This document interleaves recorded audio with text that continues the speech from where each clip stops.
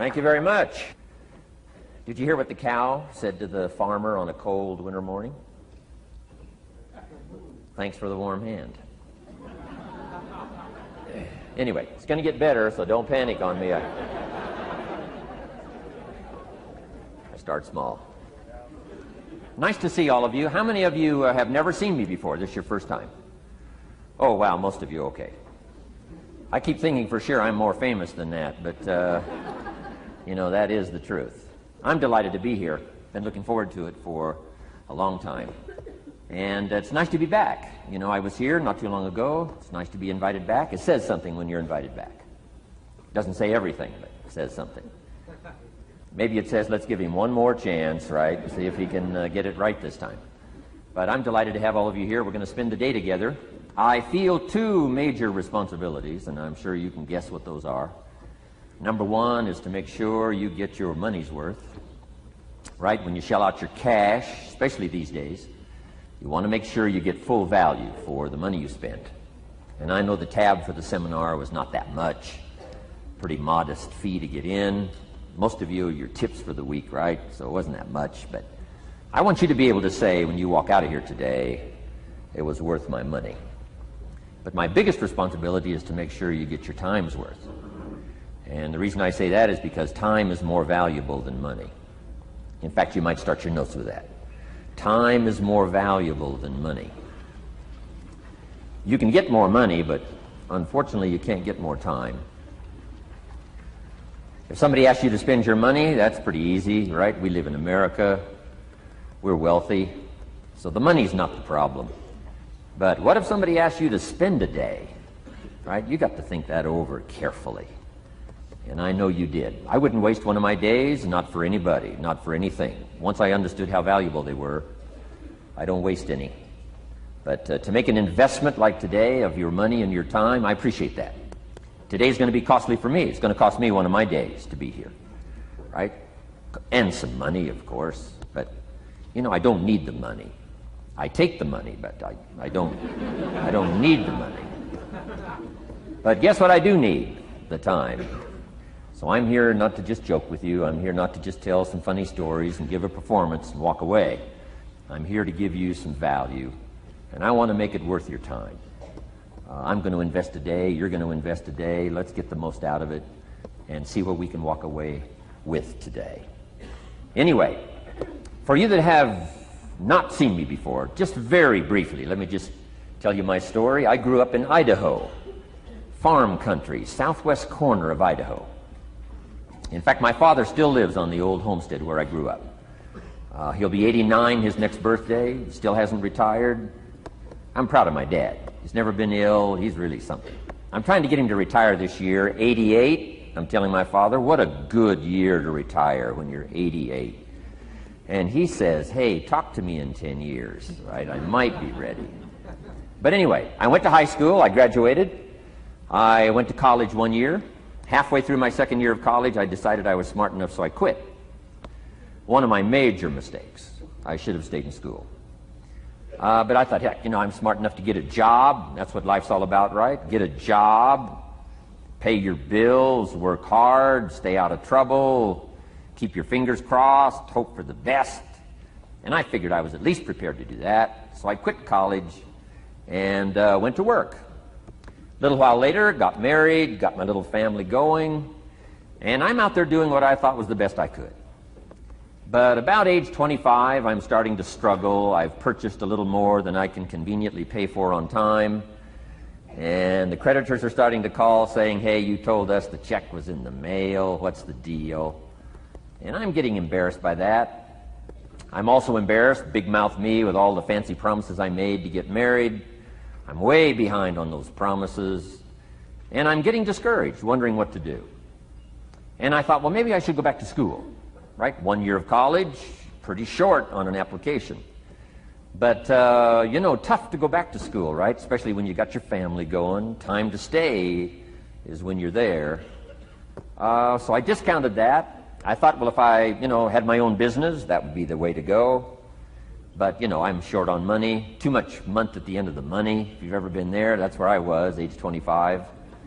So I had to discount that, and I'm discouraged, wondering, where do I go from here? And then the miracle happened for me. Good fortune came my way. And who can explain good fortune? I don't know. Remarkable things that happen to you at a particular time. Sometimes it's just unexplainable how those things happen. One of my friends says, well, hey, things don't just happen. Things happen just. Another good note for your notes. Things don't just happen. Things happen just. And maybe that's it. I don't know. I'm an amateur on life, I guess like most of us are, trying to figure it out, how to make it valuable. But I was ready. And my good fortune was, at age 25, I met a very wealthy man. His name was Mr. Schoaf, Mr. Earl Schoaf. A friend of mine had gone to work for him, and he started telling me about this man. He said, you got to meet this man I've gone to work for. He's wealthy, but he's easy to talk to. And he's got a unique philosophy of life. And the more he kept talking about this man, I thought, well, I've got to meet this man. So sure enough, shortly after that, I had a chance to meet this remarkable wealthy man, and I was impressed. He was wealthy. Sure enough, he was easy to talk to.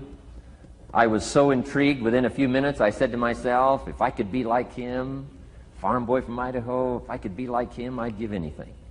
And then I thought, if I could just get around somebody like him, and if he would teach me what to do, I would be willing to learn. I'm coachable. And that was my good fortune. A few months later, this wealthy man that I met, Mr. Schoaf, took a liking to me, hired me, gave me a job. I went to work for him. And I spent the next 5 years in his employ. And then, unfortunately, he died at the end of that period at age 49. His last 5 years, but the first 5 years of my new life, I got to spend with this remarkable man, and my dream came true. He coached me. He taught me. He taught me the books to read. He taught me the disciplines. He taught me the changes to make in my language and personality. And the things he shared with me during that 5 years literally changed my life, turned my life around, changed my income, changed my bank account, changed my future, changed everything. I've never been the same since that unique experience. And I wish he was still alive today, Mr. Schoaf. I'm sure if he was alive today, especially after this seminar, Idaho Farm Boy makes it to Dallas, Fort Worth, full house, standing room only. Pretty awesome, I'm sure. If he was alive, I'd be calling him today saying, you won't believe what's happening to me. I've had a chance now to share with other people what you shared with me. But anyway, how I got here. 30 plus years ago, I was living in Beverly Hills, California. And one day a friend of mine, businessman friend, said, Jim, I'd like to have you come and share your story with my service club that I belong to, the Rotary Club. He said, I know your story, Idaho Farm Boy makes it to Beverly Hills. But he said, I think my club members would love to hear your story. He said, if I arranged one of our breakfast meetings, would you come tell your story? Just share a few thoughts. I said, okay. So I agreed to go give this breakfast talk. And guess what? They liked it. And my telephone rang. I got another call saying, we heard you've given your story and shared some ideas. Would you come talk to our club? First thing I know, I'm starting to devote a piece of my business time to giving these talks. And then one day, a businessman who'd heard my talk, I think 2 or 3 times, approached me and said, would you come and share that story and some thoughts with my management and salespeople? I said, I got this little company going. And he said, if you'd come tell your story to my organization, he said, I'd be happy to pay you. And I thought, wow, wouldn't that be something? So I agreed to go do it, and I got paid. Little did I know, another fortune was waiting for me to translate my ideas into talks and speeches and seminars. Now I've written some books. It's on cassette tape, and now I get to travel around the world. Last year I was in Japan and Israel, Spain, Mexico, Australia, New Zealand, France, Germany, Canada, and now Dallas, Fort Worth. So. Idaho Farm Boy gets to travel around the world and share his story, and here I am today. Anyway, it's almost too much for me to comprehend. From where I started, raised in obscurity, in a little small farm community, and now to be here today is pretty awesome for me. So anyway, that's just a little bit about my story. My story is probably more intriguing for me than it is for you, but I wanted to hear it again, so I thought I would just, bore you with it. Anyway, I don't ask you to be impressed today. I'm the one that's impressed from where I came from to have a chance. But that's the American dream, right? Come true. Chance to start from scratch, start from obscurity, start with pennies, start with nothing, and have a chance to transform your life, change your life, set your goals, and see what you can accomplish. So anyway, that's how I got here, and I'm just delighted that this day has arrived, and I truly want to make it valuable for you. Let's go to work. Here's what I hope you'll find out of this seminar today, for your notes. Here's what I hope you'll find. Number one, sincerity. Above all else today, I hope you'll find me sincere. Best place for people to start to communicate is sincerity on both sides. I'm sure you're sincere or you wouldn't be here today, right? To spend this kind of money, to spend this kind of time, roll up your sleeves today, go to work like I am, and get this message. You've got to be sincere. So I assume you're sincere. Now I want you to see me sincere. But I've got a good note for you to make. Sincerity is not a test of truth. Important note to make. Sincerity is not a test of truth. We must not make the mistake of saying he must be right, he's so sincere. That would be a mistake.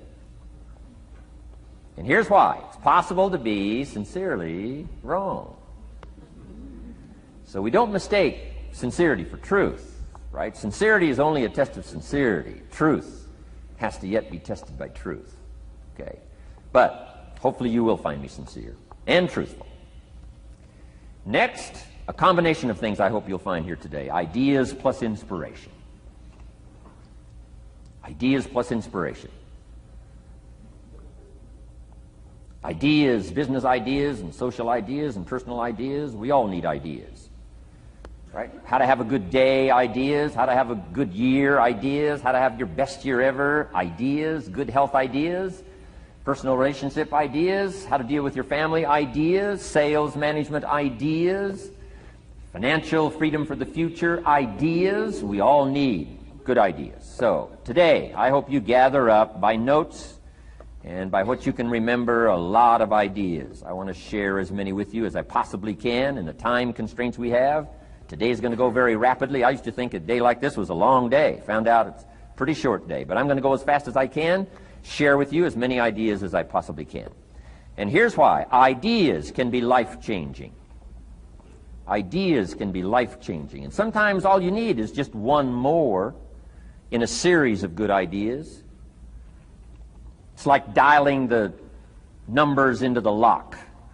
Right? You got 5 or 6 numbers dialed into the lock. The lock still won't come open, but you don't need 5 or 6 more numbers. Maybe you just need one more, and maybe a seminar like this could do it. A sermon could do it. The lyrics from a song could do it. The dialogue from a movie could do it. Conversation with a friend might do it. That one last piece you need, number. Dial it into the lock. That's it. The lock comes open. There's the door for you to walk through. And maybe this seminar today could furnish that for you. One more idea. I know you've come with a lot already. Sometimes we get the impression, I used to have that I only had this much going for me and I needed this much. Usually not true. And I'm sure not true of this audience, where I find you today, as well dressed as you look today. As fine as you are sitting here today. It isn't that, you've got this much going for you and you need this much. I would assume you've got this much going for you, and maybe all you need is just a few more thoughts, ideas, to furnish you some ways and means to turn your life into the dream you want it to be. So, ideas. The seminar is going to be loaded with ideas. I want you to take good notes. But here's what else I hope you'll find here today, and that is inspiration. And who knows the mystery of inspiration? Why some people are inspired and some are not? You were inspired to get here. Some were not. Who knows the mystery of that? I don't know. How come you made it? The rest of them didn't make it. We don't know what that mystery is. Some people turned it down. Some people said it costs too much. Some people said it's going to take too much time. Some people are too busy, right? A lot of different excuses why some are inspired to take advantage of something that comes to town. Others pass it up. We don't know the mystery to that. Here's what I call it, mysteries of the mind. And I just leave it at that. Some things I don't try to figure out. I take the simple approach now. right? Some people do and some people don't. I mean, that's about as profound as my philosophy is. Some buy and some don't buy. Some go for it and some don't. Some change and some don't. And if you've been around for a while, you can usually work out the numbers, right? Out of 10, 3 do, 7 don't. Whatever business you're involved in, pretty soon you got this ratio going. The ones that do, the ones that don't. And you say, well, why don't the ones that don't, how come they don't? We don't know. I just leave it as a mystery. I used to try to understand all that. I just take the simple approach now. The guy says, this happens to me, this happens to me, this goes wrong for me, and all this stuff goes wrong for me. How come all this stuff happens to me? I say, I don't know, it beats me. The best I've been able to figure out is those kind of things always happen to people like you. I mean, right? That's the best I got. I don't know. I'm an amateur on this stuff. What do I know? So, just take the simple approach, right? That's how it is. Who knows? Interesting story says, the day the Christian church was started. Now, I'm an amateur on the Bible, but best account I can remember, the day the Christian church was started, a magnificent sermon was preached. Great presentation. And if you're a student at all of good communication, it was one of the classic presentations of all times. The sermon, the first day the Christian church was started. And it said this sermon, this presentation was given to a multitude, meaning a lot of people. But it was interesting, as the account gives us, the record, it says, when the sermon was finished, there was a variety of reaction to the same sermon. Isn't that fascinating? I find it fascinating. It said some that heard this presentation were perplexed. And I read the presentation, it sounded pretty straightforward to me. I said, why would somebody be perplexed with a good, sincere, straightforward presentation? Best answer I've got. They are the perplexed. I mean, what other explanation is there? It doesn't matter who's preaching. Right? It said some that heard this presentation mocked and laughed, made fun of the presentation. I thought, hey, this looks pretty sincere to me. If you give a sincere, honest presentation, why would somebody mock and laugh? Easy explanation. They are the mockers and the laughers. What else would you expect them to do? Right? I used to try to straighten all that out, say, well, they shouldn't do that. I don't do that anymore. I've got peace of mind now. I can sleep like a baby, not try to straighten all this stuff out. I used to be so naive. I used to say, well, liars shouldn't lie. See, how naive can you be? Of course they're supposed to lie. That's why we call them liars. They lie. They lie. So I don't straighten this stuff out anymore. Anyway, it said some that heard this magnificent presentation didn't know what was going on. And they're usually easy to spot. They're usually saying, what's going on, right? I mean, they don't know what's going on. But interesting, right? A variety of reaction to the same sincere, honest presentation. Now, it also says, in wrapping it up, some that heard the presentation believed. And I think that's who the speaker was looking for, the believers. Interesting. Now, it said the number of believers was about 3,000. So, pretty good first day. 3,000. I've had some first days, but I never had 3,000. But anyway, 3,000 were believers. And that's, the speaker was looking for the believers out of this multitude. And that's about as close as we can come to understanding the mystery. Some believe, and some mock, and some laugh, and some are perplexed, and some don't know what's going on. And you just have to leave it that way. Why? Because that's the way it's going to be. The way to be brilliant is to find out how it's going to be and then say, here's how it should be. I mean, that's how you become brilliant. So, anyway, who knows the mystery? I call it mysteries of the mind. We don't understand. But I don't try to change it anymore. On this particular story, as far as we know, they didn't have classes after the presentation to try to de-perplex the perplexed. I mean, as far as we know, they left them perplexed. They left the mockers mocking. They let the laughers laugh. I mean, they didn't come back and try to straighten all this out. You say, well, how can you build a church? Well, make another presentation, and you'll get some believers and some mockers and some laughers and some who don't know what's going on. So that's about the best we can do. So, but I'm glad I've got the believers here today. You believed enough to shell out your cash and part with your time and some of your effort and energy, and I appreciate that. So, hopefully you'll find some inspiration here today. All right? To get the most out of today, a couple of more notes. Number one, be thankful. That's a good way to capture the most of a day like this. Be thankful for what you already have. That shouldn't be any problem in America, being thankful. Everything we need is available in America. Everybody wants to come here, right? The last time I was here, that little presentation I gave, everybody wants to come here, America. People haven't plotted and schemed the last 40 years saying if I could just get to Poland, everything would be okay. No, everybody wants to come to America. Why? Everything's available here. All the books you need, all the sermons you need, all the churches you need, all the schools you need, all the instruction you need, all the inspiration you need, all the capital you need, all the markets you need, all the challenge you need, all the information you need, all the seminars you need. Everything's available here. This is America. So number one, let's be thankful for what we already have. Thanksgiving does this. Opens up the doors, opens up the windows, opens up the channels. Thanksgiving for what you already have. I did a seminar one weekend up at the ranch, up at Clear Lake. Got a lodge up there. Nice setting, high valley, high serenity ranch. For the weekend, Friday evening, Saturday, Sunday. People drove in from around California. I got there late Friday afternoon. Everybody had pretty well already gotten there. I couldn't believe the parking lot.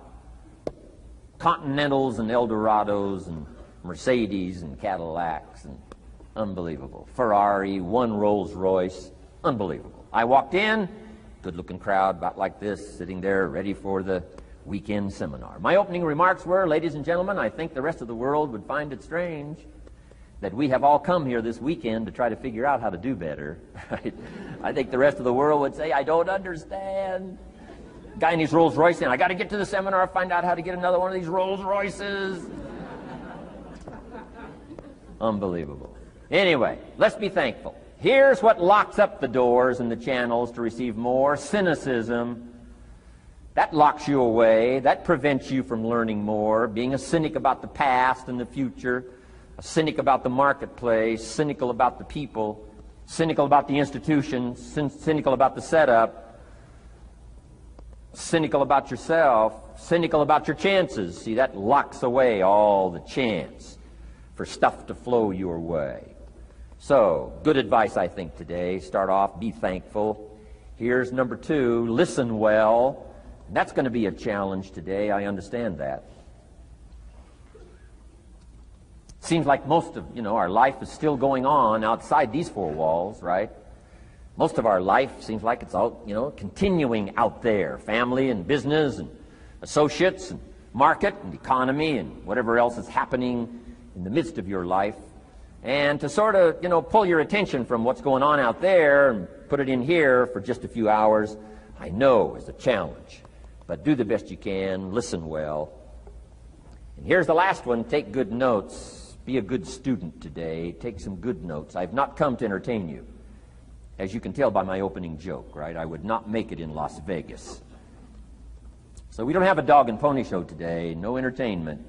But I do have some ideas. Take some good notes. Somebody showed me the other day notes that they took about 21 years ago, attending one of my seminars out in Los Angeles. He said, I still use these notes I took 21 years ago to help me in my business, relationship with my family. So I'd like to have these notes that you take today become that valuable for you. Then it would be worth me making the investment to come and spend a portion of my life, my time, my energy here. And I want this investment I'm making here today to pay off. And one of the ways it can pay off for me is for you to take good notes and then go away and use whatever makes sense. Because what I feast on coming back around is the stories out of this audience today. Sure enough, 6 weeks from now, 6 months from now, 6 years from now, somebody's going to, by phone, by letter, by personal contact, walk up to me and say, the things you shared that day got me thinking. And I started making some changes, and let me tell you what's happened to my business. Let me tell you what's happened to my sales career. Let me tell you what's happened to my relationship with my family. See, that'll make it worth it for me. Not the money, the return. Something you can't buy with money. If somebody says, thank you for touching my life and taking the time to make the investment. And that's what I'm all about. So if you'll become a good student today. And here's the last note. Don't be a follower, be a student. You'll be happy to know today we haven't come seeking disciples. We've got no movement for you to join. I'm just here to share some of my experiences, good ideas, best I can. But I think that's good advice. Don't be a follower, be a student, right? Take advice but not orders. Take information, but don't let somebody, order your life. Make sure what you do is the product of your own conclusion. Excellent note to make. Make sure what you do is the product of your own conclusion. Not to do what someone else says. Take what someone else says, process it, think about it, ponder it. If it makes you wonder, if it makes you think, then it's valuable. Then when you go take action, make sure that the action is not what somebody told you to do. Make sure the action is the product of your own conclusion. If you'll follow just a little bit of those simple guidelines, I'm telling you, the learning process can be speedy, swift, powerful. Your learning curve can go up, and then applying it to your business, your life, your family, conversations, equities of all kinds. You'll find some progress like I did that first 5 years when I met a teacher willing to share with me, turned my life around. Progress I couldn't believe happened for me. Okay, let's get started. I want to review, I was here last time and we talked about the 5 major pieces to the life puzzle.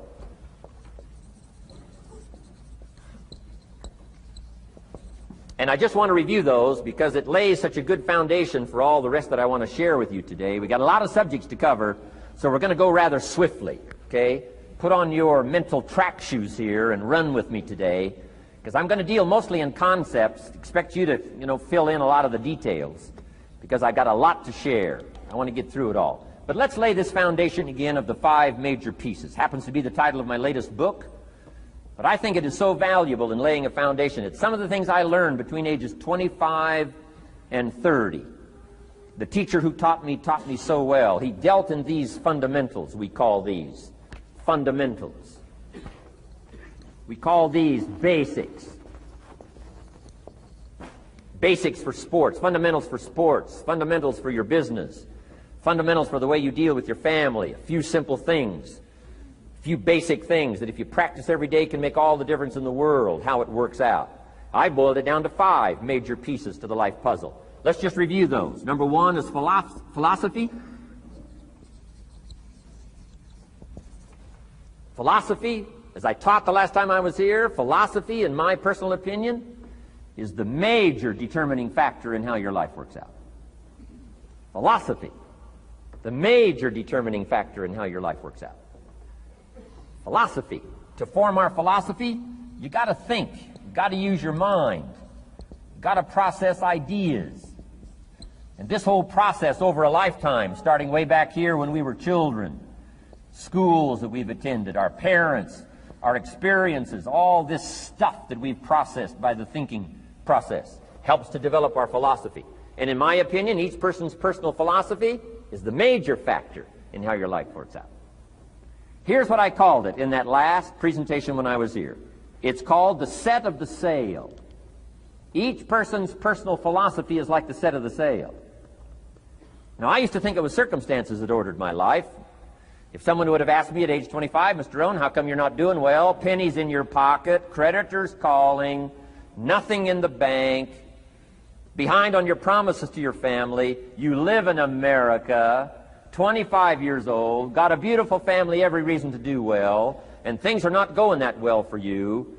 What is wrong here? It would not have occurred to me to blame my philosophy. I mean, it would not have occurred to me. Saying, well, I got this lousy philosophy, and that's how come I got pennies in my pocket and nothing in the bank, and things aren't working well. That would not have occurred to me. I found it much easier to blame the government. Much easier to blame the tax problem. I used to say taxes are too high. Top tax rate when I first started paying taxes, 91%. Back then, when your income reached a certain level, all your income over that, 91%. So I used to say that's too high. Now, the top tax rate's about 33%. But people are still saying what? Taxes are too. See, but you can't use that anymore. If it's gone from 91 to 33, how could it be too high? Come on. I threw all that old excuse stuff away. Some people found it, though, and they're using it these days. My old list. I used to blame the traffic, the weather, used to blame circumstances, right? People say I'm too tall, I'm too short, I'm too old, I was raised in obscurity, raised on a farm, parents of modest means, all the stuff. If you were to ask me, how come you find yourself here, Mr. Rohn, age 25, living in America, land of abundance and opportunity, pennies, zero in the bank, not doing well, creditors calling, it would not have occurred to me to blame my philosophy. I found it easier to blame the company policy. I used to say, if this is all they pay, how do they expect you to do well?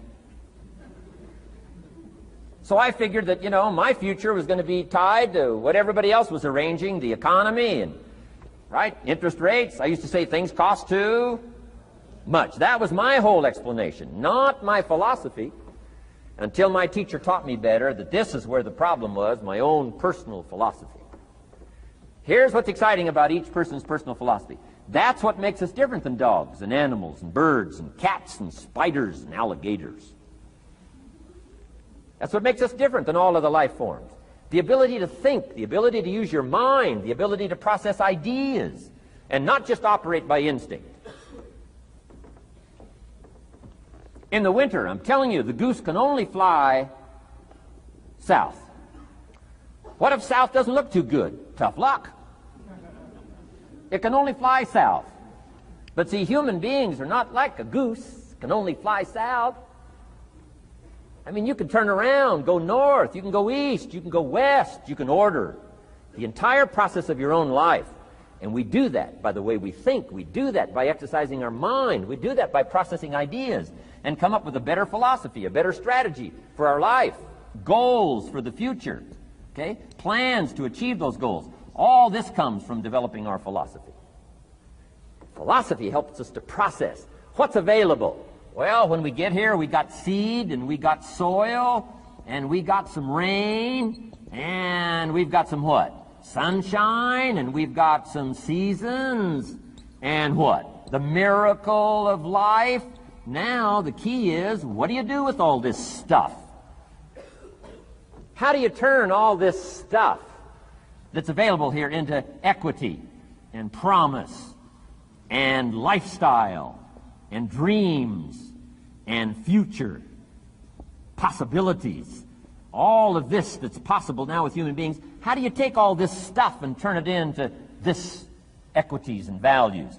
Well, it starts with philosophy. What is the seed? What is the soil? What is the sunshine? What is the rain?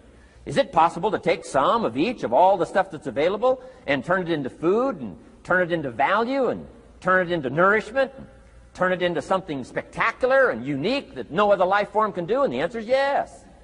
But you cannot deal with all this stuff and what to do with it unless you start refining your philosophy. Think, use your mind, come up with ideas, and strengthen your philosophy. So the seed and the soil and the rain and the sunshine, this is called, the economy and the banks and the money and the schools and everything that's available out there, processing information, what to do with all that, and turn it into equity and value. That is the major challenge of life, my personal opinion. So each person's personal philosophy now is going to determine what you're going to do with seed and soil and sunshine and rain and miracle, the change of seasons. That's it. My personal opinion. Each person's personal philosophy is like the set of the sail. That's what this seminar is for today. Help you to trim a better sail. You don't need a better economy.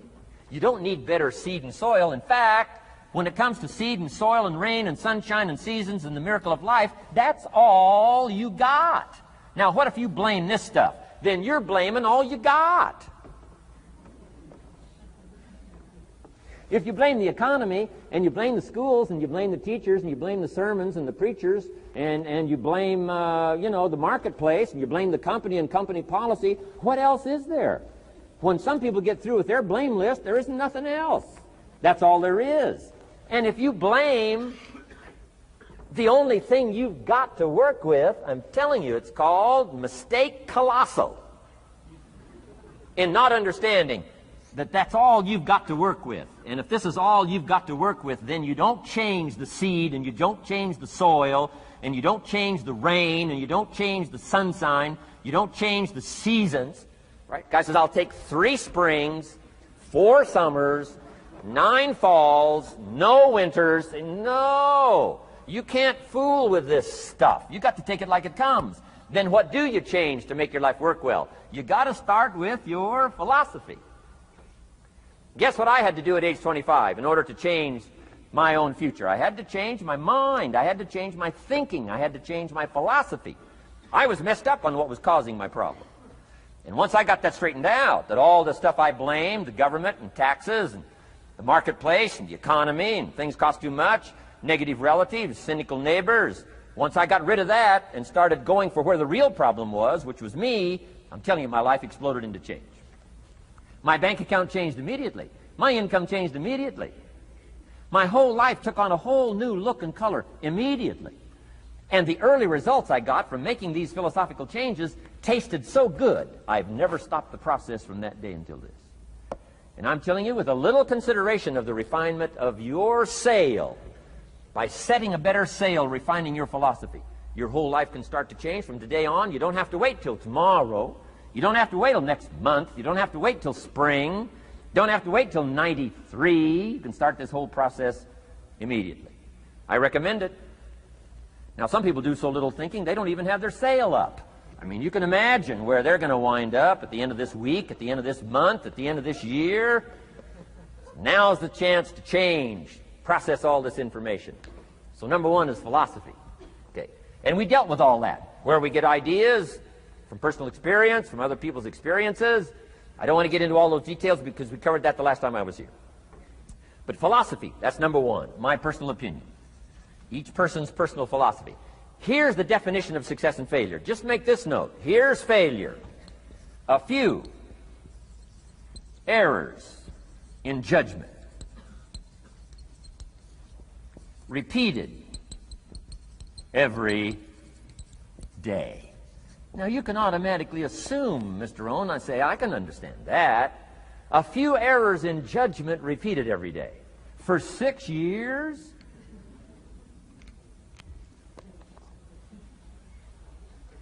I'm with my father. I think I told this story the last time I was here. My father, 88 years old, he's never been ill, still hasn't retired.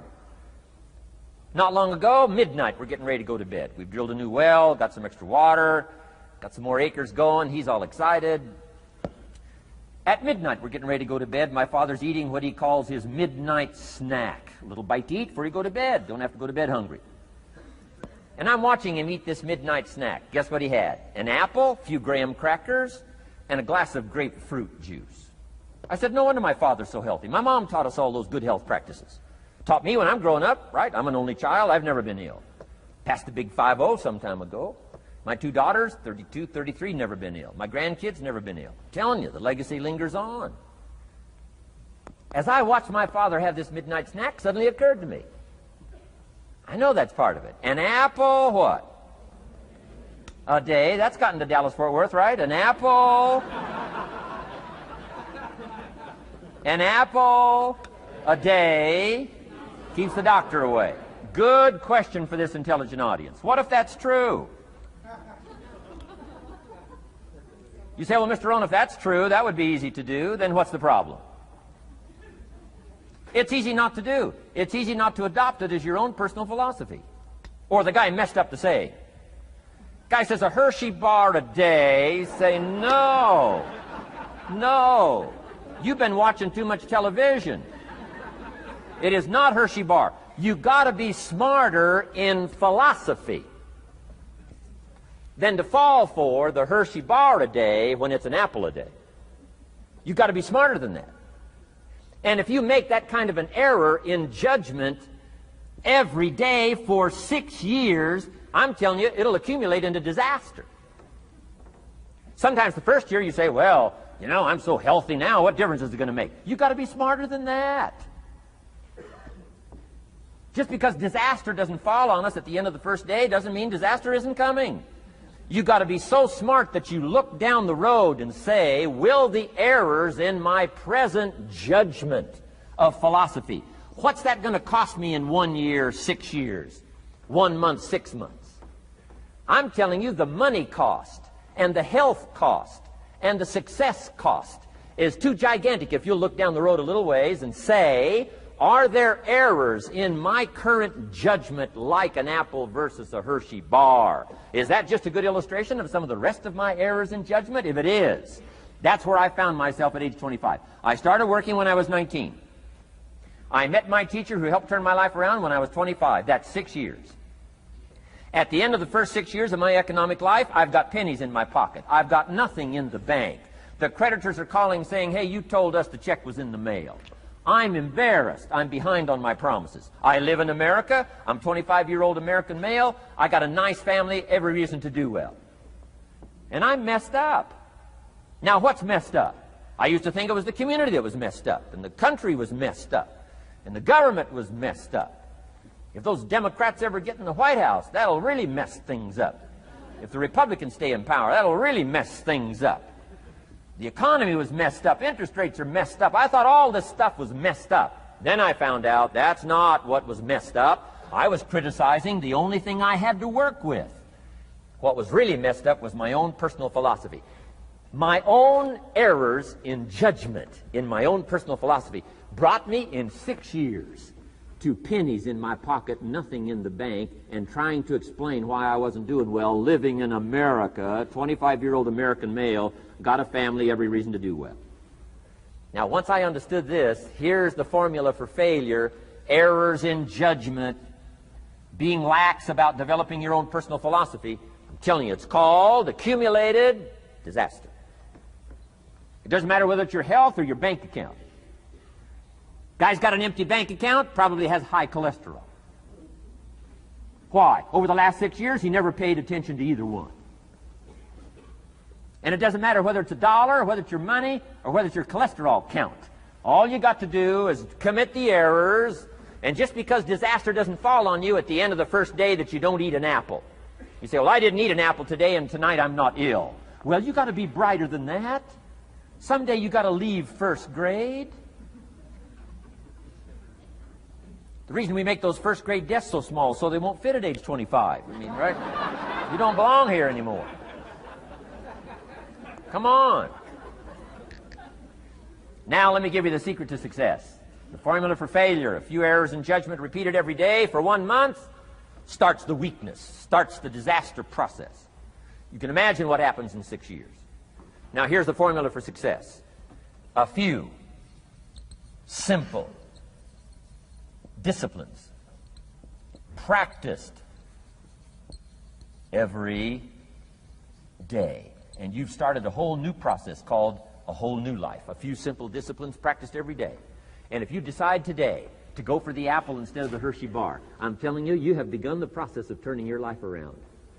And if you keep up that process, not only with your health habits, but with your money habits and with your communication habits, with your sales habits and management habits and every other habit that you've got, if you'll start that process, eliminate the errors and replace it with disciplines practiced, I'm telling you, you can start this process of life change immediately. After today, you don't ever have to be the same again. Only by choice. You don't have to walk out of here the same as you walked in today. Only by choice. You can start a whole new process. And you say, well, Mr. Rohn, is it that simple? Yes, it's that simple. Where else would you start but with an apple? You don't have to start with something staggering. What if you should be walking around the block for your good health and you don't? What'll that do in 6 years? I'm telling you, the word is disaster. You could and you should and you don't. Here's an even stronger word. You won't. I mean, don't might mean you're careless. Won't probably means you're stubborn. And either one's called disaster. Could, should, don't. I'm telling you, that's why at the end of 6 years, I found myself with pennies in my pocket, nothing in the bank, creditors calling. Could, should, won't. Could, should, don't is called disaster. Now, how do you change all that? The next 6 years, I got rich. The next 6 years, I became a millionaire. By the time I'm 31, I'm a millionaire. How about that? You say, well, Mr. Rohn, what happened? Well, strangely enough, during that second 6 years of my economic life, the government was about the same. I'm telling you, taxes were about the same. My negative relatives were the same. I'm telling you, the economy was about the same, and prices were about the same, and everything else was about the same. Circumstances were about the same. Then how come I got rich? How come I totally changed my life? I was not the same. Somebody says, well, what did you go to work on to do all that? I started with my philosophy. I started amending my errors by doing some better thinking, changing my mind, coming up with ideas that I didn't have before I met my teacher. And once that whole process started for me, I'm telling you, I changed my whole life. Within a 6-year period, I was never the same. And I've kept up that process all these years. One of the reasons why I'm here is to continue my craft. I don't want the day to come someday somebody says, you should have heard Jim Rohn 10 years ago when he was really terrific. Guess what I want people to say? I heard him 10 years ago, but you should hear him now. I'm telling you the man works on his craft. I'm telling you the man's done some extra reading. I'm telling you the man doesn't miss a trick. I'm telling you he's worked hard on himself. That's why he's able to deliver like he does. The same thing can happen for you as a teenager. It can happen to you as a mother, as a father, as a business person, as a salesperson, running a business. Doesn't matter. Management, wherever you find yourself. This is the process called personal change. And what I say to start with is start with your own philosophy. Your philosophy is going to determine whether or not you go for the disciplines or continue the errors that's called potential disaster. And everybody has it within their power. Well, it was so happy for me to find out at age 25, Mr. Shove said, Mr. Rohn, you don't have to change countries. But you do have to change philosophy. And if you'll change philosophy, not country, you can turn around your income, you can turn around your bank account, you can turn around your skills, you can become capable, powerful, sophisticated, healthy, influential, all the other equities that you could possibly want out of your life, using the only stuff there is and not trying to change any of this stuff. Appreciate all of this stuff with all of its ups and downs, with all of its mystery of why it works and sometimes it doesn't work. Don't challenge this. You don't have to ask for another planet. You don't have to ask for another country. Just ask for another book. Ask for another seminar. Ask for another idea. And you can start this whole process of personal life change. Now, I could spend the whole day on philosophy, because that's where it is. If I could get you intrigued with that enough to study it, enough to ponder it, to where you would pick up the commitment like I did and say, hey, as simple as an apple a day, as simple as a walk around the block, why not start right there? If you don't start there, where else are you going to start? Might as well start where it's easy, and then go to the more complicated disciplines. Because if you can't handle the simple disciplines, how can you handle the complicated ones? Okay. Key. Philosophy. Here's number 2. I got to give these now very quickly because I got too much to cover here to linger too long. Number 1, we're affected by philosophy. First major of the 5 major pieces. Number 2 is attitude. We're affected by how we feel. First, we're affected by what we know and the decisions we make. Second, we're affected by attitude. How we feel. And I gave that quick list. Let me give it to you. It's how you feel about the past. You've got to have a good attitude about the past. Use it as a school, not a club. Don't beat yourself to death with your past. Faults, failures, losses. Let the past be a school. Harsh school maybe. What else is new? Let the past be a school master to teach you. Not to threaten you, but to teach you.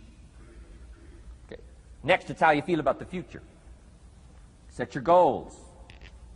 We'll talk a little bit about that before we finish today. Goal setting.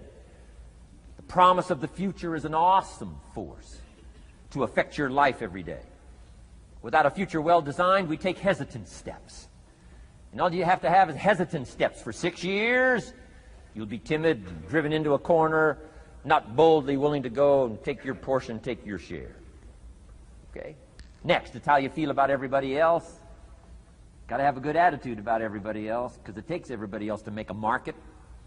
One person doesn't make a family. One person doesn't make a business. One person doesn't make a corporation. One person doesn't make a community. One person doesn't make a nation. It takes all of us to make a dynamic economy, a nation second to none. It takes all of us to make the churches and make the economy run. It takes all of us to make the possibilities. All the gifts that have flowed in here the last 200 years, unprecedented in 6,500 years of recorded history. There's been nothing like it.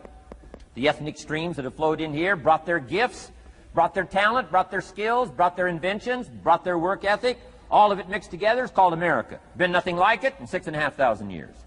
And to miss the value of it by some, warped attitude about it, I'm telling you, you've missed it all. And if you have an appreciation for it all, you'll draw from it. And if you draw from all the gifts that have been blended together here for 200 years, now for your value and benefit, think of what you can do for your days, for your business, for your conversation, for your equities. You can transform it to an incredible degree. And here's the last one. It's how you feel about yourself. Understanding self-worth is the beginning of progress. Self-worth should be easy. If one of us can do it, all of us can do it. If anybody can think it, we all can think it. I can read, you can read. I can understand, you can understand. From where I came from, the few simple things I did and tried revolutionized my life in 5 years. There isn't anybody here that can't do it. Change from pennies to fortune. Change from nothing to something. Change from broke to rich. Anybody in this room can do it. If any of us can do it, we all can do it. That's the kind of value you should place on yourself. If Jim Rohn can understand it, I can understand it. If he can read, I can read. If he can find it, I can find it. If he can change, I can change. If he can get it done, I can get it done. That's the attitude about yourself. So valuable. Okay? Now, in transforming our lives, we don't start with attitude. We don't start with the inspiration here. We start with education. Somebody says, well, I expected you to just come get motivated today. Well, that probably won't do it. Somebody says, by now we should be standing on the chairs, waving a flag, singing the old gray mare. Get going here. No, that's not where you start. Life change does not start with inspiration. Life change starts with education. You've got to be educated to the point of where you might have messed up. My teacher put it in blunt, simple language. He only went to the 9th grade in school, so he put it in simple language I could understand. He said, Mr. Rohn, after 6 years living in America, healthy American male, 25 years old, been working 6 years, 1 year of college, pennies in your pocket, nothing in the bank, behind on your promises. Shoaff said, I just got one simple explanation for that. You've messed up. Now, I could understand that kind of language. Substitute a Hershey bar for an apple means you've messed up. Should walk around the block, could walk around the block, won't walk around the block. You have messed up. And all you got to go is write down through the list. Don't need some teacher to come by and tell you. Be your own best teacher saying, hey, let me make a list of some places I've messed up. Because if I let this down, that probably affects the rest. And the answer is that's true. So we don't start with inspiration. We start with education. Somebody says, well, just motivate this guy. He'll be all right. Just motivate him. Get him turned on. Probably not. If a guy's an idiot, you motivate him. Now you got a motivated idiot. No, he won't be all right. So we start with education. What's the first education? If it isn't going well and you live in America, you have messed up. You don't need to change countries. You say, well, the country's messed up. That's like cursing the soil and cursing the seed and the sunshine and the rain, which is all you got. Don't curse all you got. When you get your own planet, you can rearrange this whole deal. But this one, you got to take like it comes. So number 2 was attitude. Here was number 3, activity. This is the work part, the labor part. Taking action. And the activity is the miracle working piece. A miracle being something we don't quite understand how it works doesn't mean it doesn't work. It means we just don't quite understand how it works. Miracles work. God says. Now, I'm an amateur on God, but here's my best analysis. God says, if you'll plant the seed, I'll make the tree. Now, that's a good arrangement. Number 1, gives God the tough end of the deal. What if you had to make the tree? That'd keep you up late at night trying to figure out, how do you make a tree? Say, no. I'm telling you, the mystery and the miracle of this stuff has already been set up. God says, I got the miracle going. I got the seasons going. I got some sunshine and some rain, and I'm God. But the way I've arranged it, I just need somebody to plant the seed, not chant. In California, they're trying to chant to get this stuff done. Forget this California stuff. You don't have to rub a crystal and sleep under a pyramid. This stuff's too easy. Getting rich is too easy. Changing your life is too easy. Forget all that. Right? Massive bombard, affirmation, forget all that. My opinion. Ocean waves and seagulls? Come on, this stuff's too simple. Just simple, easy stuff. But if you neglect it, that's how it piles up year after year. But if you're willing to straighten it out, and here's one of the keys. It's called activity. It's called disciplines. Turning wisdom from your philosophy and inspiration, the strengthening of attitude and faith and courage, commitment, and all this stuff that comes from attitude. If you're willing to take these two qualities, philosophy and attitude, and invest it into activity, you can have a miracle. Anything short of that, no miracle. Wisdom doesn't perform a miracle. Attitude doesn't perform a miracle. The only thing that performs a miracle of increase called equity is called putting wisdom and attitude into discipline, into labor. And this labor now can perform a miracle. And here's the two parts to the labor. One, do what you can. Number two, do the best you can. Can't give you better advice than that. Number one, do what you can. You just got to go home and make a list after today. And here's the question to ask as you make this personal list. What am I not doing that would be easy to do? That could greatly change my health, my wealth? What am I not doing I'm neglecting that would be easy to do? Just go home and answer that question personally. You don't have to put the answers on a public bulletin board. This is just all personal stuff. From the walk around the block to the apple to what to do with your money, which we're going to cover today. What does a child do with a dollar? We're going to cover that today. Errors in judgment, disaster. A few simple disciplines, wealth beyond imagination. And if you'll pick up the activity part, the miracle working part, plant the seed part, take care of your part. The soil will take care of its part, and the seed will take care of its part. The seasons will take care of their part. The miracle will take care of its part. If you'll take care of your part, called putting it into activity, action. Works miracles. 2,000 years ago, on April 13th, one of Jesus' disciples. Now again, I'm an amateur on the Bible, but best as I can remember it, one of Jesus' disciples said to Jesus, "It's time to pay our taxes, and we don't have any money." That's how come I know it was about April 13th.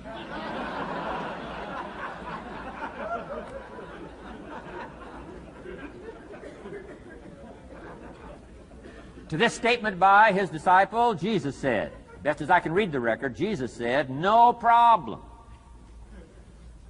Now, why could he say no problem? Well, word has it, he was a miracle worker. Word has it, if you're a good student of history, word has it, he was a miracle worker. If you handed a problem to a miracle worker, what would he be inclined to say? No problem. You got to hang out with folks like that. I belong to a small group like that. We do business around the world. You hand these guys a problem, they say no problem. What? How many books would they read to solve it? Many as it takes. How early would they get up? Early as it takes. How much information would they get? Much as they needed. So it's what? No problem. You got to hang out with folks like that. Jesus said, this will be no problem, the tax thing. He said to his disciple, it's simple. Go fishing. Wow.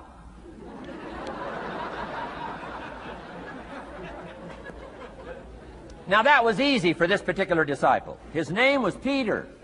And Peter was a fisherman. How clever. How clever. But here's the real problem.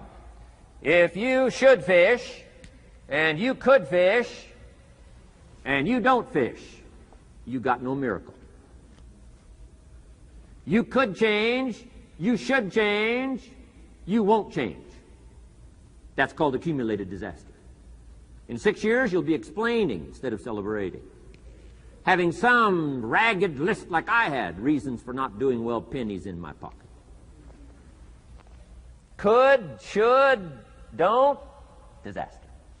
And if you'll just start the process of change, could, should, and will, you can start this whole process. And if you will, then put it into action. The miracle belongs to you. Jesus said to his disciple, it'll be simple. Go fishing, and the first fish you catch, look in his mouth. Peter said, okay. He was used to strange things happening in this relationship. Peter goes fishing, catches the first fish, looks in his mouth. Guess what's in the fish's mouth? Coins. Peter says, wow, coins. Starts counting the value of these coins, and when he adds it up, guess how much it added up to? Exactly enough money to pay his taxes and Jesus' taxes.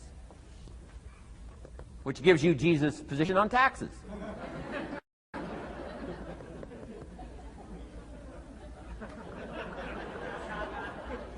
Okay. Now we call that what? A miracle, only because we don't quite understand how it works. It doesn't mean it doesn't work. It simply means we don't quite understand how it works. But here's how you get a miracle going for your life. Number one, do what you can. Get a list of the stuff you could do and you haven't done, postpone, and start cleaning that up. You can't start at a better place for personal change. That'll affect your bank account, affect your future, affect your income, affect everything. You can't start a better life change process than cleaning up what you should be doing. The man says, well, my mother lives down in Florida. Should have written her 6 months ago. I just can't seem to get that letter written. I'm asking you to get that letter written, clean that up, and don't walk like other people walk. Don't postpone like other people postpone. You say, well, is it as simple as writing a letter? And the answer is yes.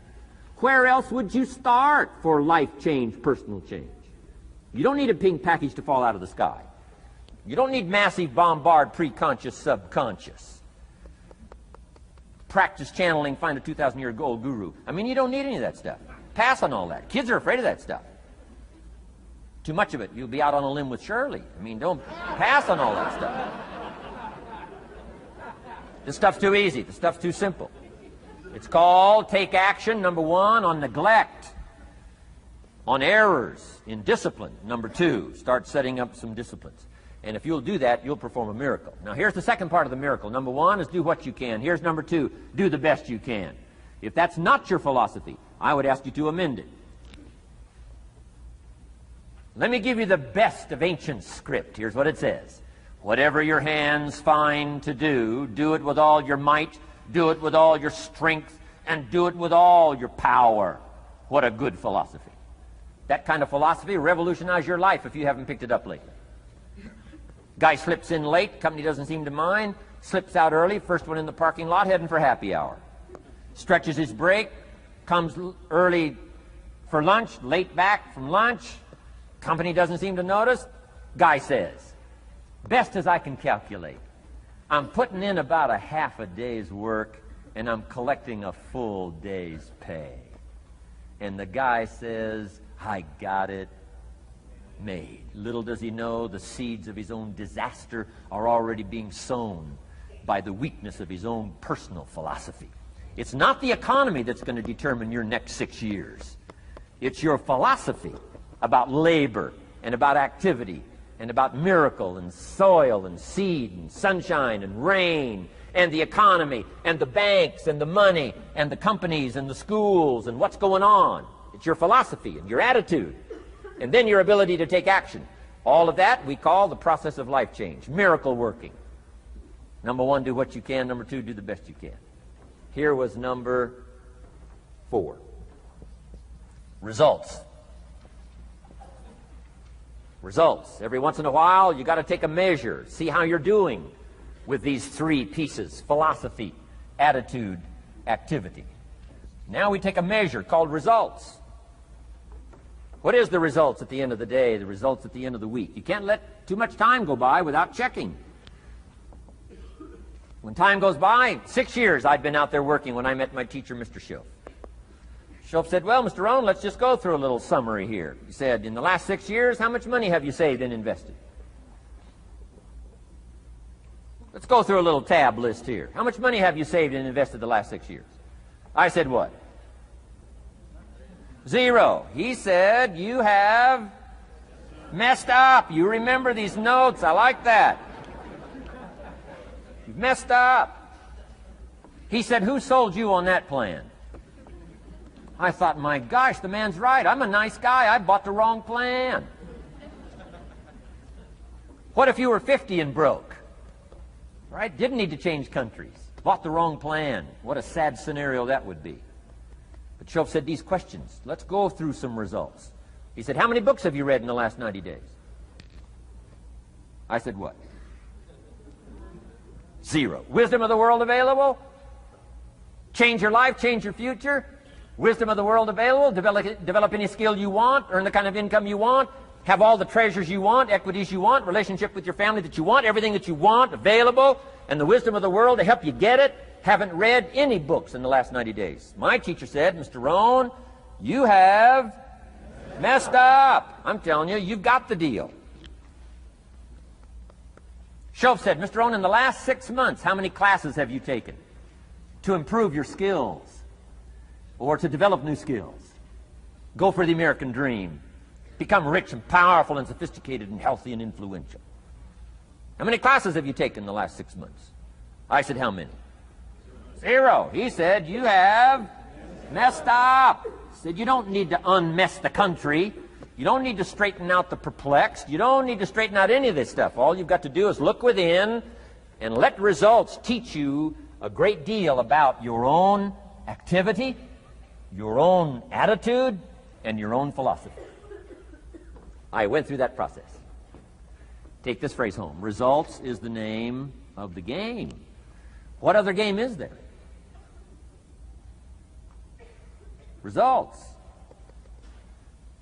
Here's all life asks us to do. Make measurable progress in reasonable time. Just take home that little phrase. Good phrase. We're asked in life simply to make measurable progress in reasonable time. We demand it of our children. How many years do you want your child to spend in 4th grade? Approximately. About 1. If it looks like they're not going to make it, we pour on the pressure, called legitimate pressure, lack of results. Peer pressure, family pressure, school pressure, community pressure. Every other kind of pressure we can bring to bear. Why? You can't stay more than 1 year in 4th grade. As parents, you'd have to leave the community. You say, well, what if they're nice kids? Wouldn't you give them 3 or 4 years? And the answer is no. You got to make better progress than that. So you got to check fairly often. Some things you got to check every day. Some things you got to check at least by the end of the week. Salesman joins this little sales company. He's supposed to make 10 calls first week. Wouldn't it be legitimate to call him in on Friday and say, John, what? How many calls? I mean, this stuff is simple. John says, well. Say, John, well won't fit in this little box here. Well. Now John starts with a story. You say, John, I made this little box so small so a story won't fit. I don't need a story. I need what? A number. A number. What will a number tell me? Everything. John's supposed to make 10 calls. What if he made 20? You say, wow. Wow. We got somebody. What if he only made 1 call? Whoa. Will that tell us something about John's philosophy? And the answer is yes. Will it tell us something about his attitude? Of course.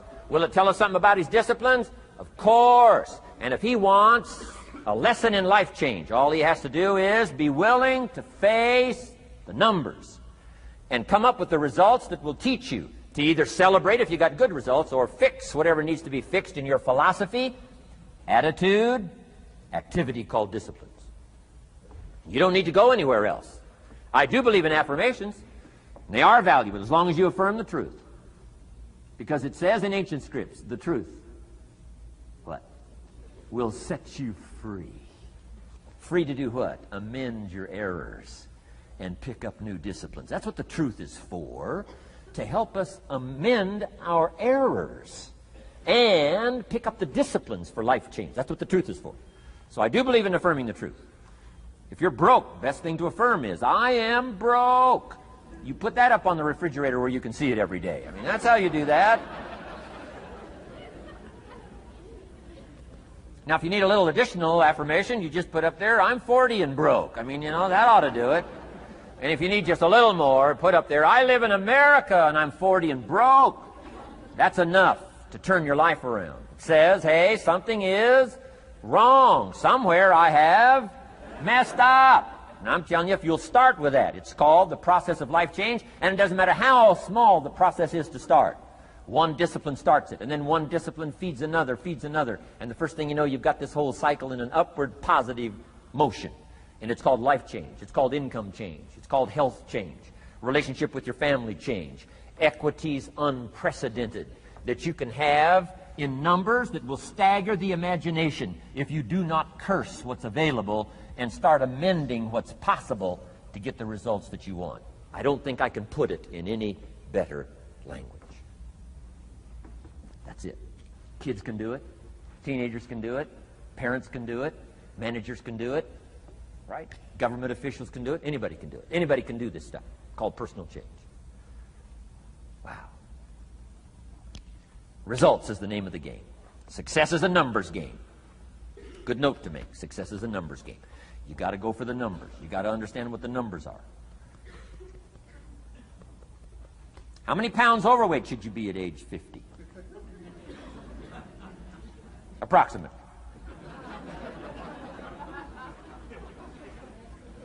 John says, I got big bones. We'll give you 10 pounds.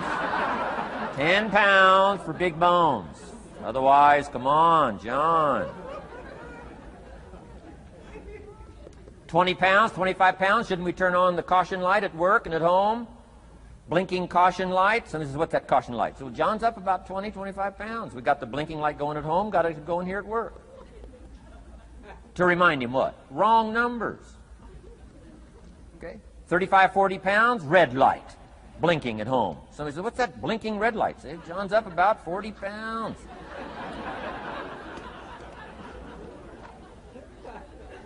50 pounds, we got the siren.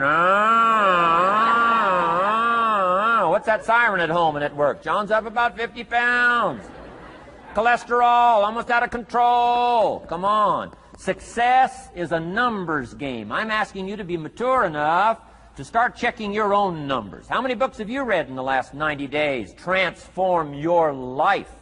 Become cultured, powerful, sophisticated, healthy, influential, all the rest of the stuff you want. How many books? How many classes? How committed are you to taking what's available and turning it into equities unprecedented, since we live in a country that there's been no such country in the last 6,500 years?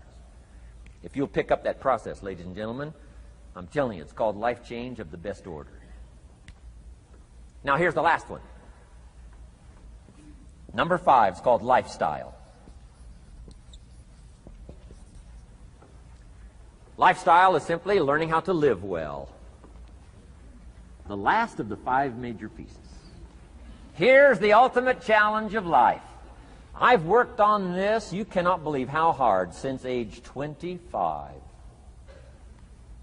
And that is, after applying better philosophy, attitude, and activity, and picking now up results. What are results for? Here's my ultimate challenge on results. To fashion, good word to jot down, fashion. Fashion for yourself lifestyle, or what we call the good life. That's the ultimate challenge. To take your results, take your money, take your results, take the return, take the equities you've gathered, and now fashion for yourself a good life, like weaving a tapestry. And Mr. Schoaf gave me all kinds of examples on lifestyle. He gave me 2 phrases that helped change my life. In case you have to leave early, let me give you these 2 phrases. It'll be worth the price of coming and being here today. Just take these 2 phrases home, in case you have to leave early. Here's number 1. Schoaf said, Mr. Rohn, if you wish to be wealthy, study wealth.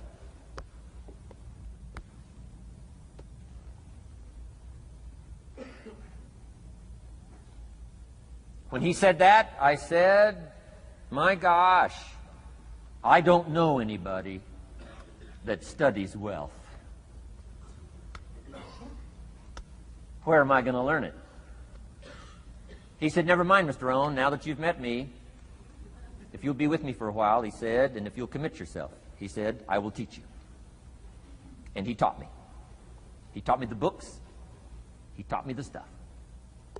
Changed my life. By the time I was 31, I was a millionaire. The man taught me well. If you wish to be wealthy, study wealth.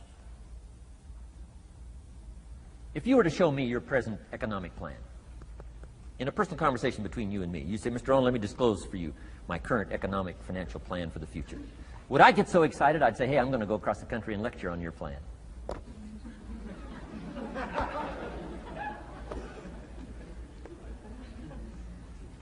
And if the answer is no, Mr. Rohn, you probably wouldn't want to go across the country and lecture on my plan. Here's my question to you. Why not? Why wouldn't you have a superior, powerful financial plan that's taking you to the places you want to go? I'm asking you, if you find yourself caught like I was at age 25, make the personal commitment today and say, I'm going to study and I'm going to change, and 5 years from now, nobody's going to be able to say, how come you don't have a superior plan living in a superior country with superior opportunity? Nobody's going to be able to say that 5 years from now of me. If you'll make that commitment, I'm telling you, this will be one of the most exciting days of your life. Not because of my seminar. It'll be one of the most exciting days of your life because of your commitment to this simple little process I've outlined for you. Here was the second phrase. Mr. Shoaff said, Mr. Rohn, if you wish to be happy, study happiness. I didn't know happiness was a study. My best hope for happiness at age 25 was to just go through the day with my fingers crossed. Hoping somehow something would make me happy. Shoaff said, no, Mr. Rohn, happiness is not something you postpone. Happiness is not something off in the future. Happiness is something you design. You've got to get the word. Happiness is something you design. Happiness is a study. Happiness is a practice. Happiness is an art. It's not an accident. It's an art. And anybody that wants to can study, practice the art of happy living. Happiness is like culture. Money doesn't make you cultured, but culture is within the grasp of all of us. How much is a book on sophistication in the marketplace? $4,000? No, $40. I'm telling you, in America, everything's available. Everything's within reach. All you have to be is committed to it and make it a study. Culture is a study. Sophistication is a study. It's not an amount. It's not an account. It's a study. Money doesn't make you sophisticated and cultured. I know a guy that's rich. He's a clod. The guy's a clod. Eats with his elbow in his soup. I mean, he's just a clod. Nothing much more pitiful than a rich clod. I mean, you know, it's a sad thing to see. Money doesn't make you sophisticated. Only study and practice makes you sophisticated. Only study and practice makes you cultured. And only study and practice makes you happy. Study and practice makes you rich. Key phrase, don't be lazy in learning. 1, how to do well. Next, how to live well. Don't be lazy in learning and practicing the art of economics, practicing the art of productivity, and practicing the art of lifestyle. Shoaff taught me in such simple terms. Shoaff said, Mr. Rohn, if you're getting your shoes shined, Shoe Shine Boy's done an exceptional job. You look down, you got one of the world's all-time great shines. And you pay him. Now, you got a little change in your hand. Question pops in your mind. Should I give him 1 quarter or 2 quarters as a tip from a neat shine? Here's what Shoaff said. If 2 amounts pop in your mind, always go for the higher amount and become the higher thinking person. That helped change my life. Here's what he said. Become a 2-quarter person. Now, you can tell that was a long time ago, when a quarter was a good tip. Now it takes dollars. But just substitute 1992, dollars for quarters. Shoaff said, hey, if you are thinking 1 quarter or 2 quarters, and you say, well, no, I'll just give him 1 quarter. He said, that'll affect you the rest of the day. The rest of the day, you'll look down, see this great shine, you'll say, I got to be really cheap. 1 lousy quarter, tip from a shine. But he said, if you'll go for the 2 quarters, Shoaff said, you can't believe the extra happiness you can buy for just an extra quarter. That's called studying and practicing the art of lifestyle, which means living well. Money doesn't make you happy. Father wads up a $20 bill, throws it at his son, and says, if you need the darn stuff that bad, take it, just get out of my face. How sad, a father with money and no joy.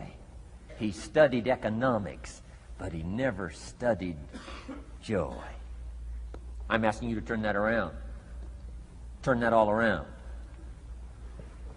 I did a seminar one time, St. Louis, Missouri.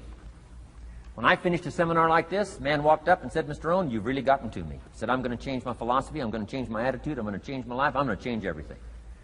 He said, you've touched me today. And he said, you'll hear about me. You'll hear my story someday. I said, okay.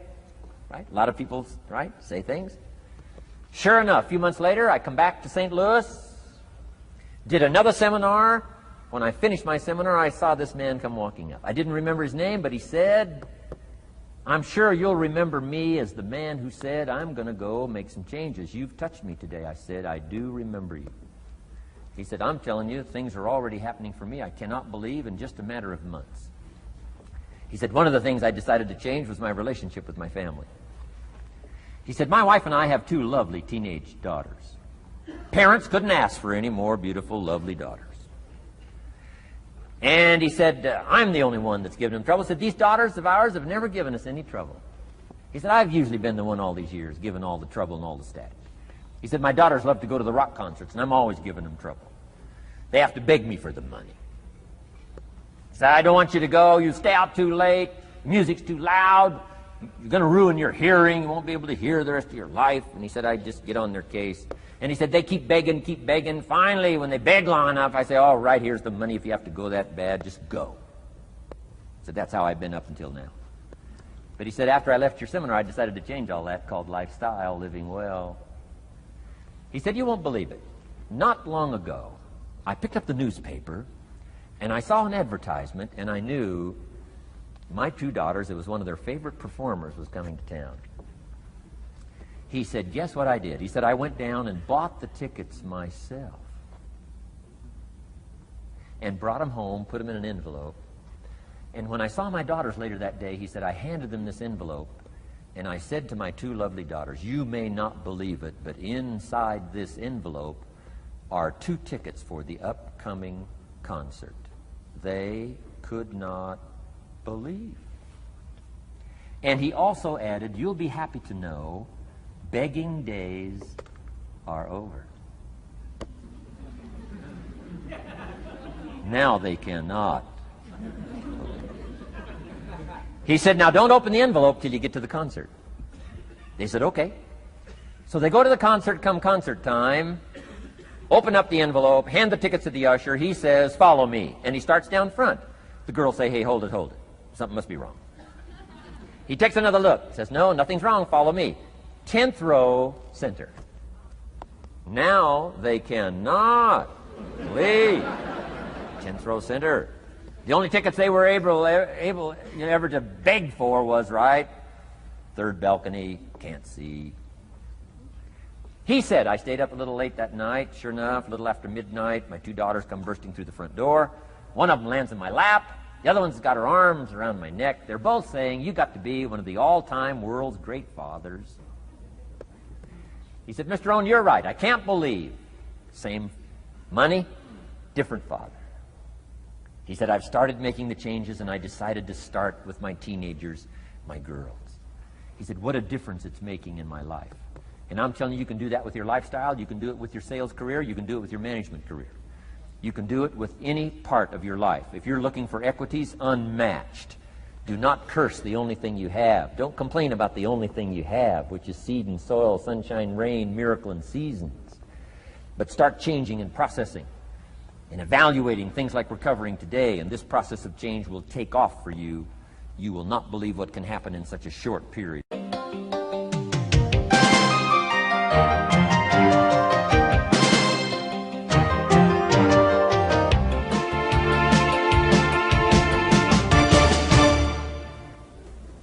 Next subject, personal development.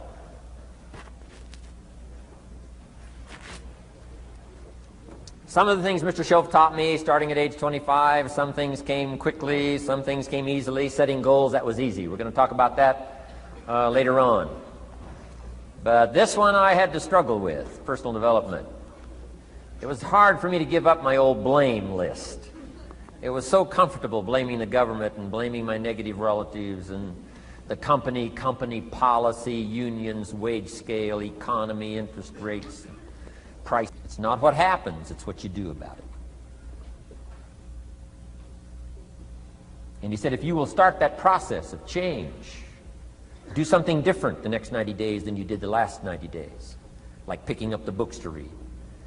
Do something different, like the new health disciplines, relationship with your family, whatever it is, doesn't matter how small it is. If you'll start doing different things with the same circumstances, since we cannot change the circumstances, but we can change ourselves. We can change what we do. And then he gave me another secret to success when he said, what you have at the moment, Mr. Rohn, you've attracted by the person you've become. What you have at the moment, you've attracted by the person you've become. Few little simple principles here. Once you understand these, it starts to explain so much. Now, sometimes it's a little tough to take, blaming yourself instead of the marketplace, taking responsibility instead of putting it off on someone else. That transition sometimes is a challenging mission. And this one was a little tough for me. He said, Mr. Rohn, you've got pennies in your pocket, you've got nothing in the bank, the creditors are calling, you're behind on your promises. And he says, here's how that occurs. You've attracted, up until now, you've attracted the things to you because of the person you've become. Now I said, well, how can I change all that? He said, very simple. If you will change, everything will change for you. You don't have to change what's outside. All you've got to change is what's inside. To have more, you simply have to become more. And then he said, don't wish it was easier, wish you were better. Don't wish for less problems, wish for more skills. Start working on yourself, making these personal changes. And he said, it'll all change for you. So let's talk a little bit about personal development. That extraordinary adventure I undertook starting at age 25. And I've never ceased that adventure. I'm still going for it. In the 90s, I want to get better and better. I want my craft to get better, my business operations to get better, the things I do to get better. Because once I picked up this simple formula, I'm telling you, it's easy to figure out where the problem is if you go to work on it. Now, let's talk about personal development. And in helping kids understand personal development, I always start with money. Now, money's not the only place to start. Money certainly isn't the only value, but we've all got to start somewhere, and money's something you can count, right? Kids are interested in money, okay? A lot of things are a little tougher to measure, but economics is pretty easy, right? Because you can count. Okay, somebody says, how are you doing? You say, I don't know. Let's count. Now, this is not the only count. I understand that. There's a lot of other things to count. But to see if there may be some errors in your judgment and lack of disciplines in your life, we might as well start with money, because it's so easy to count. So let's just start there and see whether or not maybe we have messed up. Okay. So here's how I explain it to kids. We get paid for bringing value to the marketplace. Key to understanding economics. We get paid for bringing value to the marketplace. Marketplace is also described as reality. Reality, the marketplace. Now, it takes time. It takes time to bring value to the marketplace, but we don't get paid for time. It's very important for kids to understand, as well as adults. We don't get paid for time. Mistakenly, the man says, well, I'm making about $20 for an hour. Not true. Not true. If that was true, you could just stay home, have them send your money. No, it's not true. You don't get paid for the hour. You get paid for the value you put in the time. So we don't get paid for time, we get paid for value. Now, since that's true, here's one of the key questions of the afternoon. Is it possible to become twice as valuable and make twice as much money in the same time? Is it possible to become 3 times as valuable as you now are and make 3 times as much money in the same time? Is that possible? Of course. If you want to really emphasize something, that's a good phrase, Stuart. Of course. Of course. Okay. Now, all you have to do to earn more money in the same time is simply become more valuable. America's unique. It's a ladder to climb. Starts down here, what? About $4 an hour?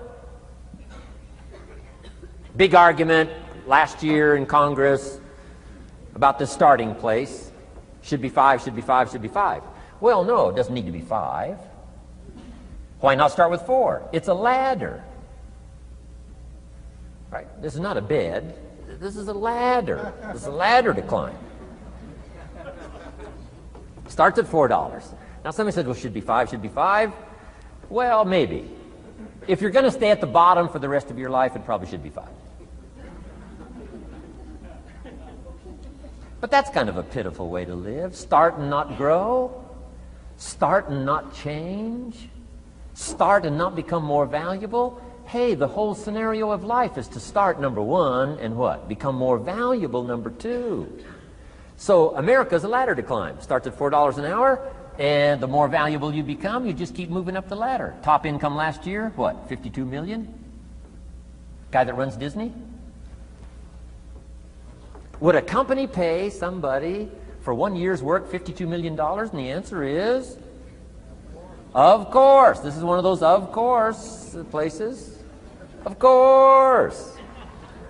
If you help a company make $1 billion, would they pay you $52 million? The answer is, of course. It's chicken feed. I mean, it's not much money. Now, why that much money? Because he has become so valuable. Now, why would we pay somebody only $4 an hour? They're not very valuable to the marketplace. Now, we got to make that distinction, to the marketplace. Might be a valuable brother, a valuable member of the community, a valuable member of the church, valuable member in the sight of God, to the human family, of course, those kind of values. But to the marketplace, which is called what? Reality. Reality is, if you're not very valuable, you don't get much money. Those are called the facts. I mean, that's how that is. Well, then, how do you get more money? Simple answer. Somebody says, well, I'll go on strike for more. Well, here's a major problem with that. Here's a major problem with that. You can't get rich by demand.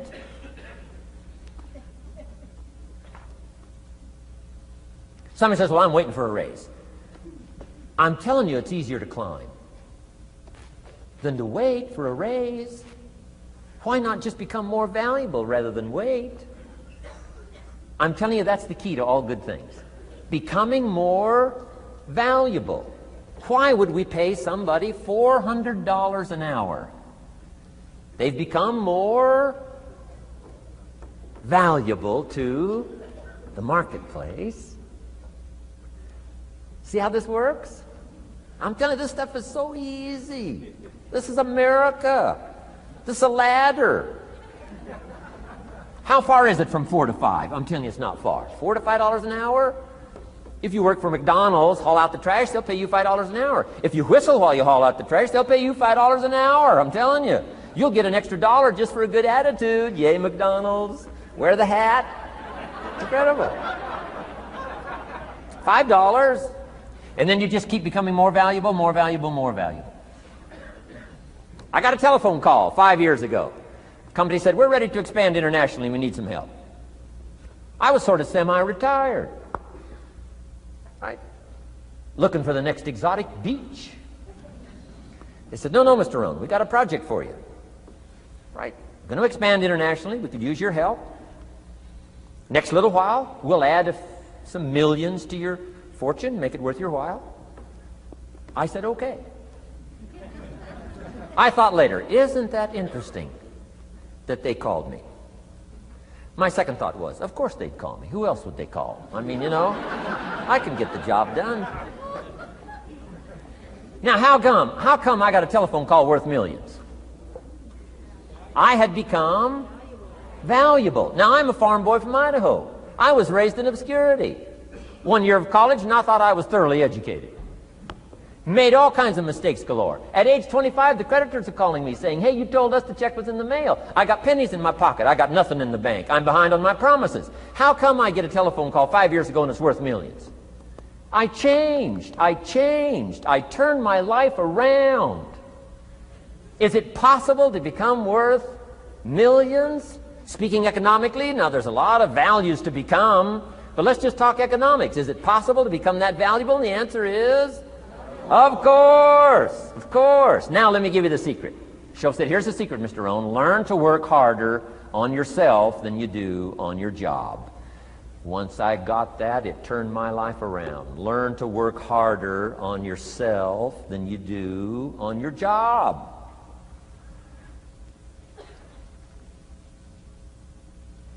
He said, if you work hard on your job, you'll make a living.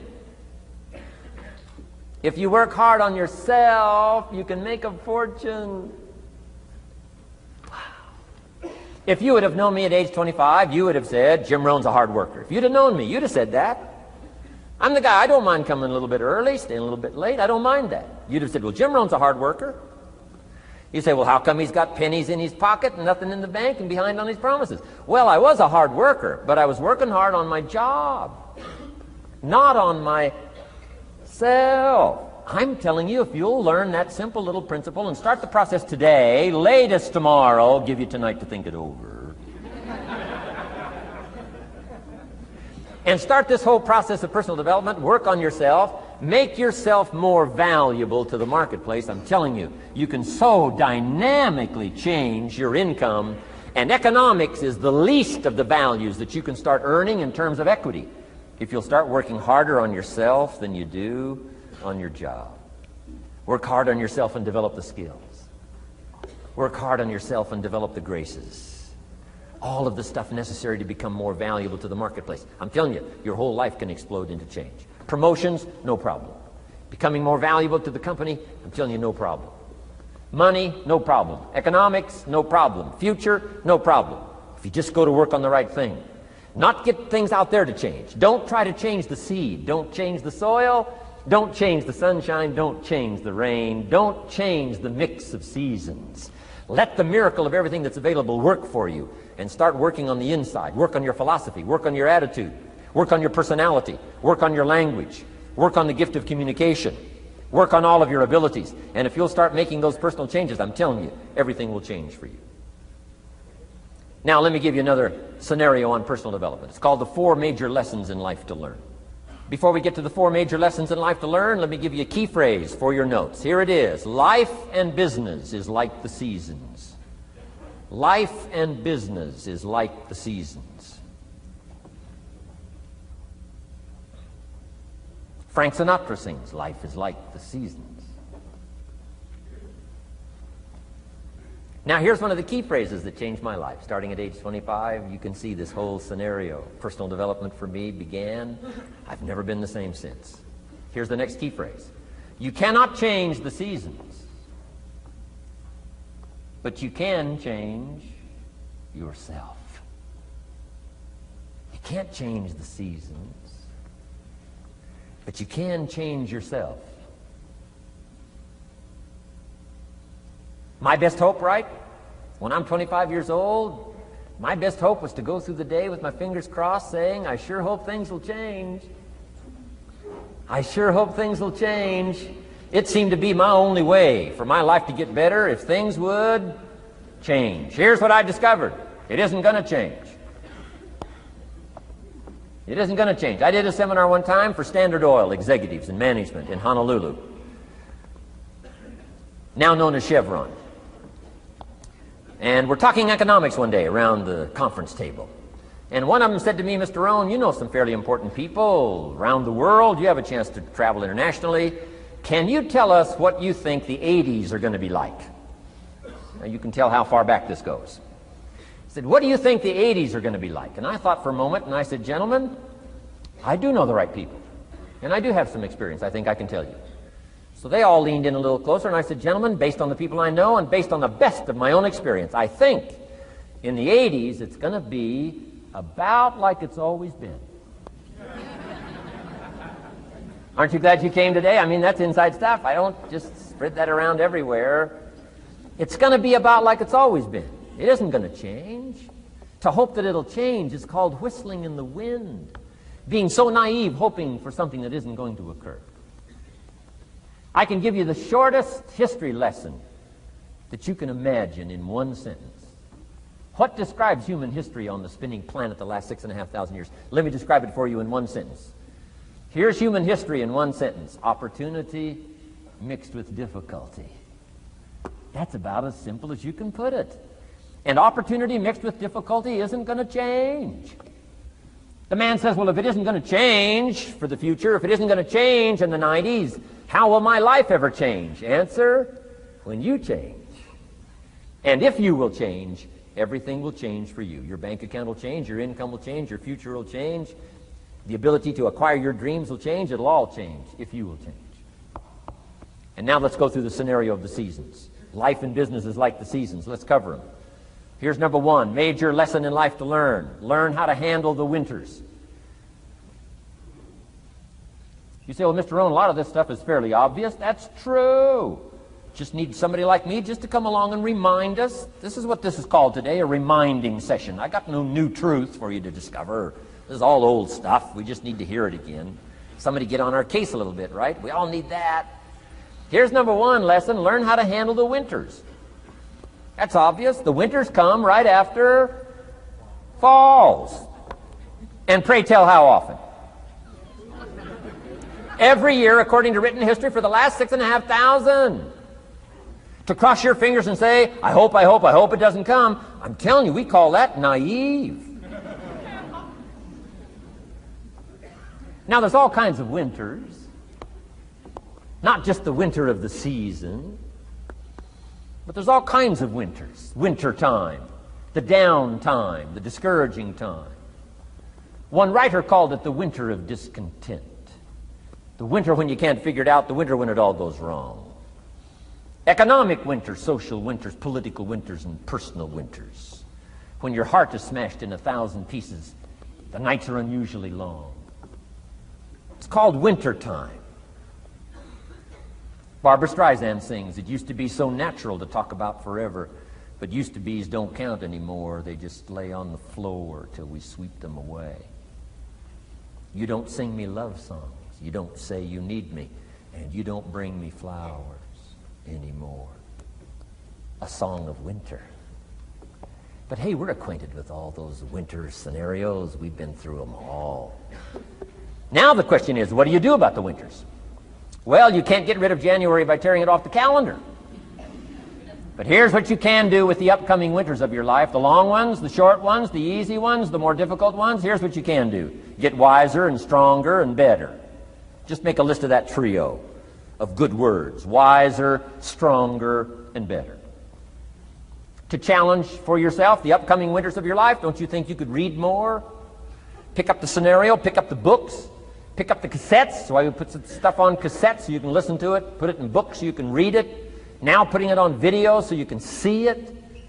I'm telling you, anybody that wants to can get wiser.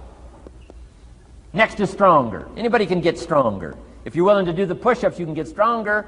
If you're willing to put yourself through the paces, you can get stronger. Can you develop stronger skills? And the answer is yes. Start practicing, practicing, practicing. And you can get stronger. Can you get stronger in handling life situations? Of course. But you got to go to work on yourself. You can't blame out there wishing it was easier. Wish you were stronger. And here's the last one, get better. Anybody can get better. Language, we can all get better. I've been lecturing now for 33 years, and I'm telling you, today versus 33 years ago, I'm better. First time I gave a talk, I stood up, my mind sat back down. I mean, I've been through that whole deal. Opened my mouth, nothing came out for a while. My knees are banging together, the sweat's pouring off my face, I'm shaking like a leaf. It's called terror, in case you haven't tried it. Those first attempts. But I'm telling you, I got through it, and I did it again, and I got through it, and I did it again, and I got through it. And now, of course, I can lecture for a few hours in one day. Anybody can get better. Develop the skills, okay? Handle the upcoming winters. Don't wish away the winters. That's called naive.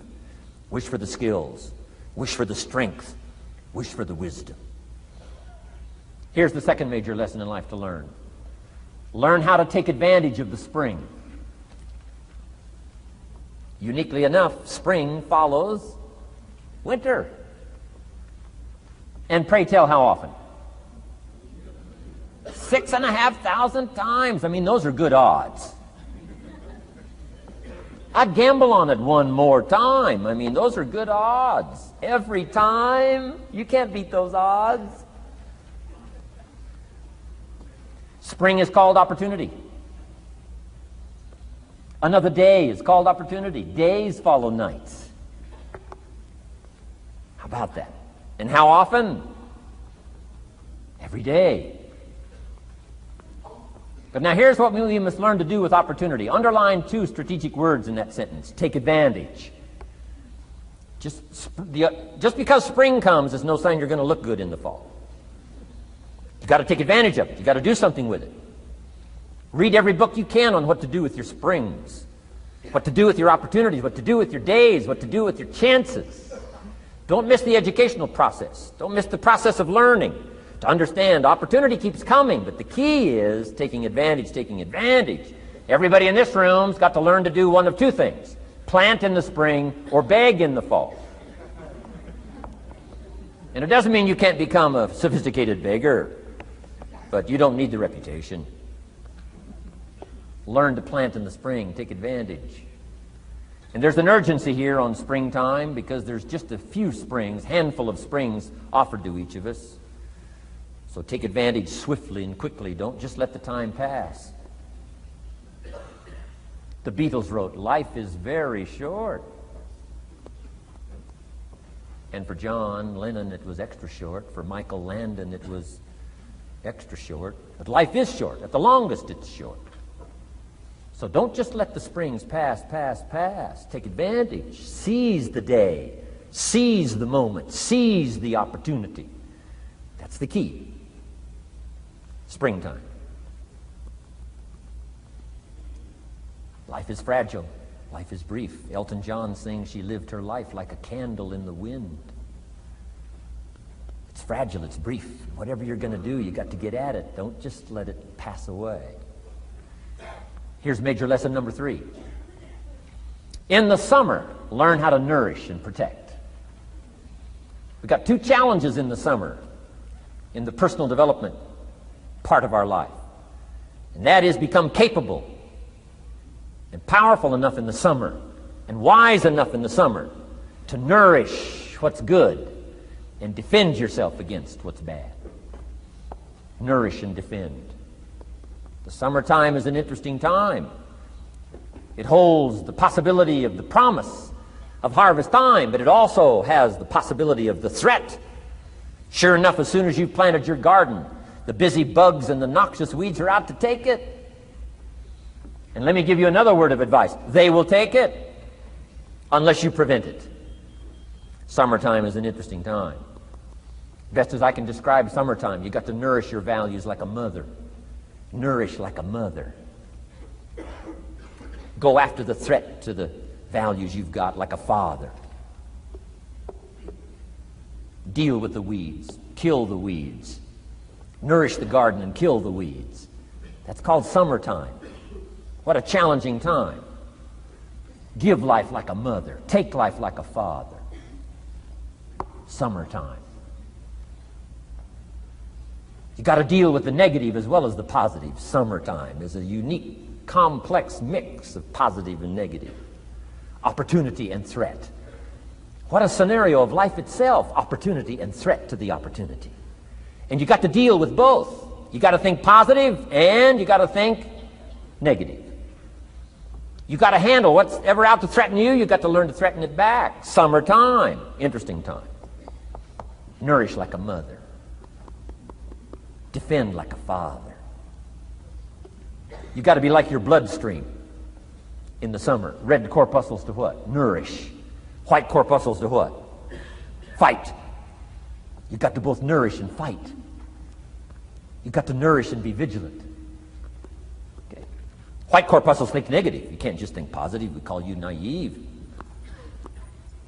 Somebody says, well, I've been taught to be all positive. You'll be some kind of freak. You can't be all positive. Thank God for white corpuscles that think negative all day. Guess what white corpuscles are looking for all day? Problems, infection. White corpuscles say, just show me some infection, I'll kill it. Why? It's out to kill the body. It's out to kill our chances. It's out to kill our future. Whatever threatens us, we threaten. I'm asking you to take sword to your enemies. Whatever's out to threaten you, threaten your health, you got to threaten it back. Like white corpuscles. Kill what's evil. Nourish what's good. Love like a mother. Hate like a father. Father says to whatever threatens his family, take 2 or 3 more steps toward this family and threaten my family, you'll cease to exist. I'm father, I kill.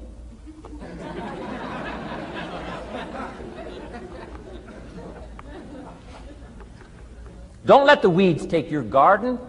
Wreck your chances for a good harvest. Deal with your enemies in the summer.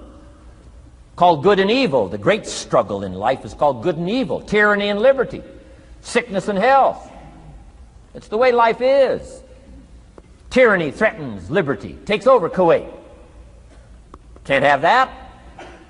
If tyranny takes Kuwait, it'll take Saudi Arabia. If it takes Saudi Arabia, it'll take something else. Where are we going to stop tyranny? As soon as possible, lest it take the whole world value. So George Bush draws a line in the sand, consults with his allies, sends 500,000 troops to Saudi Arabia. Finally, Desert Sword, Desert Storm, takes on Saddam Hussein, drives him out of Kuwait.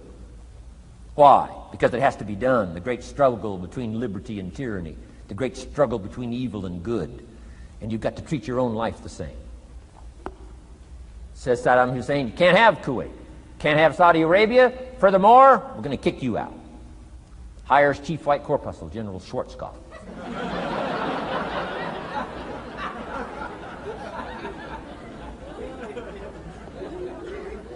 Takes care of the matter. I'm asking you in the summer, nourish like a mother. Threaten whatever threatens you like a father. Now you can also turn around the scenario, that's true. Love like a father, hate like a mother. Give life like a father, take life like a mother. You can turn the scenario around. The key is both love and hate. Single parents have got the greatest challenge. Love like a mother, hate like a father. Love like a father, hate like a mother. Nothing more dangerous than an angry mother.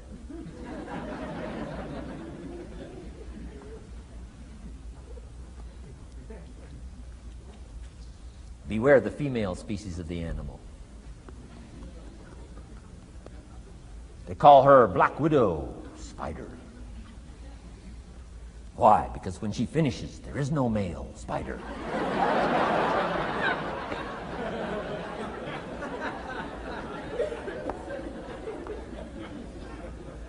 I saw this article.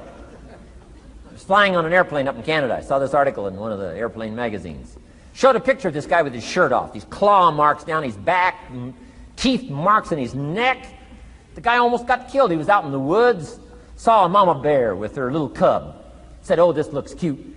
Had his flash camera, went flash, flash, took a picture. Mama bear treats it unkindly, promptly chases him. Caught him, almost killed him before they got to him. Beware mama bear. So, love like a father, hate like a mother. However you want to treat this scenario, it's very important. It's called summertime.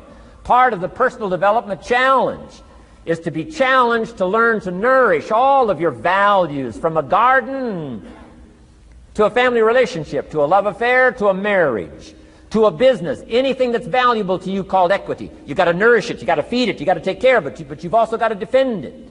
It's called the way things are. Key. In the summer. Now here's number 4. Fourth major lesson in life to learn. In the fall, in the harvest, learn to reap in the harvest without complaint. Important part of personal development.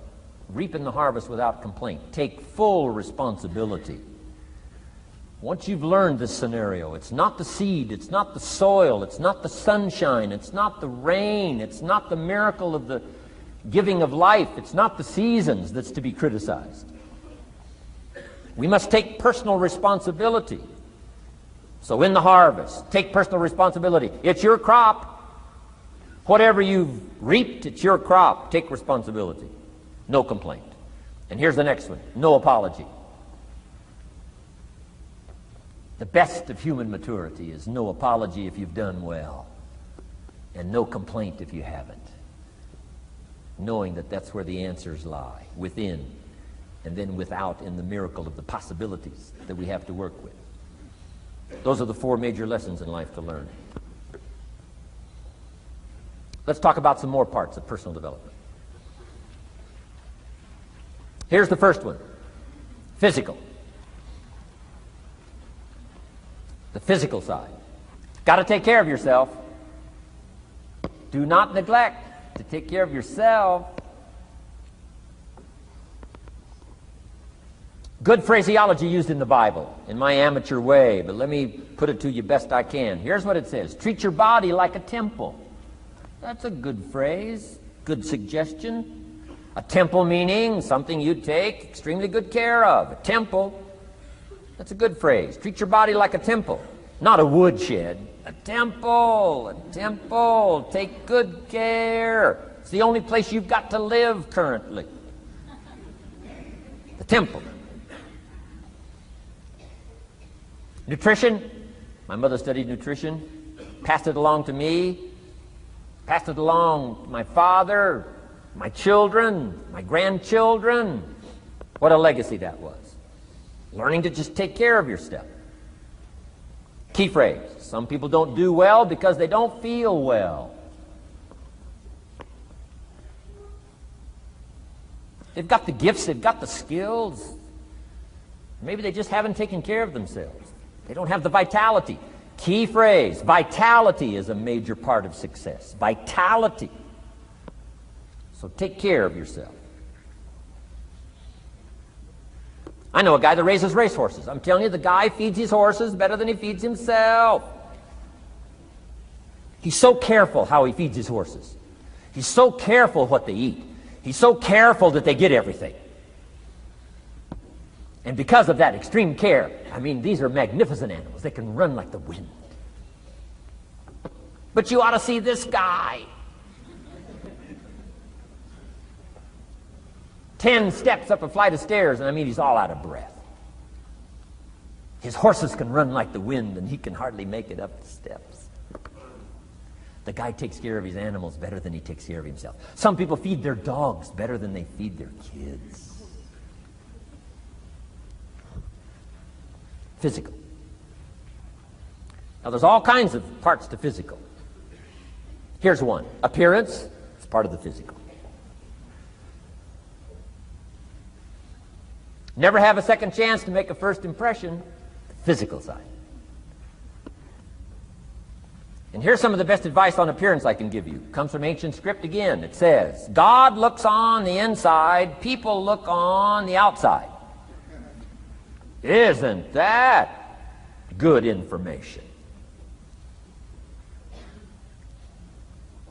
Now you say, well, people shouldn't judge you by how you look. Well, let me give you a clue. They do. They do. You can't deal in these shoulds and shouldn'ts. You'll be tipped over the rest of your life. Now, of course, when people get to know you, they'll judge you by more than what they see. But at first, they're going to take a look.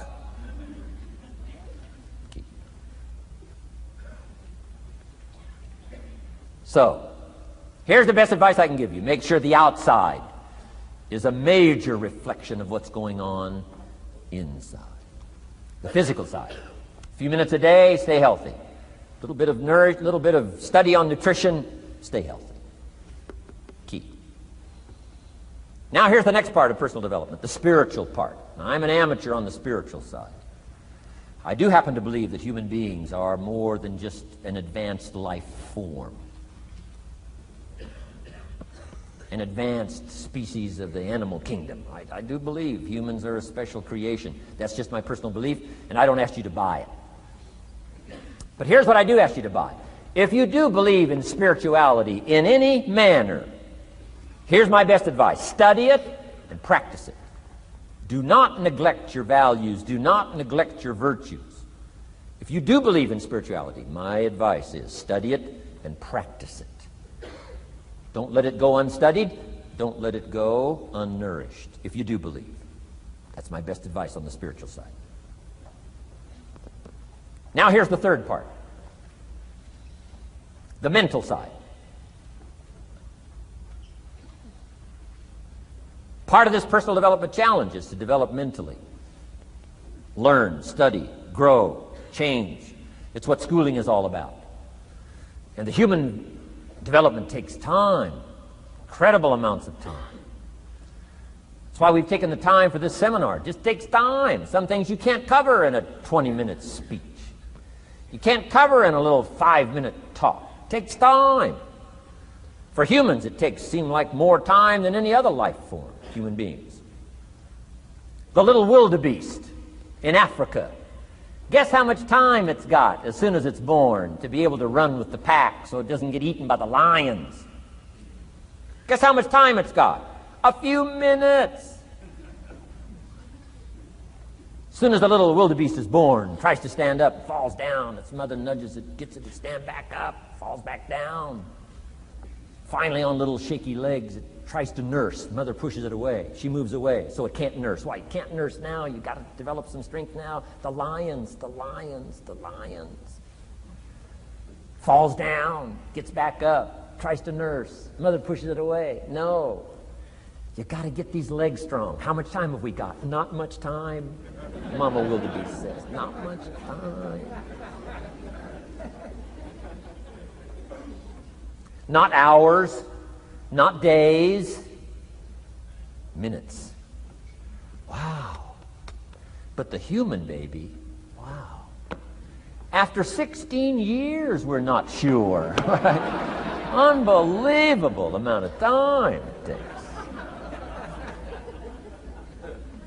So it does take time for personal development. It does take time for spiritual development, physical development. But here's also what takes time, and that's your mental development. Feeding the mind. Nourishing the mind. Some people read so little, they got rickets of the mind. They couldn't give you a good, strong argument as to their own personal beliefs.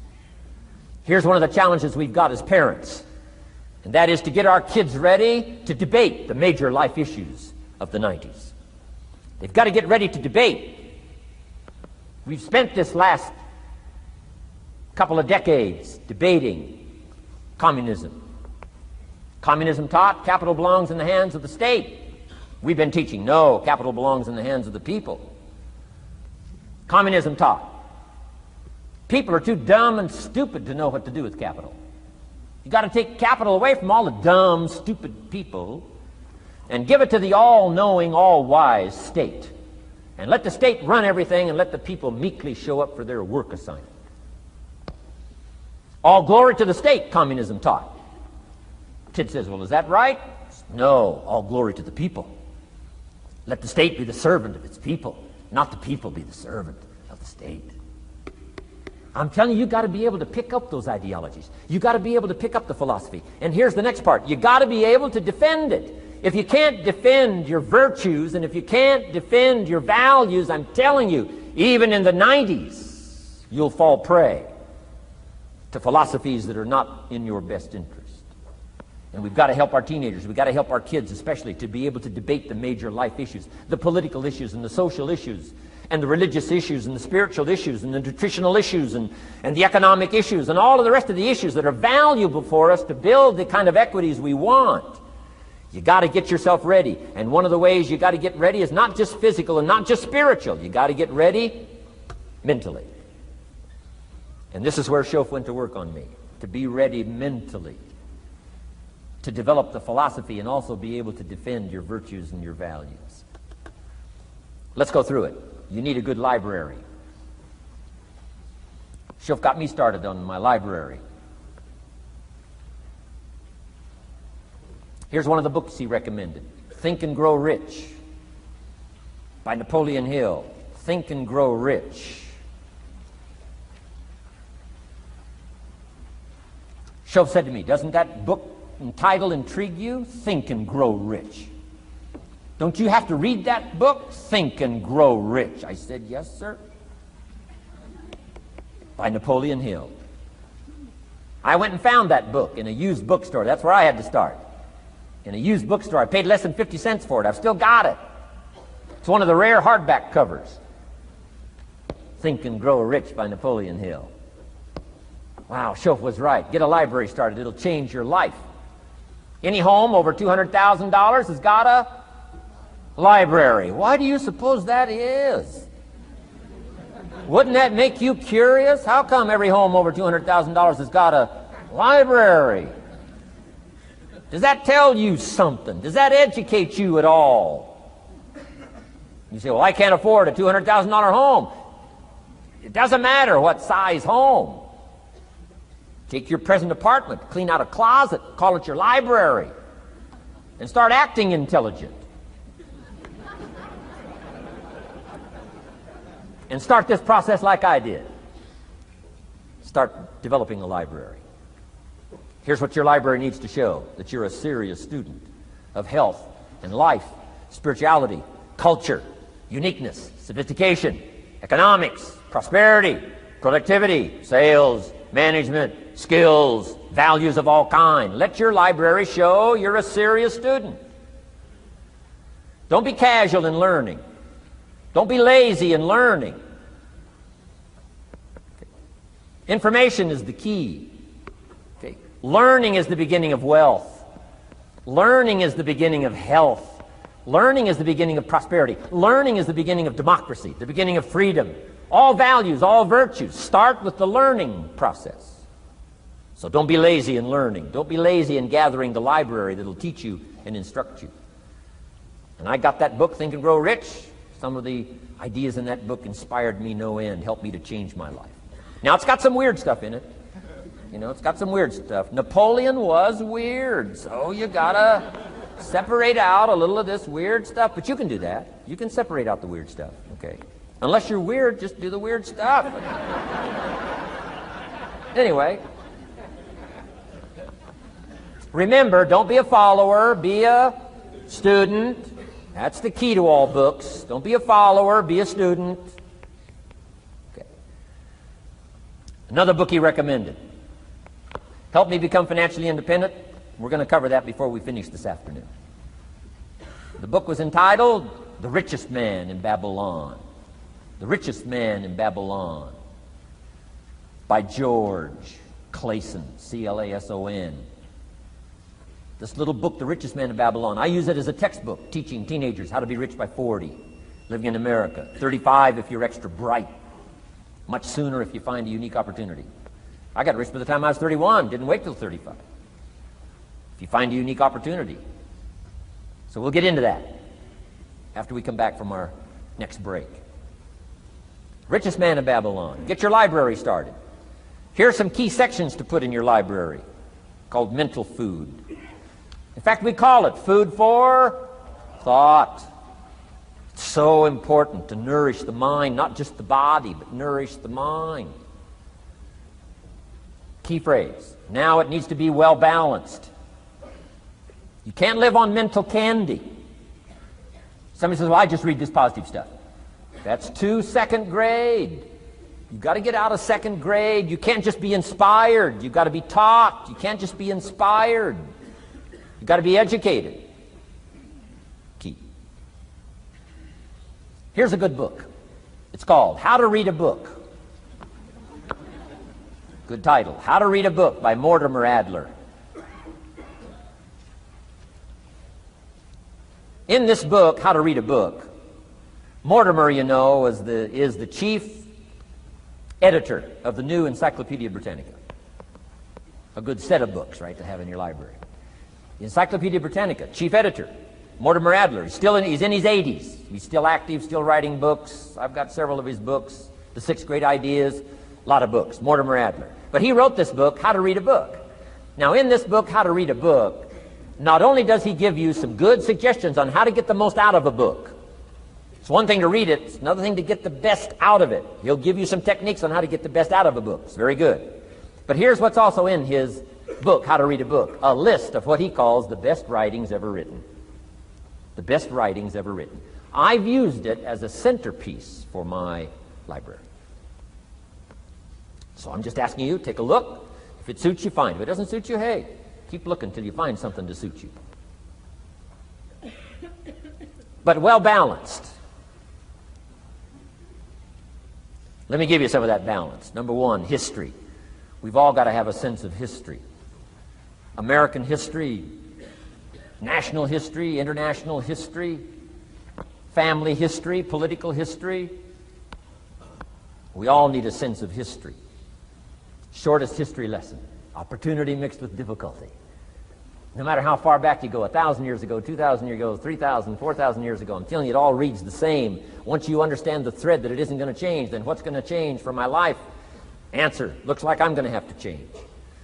History helps us to understand how it is, what there is to work with, seed, soil, sunshine, rain, and what human beings have done with it in the past. And how many of them have, like I did by age 25, they have messed up. That's what history's for. Be a good student of history. Here's a good book, Lessons of History by Durant. Lessons of History by Durant. This little book is only 100 pages, but I'm telling you, it's so well written, you'll be intrigued, as I was. This little book, Lessons of History by Durant.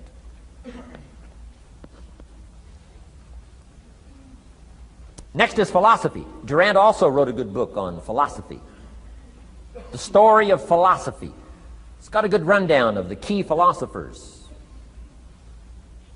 of the last several hundred years, what they taught and some of the lives they lived. You might find it a little difficult, but hey, you can't just read the easy stuff. Key phrase to add here in parentheses, don't just read the easy stuff. You won't grow. You won't change. You won't develop. Tackle the more difficult stuff.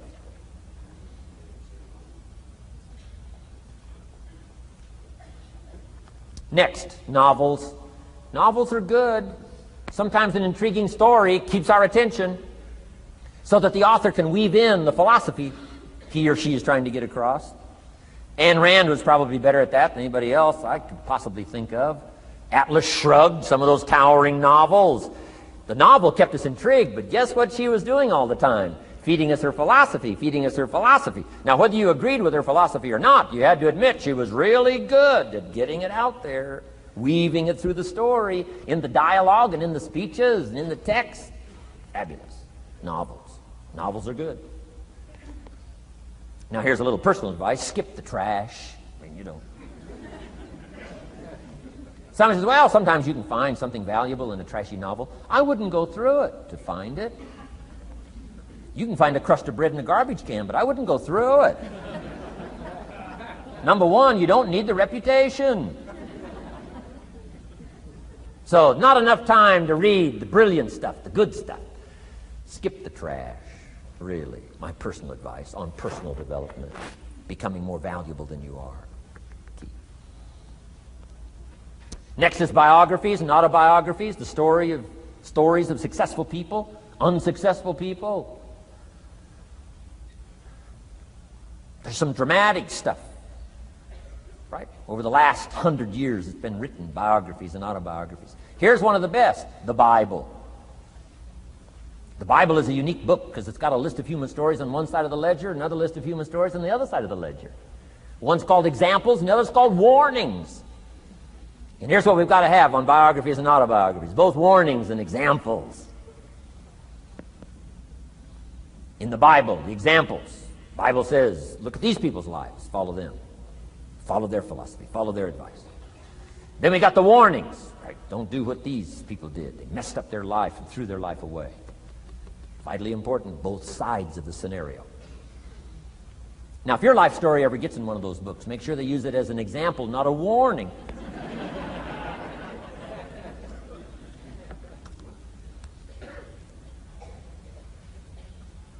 Also, we need balance, both sides, balance, good and evil, biographies, autobiographies.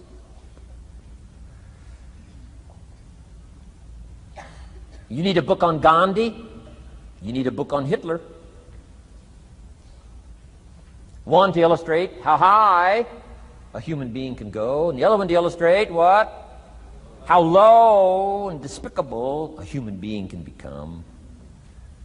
We need both sides of the scenario. Next, accounting.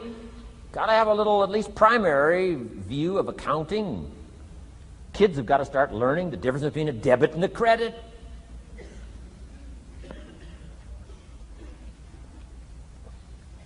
Next is law. We all need, right, a little bit. You don't have to be a lawyer, but you got to know contracts, what to sign, what not to sign, backups, good advice, how to be safe rather than sorry. All of us need a little law, not a lawyer, but a little law, especially these complicated days. Everything's in court these days. I learned this the hard way. Company wanted to borrow money a long time ago, up in Canada. Company wanted to borrow some money. The bank said, well, yes, we will loan the company the money if Mr. Rohn will sign personally. And I wanted to play hero, and I knew the company could pay it back. $250,000. So I signed. No problem. Sure enough, within less than a year, they paid it all back. $250,000. I am now a hero. Well, about a year later, this company gets in financial trouble. They go back to the bank and borrow this $250,000 again. I said, I hope my phone doesn't ring because I won't sign the note this time. Because I knew they were in trouble. I knew they were probably going to go bankrupt. My phone never rang. I'm off the hook. Sure enough, within less than a year, the company goes bankrupt. Can't pay. But I get this letter from the bank saying, Dear Mr. Rohn, since the company cannot perform its obligation and pay this $250,000, and since we have here your personal guarantee, would you please send us your check for $250,000? I said, hey, hold it. There must be some mistake here. I signed that first note, and they paid it all back. I wouldn't have signed the second note. I didn't sign the second note. Well, what I didn't know I had originally signed was a continuing guarantee. So now I know what the word continuing means.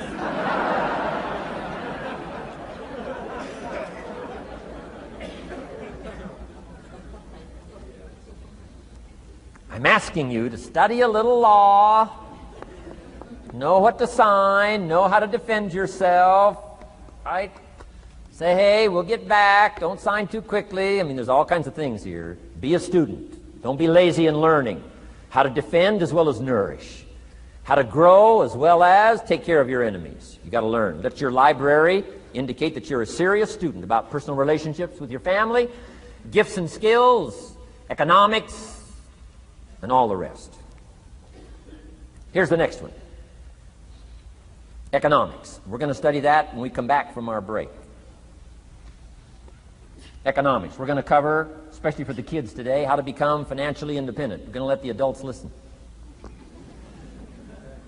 I've been teaching kids for the last 18, 19 years how to be rich by 40, 35 if you're extra bright. Most kids think they're extra bright. They go for 35. Or much sooner if you find a unique opportunity. We're going to get into that. Be a student of economics. Next, culture, sophistication. Don't leave that out of your life. Culture, sophistication. Culture is part of the fabric of the nation. Culture is what makes us different than dogs and animals. Culture is what makes us different from the barbarians. Culture, sophistication. Be a student of the dance and the art and the music and all the rest of those extraordinary human values that are possible for us all to participate in as well as to enjoy. Be a student of culture. And the last one is spirituality. Study it from the Bible and all the related books about spirituality. If you're a believer, study and practice. Let your library show you're a serious student. Next, Keep a journal. Shelf said, Mr. Rohn, not only be a student, but the good ideas that you develop from the books. Keep a separate journal. Write all this stuff down. Here's what he said. Don't trust your memory. If you're serious about becoming wealthy and powerful and sophisticated and healthy, influential, cultured, unique, keep a journal. Don't trust your memory. If you listen to something valuable, write it down. If you come across something important, write it down. Write it down. Now, I used to take notes on pieces of paper and torn off corners and backs of old envelopes and restaurant placemats and long sheets and narrow sheets and little sheets and pieces thrown in a drawer. Found out, best way, keep a journal. I've been keeping these journals now since age 25. It makes up a valuable part of my own learning, and it's a valuable part of my library. My own journals now form a good portion of my own library. The stuff. I'm trying to get kids to do like I do, be a buyer of empty books. Kids find it interesting I'd buy an empty book. Especially at my status in life. What did I pay for this one? $26. Kids say, $26 for an empty book? Why would you do that? Well, the reason I paid $26 is to press me, to see if I can't find something worth $26 to put in here. And I'm telling you, all my journals are private. But if you got a hold of one of my journals, you wouldn't have to look very far until you would say, this is worth more than $26. I must admit, if you got a glimpse of Mr. Rohn's journals, you'd have to say he is a serious student. Not just committed to his craft, but committed to life, committed to skills, committed to learning, to see what I can do with seed and soil and sunshine and rain and miracle and possibilities and turn it into equities of life and treasure, family relationships, enterprise, sales, management, gifts galore, everything you want, all available, especially in America. I'm asking you, keep a journal. I call it one of the three treasures to leave behind. Let me give you that. One of the three treasures to leave behind. Number one is your pictures. Take a lot of pictures. Did you ever look back, right? 2 or 3 generations, just a handful of photographs way back there. Wouldn't it be something if there was album after album, thousands of pictures to help tell the story? A picture's worth 1,000 words. Don't be lazy in capturing the event. How long does it take to capture the event? A fraction of a second. How long does it take to miss the event? A fraction of a second. Errors in judgment or disciplines. Take lots of pictures. Help tell the story. Click, click, got it. Click, click, got it. Keep. I go to Taiwan to lecture. Taipei, Taiwan. Grand Hotel. Neat place to do a weekend seminar. I got 1,000 students. Guess how many cameras? 1,000 cameras. They all bring their cameras. They wouldn't miss the event, take pictures. Takes me more time to take pictures than it does to do the lectures. Here's my new American friend. Here's my new American friend. Click, click, save it. Got it. 1,000 words, each one. What a scenario. Don't miss the pictures. When you're gone, one of the things to leave behind, the treasure in picture as well as in words. Keep. Next, your library. The library that you gathered, that taught you, that instructed you, that helped you to defend your ideals, that helped you to develop a philosophy, that helped you to become wealthy and powerful and healthy and sophisticated and unique.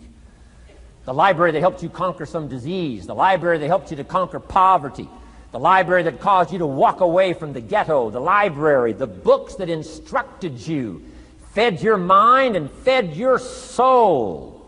Leave your library behind. One of the greatest gifts you can leave behind is your library. Stepping stones out of the darkness into the light. Your library. So leave your books behind. Your books will be more valuable than your couch. Your books, your books, your books. And third is your journals. The ideas that you picked up. The notes you took at seminars like this. Wherever you found an occasion to gather something valuable and put it in here so you could go back over it and go back over it. Repetition is the mother of skill. Read it one more time. Learn it one more time. See if you can digest it one more time. Let it coach you one more time. Let it teach you one more time. Let it inspire you one more time. Words are inspirational. The lyrics of a song. And not just read it once. That's why we put our stuff on cassettes so you can go through it again and again and again. If you hear a beautiful song that does something to you, you don't say, well, that's enough. Don't need to hear that again. No. Wouldn't you want to hear it again, hear it again, hear it again? Let it instruct you. Let it feed you. Let it teach you. Take you on wings of emotional journeys. Wouldn't you want to do that again? The answer is yes. That's what's so important. And here's what's important. One of the things to leave behind, that's your journals. All the stuff you took the meticulous time to gather. One of the greatest proofs that you're a serious student. Taking pictures, that's pretty easy. Buying a book at a bookstore, that's pretty easy. Here's one that's a little more challenging.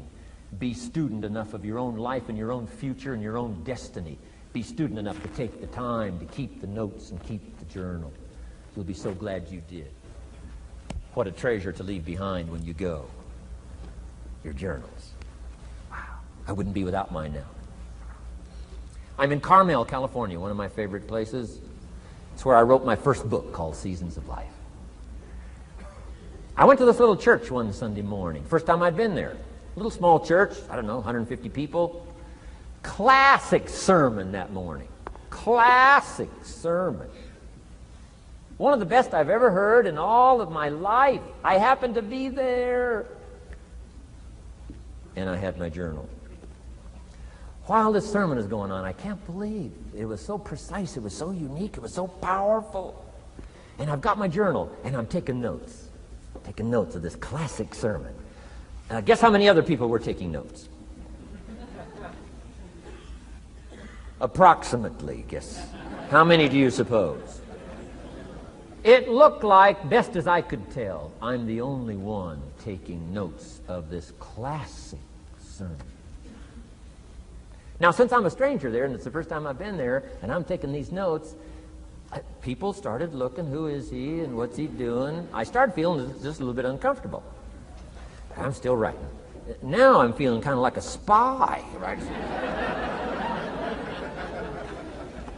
I could hear some of them say, he's going to get out of here with some of this stuff. And I did. I'm the guy that walked away with the stuff. I'm asking you to be no less sincere and be no less committed to the advancement of your philosophy, the set of the sail. Talk about have your best year ever this year, and then get ready for next year, your very best year ever, and they'll start being the best year after year. If you'll commit yourself to some of this simple stuff called personal development, start with a walk around the block. Start with the refinement of your philosophy. Start with the teaching of your own fabulous mind, where all the answers are. I can only give you a few answers from my own experience. The rest of all the magical answers are within the confines of your own mind. But it takes the books, it takes the cassettes, it takes the videos, personal conversation, sermons, lyrics from songs, dialogue from the movie. Let your heart be stirred by words. Find ways to capture. Part of your personal development quest. Now here's the last subject on personal development just before we take our break. Isn't this good stuff? I'm telling you, this stuff changed my life. Turned me every way but loose. I've never been the same since the teacher gave me some of this simple instruction. How to go from where you are to where you want to go. How to go from what you are to what you want to become. How to go from pennies to treasure. How to go from nothing to fortune. It's all within the confines of this stuff that I've been trying to share with you. Laboring best I can. Words are clumsy when you try to in your experience. But I'm doing my best today. And I'm excited about it. Appreciate you taking all these good notes. Good students today. I appreciate that.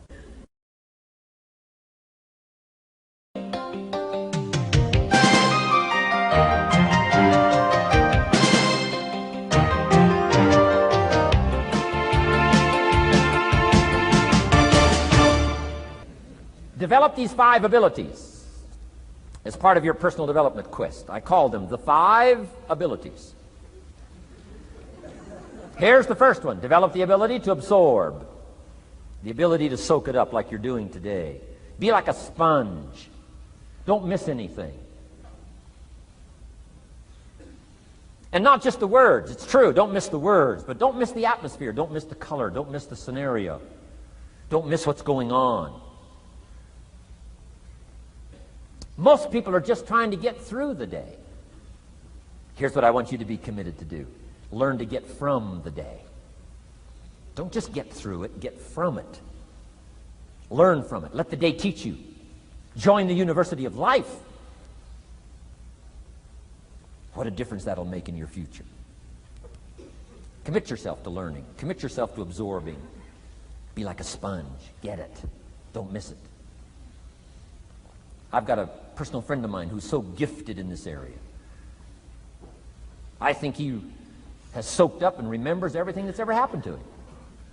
He can tell you as a teenager where he was and what he did and what he said and what she said and how they felt and the color of the sky and what was going on that day. And the reason is because he gets it. He gets it. He gets it. I'm telling you, it's more exciting to have him go to Acapulco, come back and tell you about it, than it is to go yourself. He's unbelievable. He's got this extraordinary gift. And why is it? When he's there, he doesn't miss anything. Here's a good phrase for you to jot down. Wherever you are, be there. Be there to absorb it up. Be there to soak it up. Take a picture if you can. But take pictures of your mind. Let your soul and heart take pictures. Get it, capture it, absorb it. That's such an important ability to develop. The ability to get it, don't miss it. Don't be casual in getting it. Key phrase, casualness leads to casualties.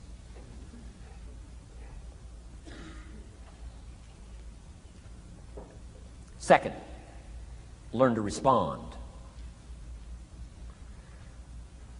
The ability to respond means let life touch you. Don't let it kill you, but let it touch you. Let sad things make you sad. Let happy things make you happy. I'm telling you, give in to the emotion. Let the emotion strike you, not just the words, not just the image. Let the feeling strike you. Let the emotion strike you. Here's what's important. Our emotions need to be as educated as our intellect. Our emotions need to be educated as well as our intellect. It's important to know how to feel. It's important to know how to respond. It's important to let life in. Let it touch you.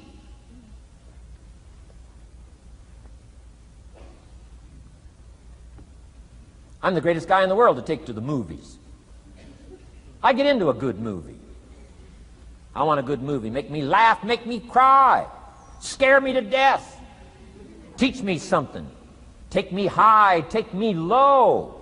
Just don't leave me as I was when I came in. Touch me. Do something to me. Wow. I picked up the newspaper in Australia. The advertisement says, see Dr. Zhivago on the big screen. I said, my gosh, I got to go see it on the big screen. I'd seen it, 2 or 3 times before, but the big screen, I love the old theaters, right? The balconies and the chandeliers and the draperies and all the stuff, the big screen. So I go one more time, see Dr. Zhivago, and sure enough, I'm swept away one more time. Story of the Russian Revolution, Dr. Zhivago, and that whole scenario. I had always missed the importance of the ending of that movie until this time. The other times I missed it. I'm telling you, this time, I got it. Comrade General said, Tanya, how did you come to be lost?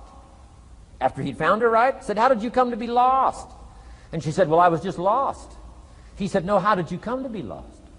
She said, well, we were, the city was on fire when we were running to escape, and I was lost. He said, no, how did you come to be lost? And that's what she didn't want to say. He finally pressed her again, how did you come to be lost? And he said, well, she said, well, while we were running through the city and it was on fire, my father let go of my hand, and I was lost. That's what she didn't want to say. Comrade General said, Tanya, that's what I've been trying to tell you. Komorowski was not your real father. He was not. I'm telling you, I've been looking all over for you, and I think I found you. This man, my relative, Dr. Zhivago, the poet. I'm telling you, he was your father. Comrade General said, Tanya, I promise you this, if this man, your real father, had been there, I promise you, he would never have let go of your hand. And I got it. This time I got it. The other times I'm eating popcorn waiting for the movie to finish. I mean, this time I got it. I got it. I got it. I'm asking you to get it. Absorb and respond. Maybe you heard the story about the evangelist here in Texas way back in the horse and buggy days. Used to put up his tent in, these various Texas towns and hold tent revivals. And he put up his tent, one of these towns, expected a big crowd to come and hear him preach. And he got there first night of the tent revival, and he walked inside the tent. It was empty. And he thought, something must be wrong. He waited till 8 o'clock. Nobody showed up. He waited till 8:15. Not a soul. Finally, 8:30. One lone cowboy wandered up on his horse, tied his horse up outside, came in, sat down on the front bench. Big empty tent. So the preacher thought, well, at least I better go down and talk to the cowboy. So he goes down and talks to the cowboy, and he says, Cowboy, I don't know what to tell you. He said, I'm the preacher. And this tent was supposed to be full of people. And he said, something's gone wrong. I really don't know what to do. I'm embarrassed. And he said, I don't know what to do. And the cowboy said, well, I'm not a preacher. I'm just a cowboy, so I can't tell you what to do. But he said, I know this. If I went out to feed my cattle and only one showed up, I'd at least feed it. So the preacher said, hey, the cowboy is right. If you've got a message to share, if there's one person or 1,000, don't let your ego get in the way. You should do the best you can. So he got kind of inspired by this conversation with the cowboy, jumped up on the platform, started preaching as if the tent was full of people. And he was so inspired, he just kept going, went for an hour and 15 minutes, hour and a half. Finally, wound down and quit. Come down off the platform, talked to the cowboy again, said, well, cowboy, what did you think of my sermon? The cowboy said, well, I'm not a preacher, so I can't really tell. I'm just a cowboy. But he said, I know this. If I went out to feed my cattle and only one showed up, I'd feed it, but I wouldn't dump the whole load on it.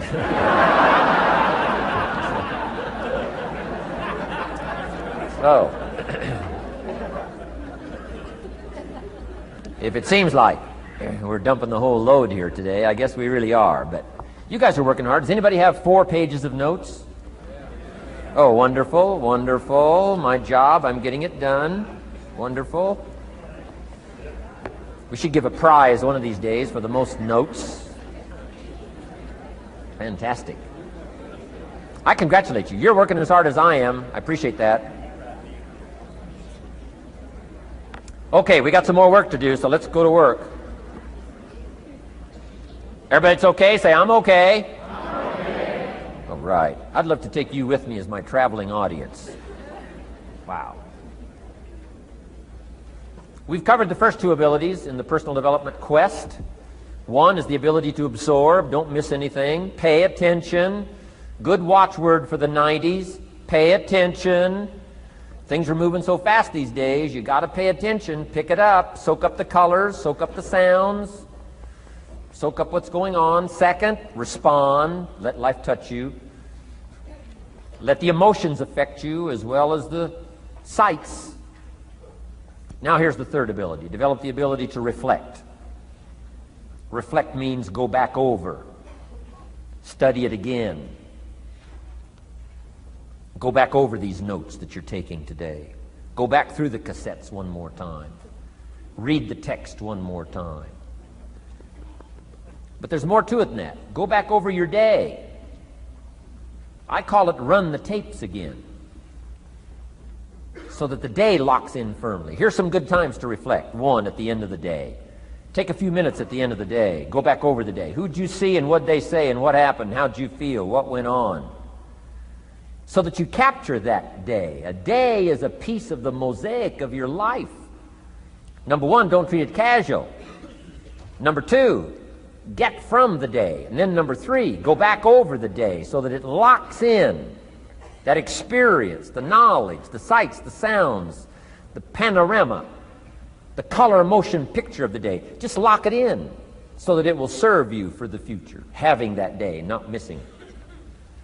Next, take a few hours at the end of the week, called time to reflect.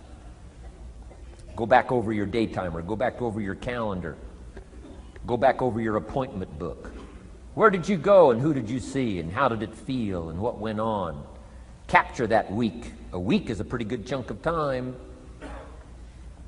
Next, take half a day at the end of the month, called time to reflect.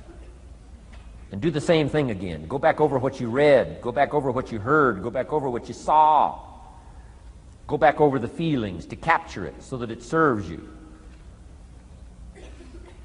Next, take a weekend at the end of the year to establish this year now firmly in your consciousness, firmly in your experience bank, so that you've got it, so that it never disappears.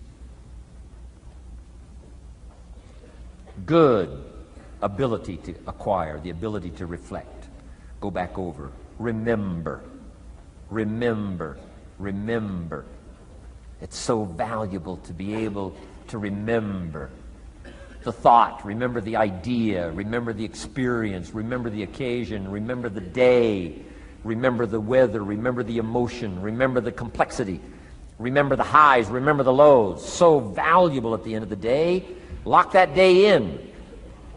Lock the month in. Lock the week in. Lock the year in. Old Testament says a unique scenario unfolded according to the law, and that was they worked 9 years, and the 10th year was a sabbatical. The 10th year, work 9, take the 10th year, and not just to relax, not just to replenish, not maybe just to get physically in shape. Change of pace, we call it in the modern society, but not just for that. I'm sure that in ancient days, that sabbatical was to go over the last 9 years, what went right and what went wrong, and what worked well and what didn't work well. And how did you grow, and how did you learn, and how did you change, and what have you got now after 9 years that you didn't have at the beginning of the 9 years? See, that's so valuable, a sabbatical, some time. There's also something to be said for solitude when you reflect. Sometimes you can reflect with somebody. Husband and wife reflect on the past year, right? Parents reflect with their children on the past year. How did we do it, and how didn't we do it, and how could we improve? Colleagues can reflect with each other. But now here's one of the most important. You've got to learn to reflect with yourself. There's something to be said for solitude.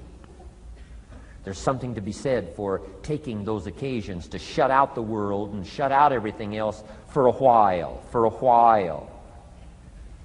I've got a motorhome. That's how I do it.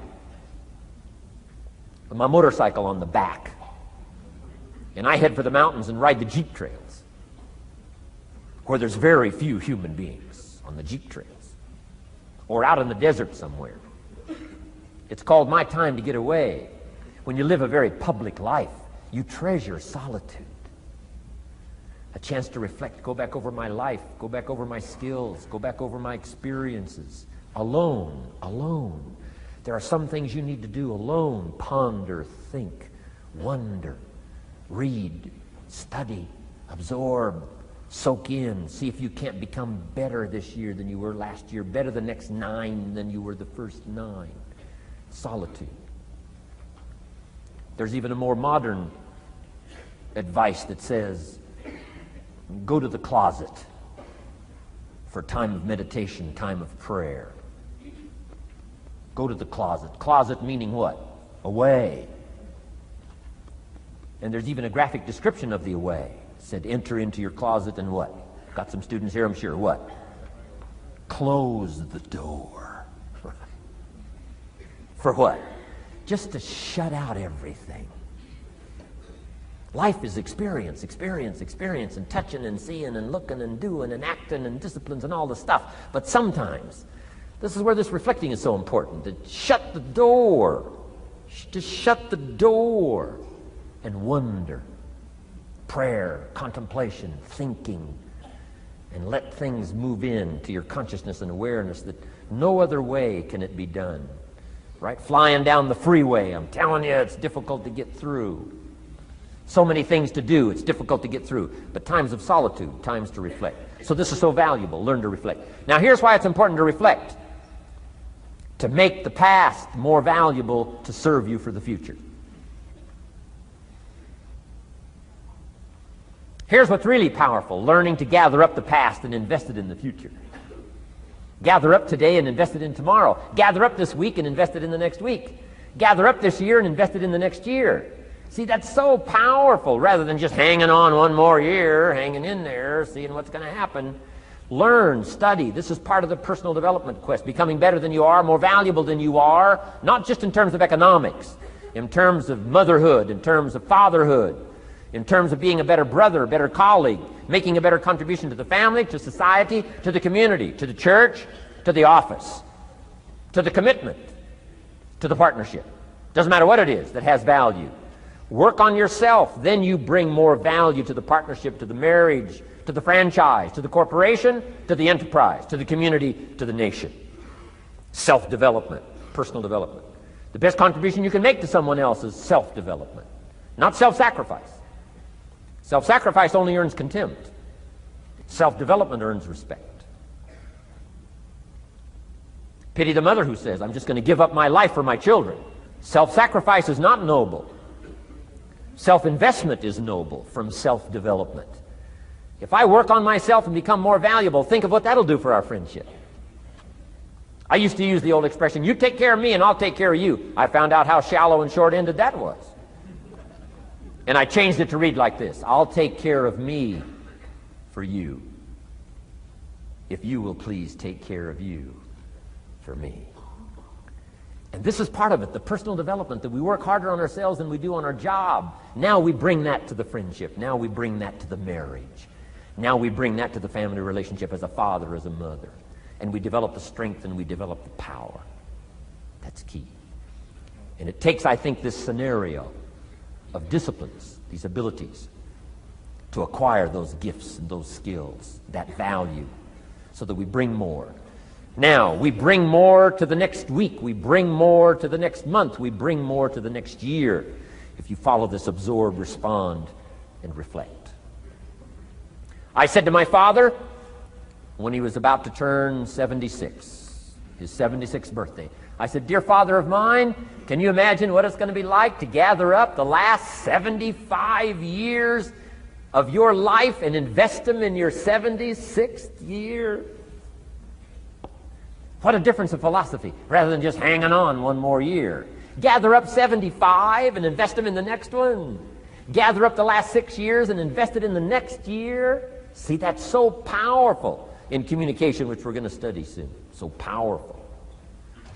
So consider this. 1, the ability to absorb. 2, the ability to respond. 3, the ability to reflect. Here's number 4, develop the ability to act. Take action.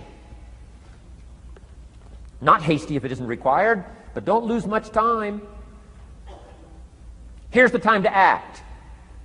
When the idea is hot and the emotion is strong. That's the time to act. You say, Mr. Rohn, I'd like to have a library like yours. See, if you feel strong about that, what you got to do is get the first book and then get the second book.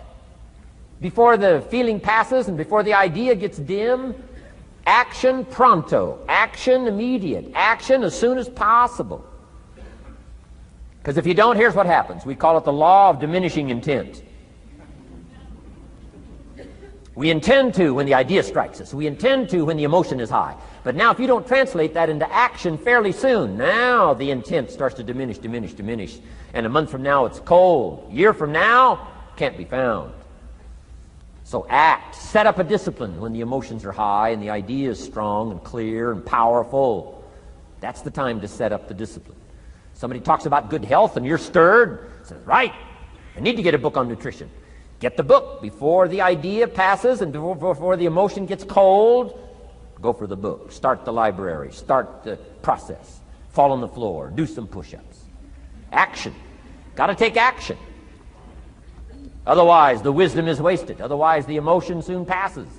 Unless you put it into a disciplined activity. Capture it. Disciplines is called how to capture the emotion and how to capture the wisdom and translate it into equity. Disciplines. Now, here's what's important about disciplines. All disciplines affect each other. In fact, here's a good philosophical phrase. Everything affects everything else. Nothing stands alone. Don't be naive in saying, well, this doesn't matter. I'm telling you, everything matters. There are some things that matter more than others, but there isn't anything that doesn't matter. Okay. We all pity the man who says, well, this is the only place I let down. Not true. Key to take home. Every letdown affects the rest of your performance. Every letdown affects the rest. This is part of the educational process on personal development. If you don't take the walk around the block, you probably won't do the apple a day. If you don't do the apple a day, you probably won't start building your library. If you don't build your library, you probably won't keep a journal, and you won't take pictures, and then you won't do this, you won't do wise things with your money, won't do wise things with your time, won't do wise things with your possibilities and relationships, and the first thing you know, 6 years of that accumulated, and we say you have messed up. So the whole key to reversing that process now is to start picking up these disciplines. Now here's the positive side. Every new discipline affects the rest of your disciplines. Every new one affects the rest. That's why action is so important. The least action, the smallest action. Take it. Because when you start accomplishing and the value starts to return from that one action, it'll inspire you to do the next one and the next one and the next one. You start walking around the block, it'll inspire you to get an apple. Get an apple, it'll inspire you to get a book. Get a book, it'll inspire you to get a journal. Get a journal, it'll inspire you to grow, develop some skills. All disciplines affect each other. Every lack affects the rest. Every new affects the rest. The key is to diminish the lack and set up the new. And you've started a whole new life process. Key. Also, one more thought on discipline. Here's the greatest value of discipline. Self-worth. Self-esteem. People are teaching self-esteem these days, but they don't connect it to disciplines. The least lack of discipline, and it starts to erode our psyche. One of the greatest temptations is to just ease up a little bit. Right? The slightest lack of doing your best starts to erode the psyche. Instead of doing your best, doing just a little less than your best. Sure enough.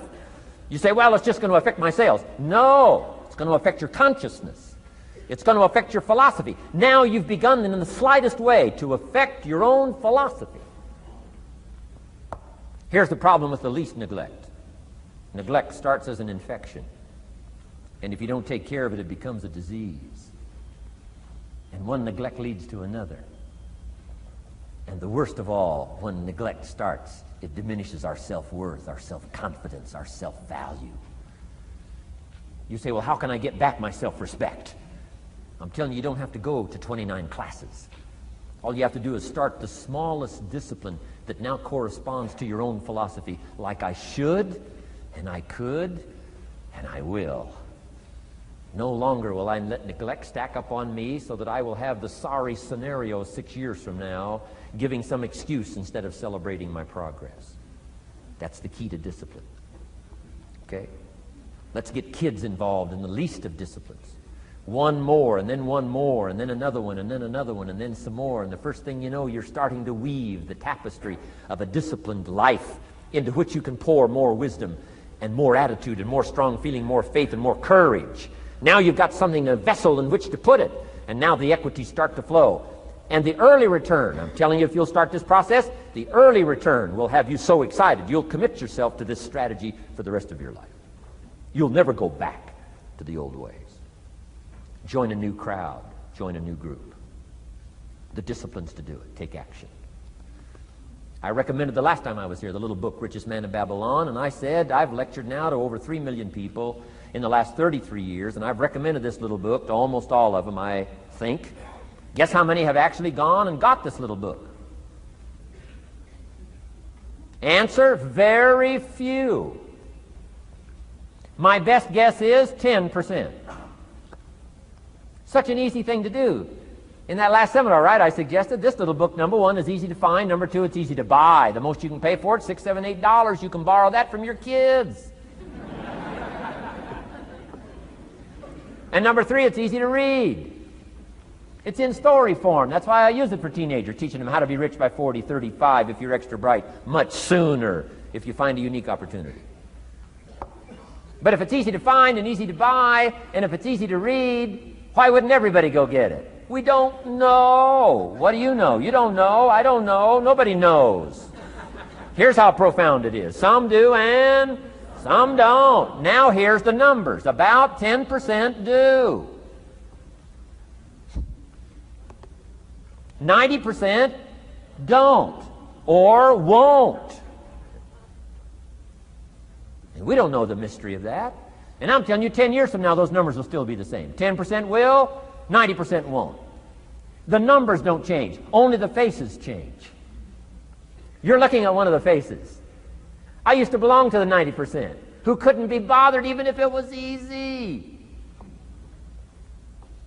Guess how many people have a library card? Wisdom of the world available. Transform your life in any value amount you want. By the way, how much is a library card in Texas? Free. Here's what free is. Easy. I mean, it can't be any easier than free. Somebody says, well, would you bring it by? Well, no. At least you got to go get it. No.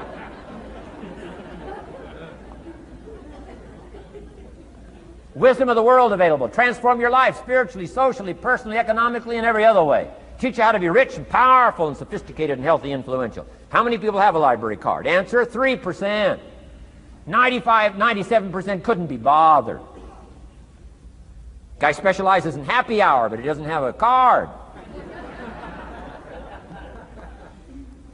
And now readily and quickly blames the government and blames his company and blames policy and blames the pay scale. When if he only knew, if he joined the 3%, here's my advice to you today. Walk away from the 97%. Don't talk like they talk. Don't act like they act. Don't go where they go. Don't specialize in what they specialize in. Throw away the blame list they cling to. Start you a new life. You say, well, is it as simple as getting a library card and join the 3%? And the answer is, of course. Of course. That's how easy this stuff is. This is so easy. It's so simple. It's not complex. You don't need a 2,000-year-old guru. You don't need multi-track affirmations. I'm telling you, don't. Affirmation without discipline is the beginning of delusion. Key. Don't let somebody sweep you into some contrary way to nature itself says, unless you labor. The miracle of the seed and the soil and the seasons and God and all the other stuff that's available, sunshine and rain, that's not available to you by affirmation. It is only available to you by labor. So labor well. Okay. Learn well. Discipline yourself well. And you can have all the treasures you want. This stuff's easy and simple. It's not ocean waves and seagulls. You don't have to move to Sedona where all the force fields come together in Arizona.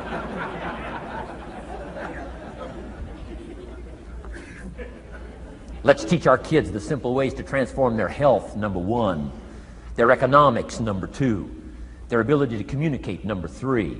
Their life and treasure and lifestyle, number four. Spirituality, number five. And the list goes on and on. Let's not leave out any of the least of disciplines that encourage us to do the next one, to do the next one, to do the next one. First thing you know, this whole scenario for you is spinning up instead of out of control on the negative side. This is all you got to do. It's as simple as this. It's as simple as a start, committing yourself to life change. And once you start down this road, I promise you, you'll join the 10% and the 3%. We're going to talk financial independence in just a little while. Guess how many people can retire from the income of their own personal resources when it comes time to retire? Answer, 5%. In the most independent country in the world, 95% are dependent, 5% are independent. Take charge of your own retirement. I'm telling you, if you take charge of your own retirement through personal development and all these skills we've taught today, plus what's coming up, financial independence, I'm telling you, take charge of your own retirement, you can multiply it at least by 5, maybe by 10, maybe by 20, maybe by 100. Let the government take care of it, some company take care of it, you got to divide by 5. Take charge of your own life, take charge of your own day, take charge of your own conversation, take charge of your own family, take charge of your own possibilities. And learn these skills, develop this kind of strategy, and I'm telling you, life will open up for you. Join the 3%. Join the 10%. Join the 5%. Walk away from the 95%. In our Leadership Weekend we teach, find out what poor people read and don't read it.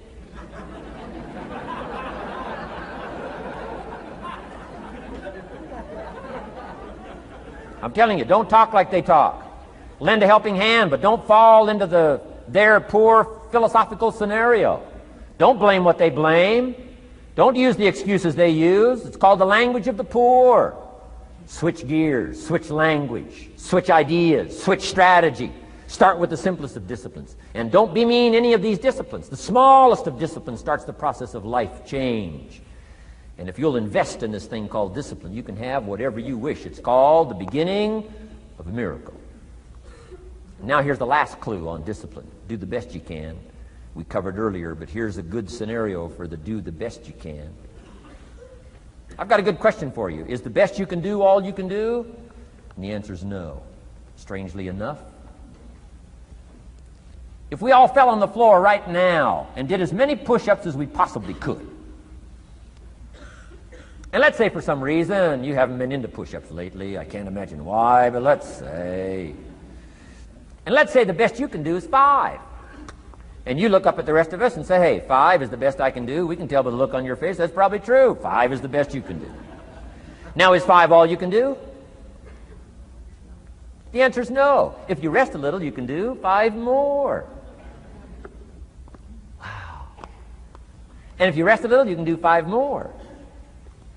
And if you rest a little, you can do 15 more.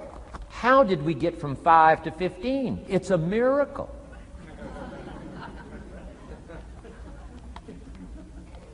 And if you rest a little, you can do 15. Rest a little, you can do 15. Rest a little, you can do 20. How did you get from 5 to 20? It's a miracle. Did you know you can keep doing that? Do a little more, rest a little, do a little more, rest a little, and finally get up to 50 push-ups? Is it possible to get up to 50 push-ups? Of course. How do you go from 5 to 50? It's a miracle. How do you get a miracle going? Number 1, do what you can. Don't leave out what you can, from writing a letter to your mother in Florida. Start cleaning it all up. 2, doing the push-ups.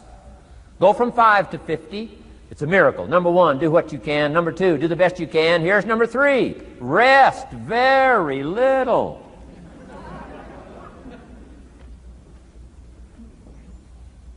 Don't rest too long. Why? The weeds take the garden. Kids have got that figured out. You can't rest too long. Here's the clue. Make rest a necessity, not an objective. The objective of life is not to rest. The objective of life is to act. Think of more disciplines. Think of more ways and means in which to use your own wisdom and your own philosophy, and use your own attitude, your own faith, your own courage, your own commitment, your own desires, your own excitement. Invest it, invest it, invest it, invest it in discipline so that it's not wasted. The smallest of discipline. Thereby transform your life. Join the 5%, join the 10%, join the 3%.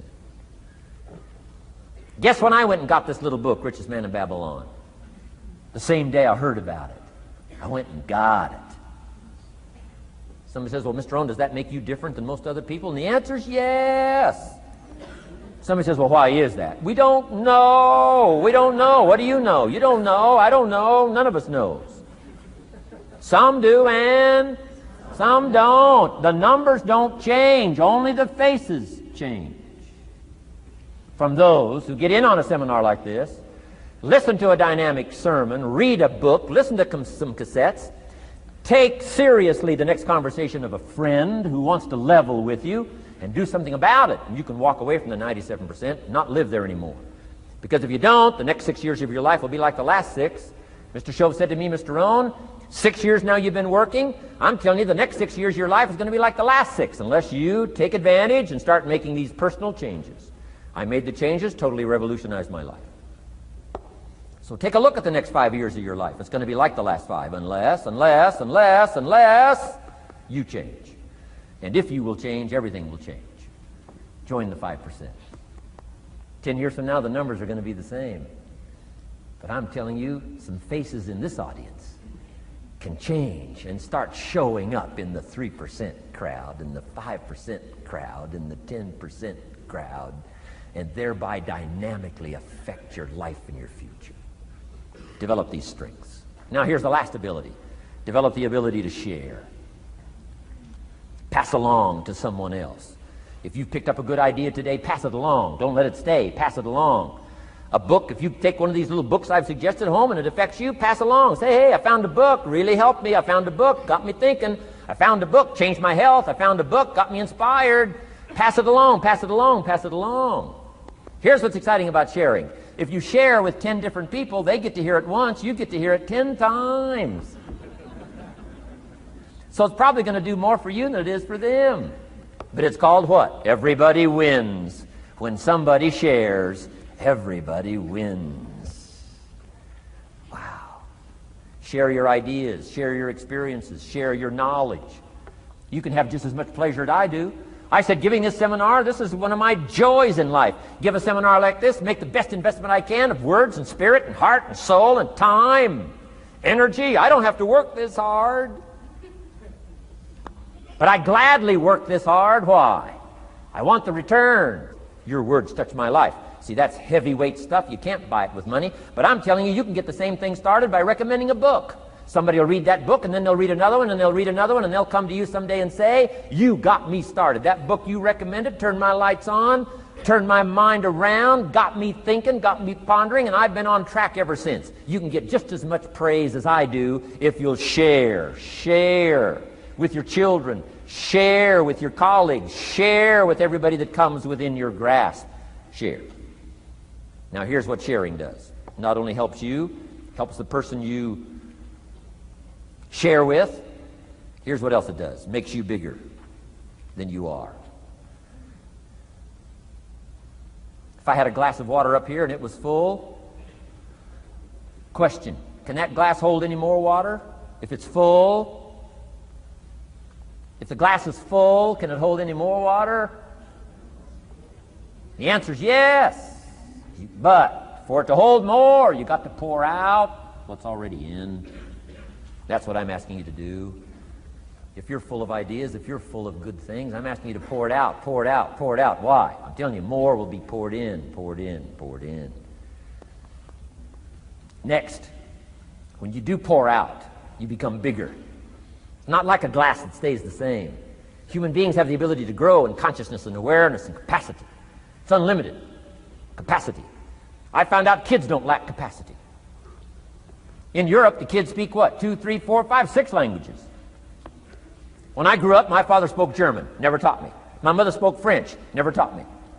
They were trying to get away from all the old world languages back then. Had no concept how valuable languages were going to be in the future. Just didn't know. So they abandoned the German, abandoned the French. I could have learned all 3 languages instead of just English. My girls went to school in Beverly Hills. They've turned that around. In first grade now in Beverly Hills school system, they offer 3 languages besides English. French and German, Spanish. Why? Because kids can learn 2 languages just as easy as 1. Question, how many languages can a child learn? Here's how many. As many as you'll take the time to teach them. They do not lack capacity. They only lack teachers. Wow. And I'm telling you the same thing is with you. You don't lack capacity. But here's how you expand your capacity. And that is to share what you've got. Now you get bigger. Share some more, now you get bigger. I'm here for a very self-interest reason. If I share with you, my consciousness grows. If I share with you, I get to hear this again. Somebody asked me not long ago, said, Mr. Rohn, how are you doing with all this stuff? You get on everybody's case pretty hard. How are you doing with all this stuff you teach? I said, well, Best I can share with you is this. Listen to me very carefully, but don't watch me too close. This stuff's easier to lecture on than it is to do. I understand that. I'm working on it just like you. But hey, pour out what you've got so that your capacity grows. Now, why should you want your capacity to grow? Very self-interest reason. Here it is. To hold more of the next experience.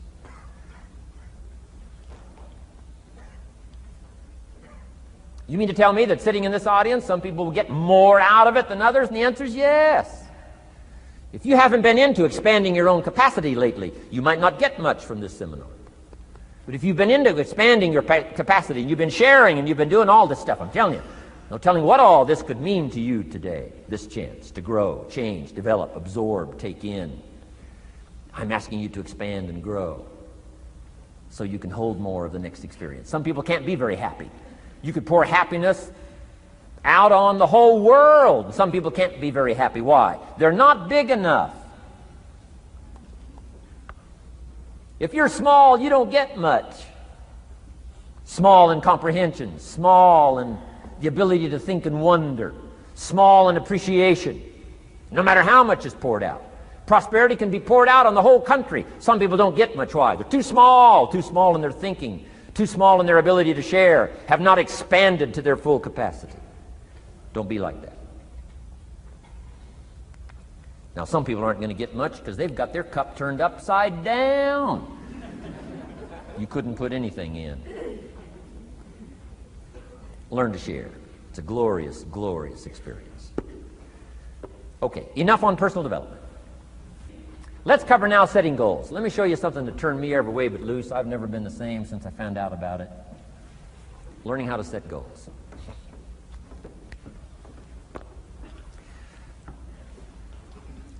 Not long after I met Mr. Schoaf, we're having breakfast one morning. Mr. Schoaf said, Mr. Rohn, now that we've gotten acquainted, we know each other fairly well, he said, maybe one of the best ways I can help you, he said, let me see your current list of goals. Let's go over them and talk about it. And I said, what? I don't have a list. He said, well, Mr. Rohn, if you don't have a list of your goals, he said, I can guess your bank balance within a few $100s. Which he did. And that got my attention. I said, you mean my bank balance would change if I had a list of goals? He said, drastically. So that day I became a student of setting goals. And I've used it to dynamically affect my life. I've taught it to some of my business colleagues. We use it to do business around the world. Setting goals. It can turn out to be a drama for your life. Here's what goals are. Your vision of the future. Your vision of the future. Now, there's two ways to face the future. One, with apprehension. Number two, with anticipation. Guess how most people face the future? With apprehension. Why? Major reason why. They don't have it well designed. They've left the design of their future to somebody else. And if you don't make plans of your own, guess what? You'll probably fall into someone else's plans. Guess what someone else may have planned for you? Not much. You got to make a list of this not much stuff. I'm telling you, people all their lives count on this not much list. If all of your negative relatives all turn positive, what will that do for your future? Not much. If prices come down a little, what will that do for your future? Not much. If the economy gets a little better, what will that do for your future? Not much. If circumstances get a little better, what will that do? Not much. If the weather gets a little better over the next few years, that'll do. Not much. I mean, you could go right down this whole scenario list. Most people all their lives, with their fingers crossed, count on this not much list. That's why 10 years from now, they'll be driving what they don't want to drive, living where they don't want to live, wearing what they don't want to wear, doing what they don't want to do, having what they don't want to have, maybe become what they didn't want to become. And it all starts by counting on something that's not going to count much. You say, well, then how can my life dramatically change? You got to count on yourself. And here's one of the things you got to count on: your ability to design the future. It's called the promise. And the promise of the future, if you'll design it well, can have an awesome effect on your life. But if you face the future with apprehension, you'll take hesitant steps all day, uncertain steps all day. And if you take uncertain steps all day for 6 years, you can imagine how empty your life can be. We've got to help our kids with the promise of the future. Now here's what's connected to the promise: the price. The price to pay. But I'm telling you, the price is easy if the promise is clear. One of the better notes to make for today. The price is easy if the promise is clear and powerful. But the price seems almost too much to pay, too much to get over, too much to accomplish if the promise isn't clear, if the promise isn't powerful. I'm telling you, kids will pay the disciplines if they can see the promise. One of our biggest challenges as parents in the 90s is to help our kids see the promise of the future. That's why I'm teaching financial independence, how to become wealthy and powerful and sophisticated and healthy and unique.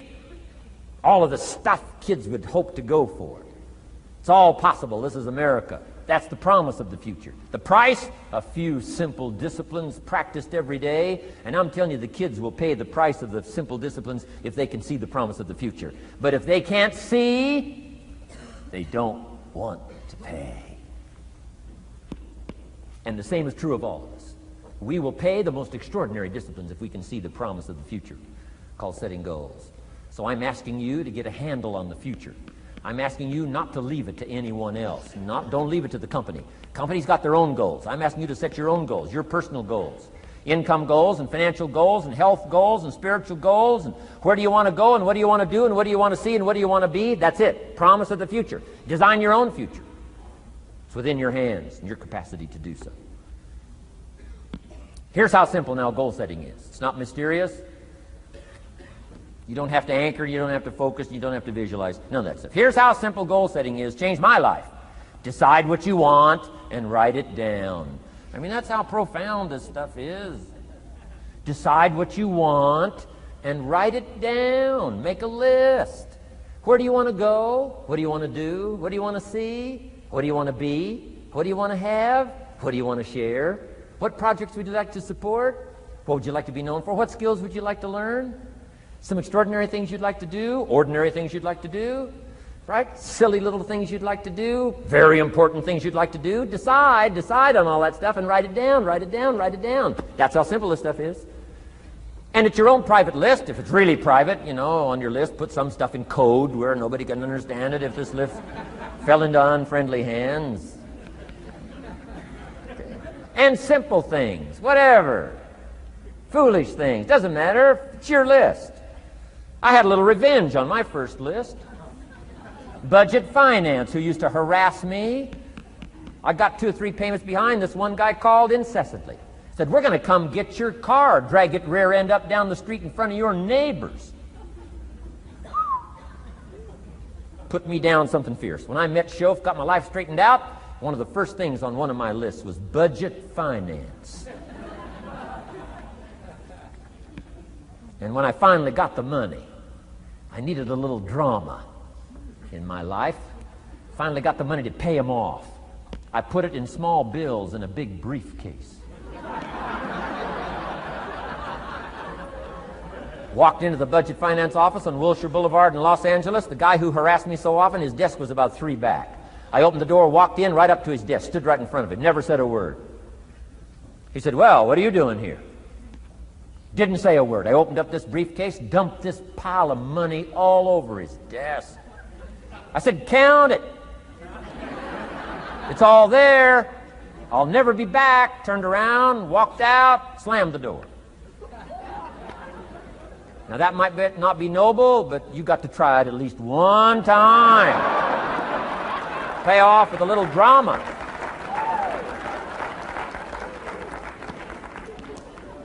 Got to check them off my list. Keep your list with you. I keep my list in my journal so that I can go back. 5 years ago, here was my list. And I'm a little embarrassed. Here's what I thought was so important now. How my philosophy has changed. From 10 years ago, 5 years ago, 3 years ago. Here's my old list. Here's my new list. Here's what's valuable to me now. Here's what I want my life to be now. Here's where I want to go, what I want to do, what I want to see. Keep your lists of goals so that it shows your growth, shows your ability to change and grow. Your philosophy grows and expands what's valuable. Setting goals. It doesn't matter how small, foolish it is. Put it on your list. My Japanese friend, Toro Ikeda, put on his first list, a Caucasian gardener. Good morning. Thought that was good.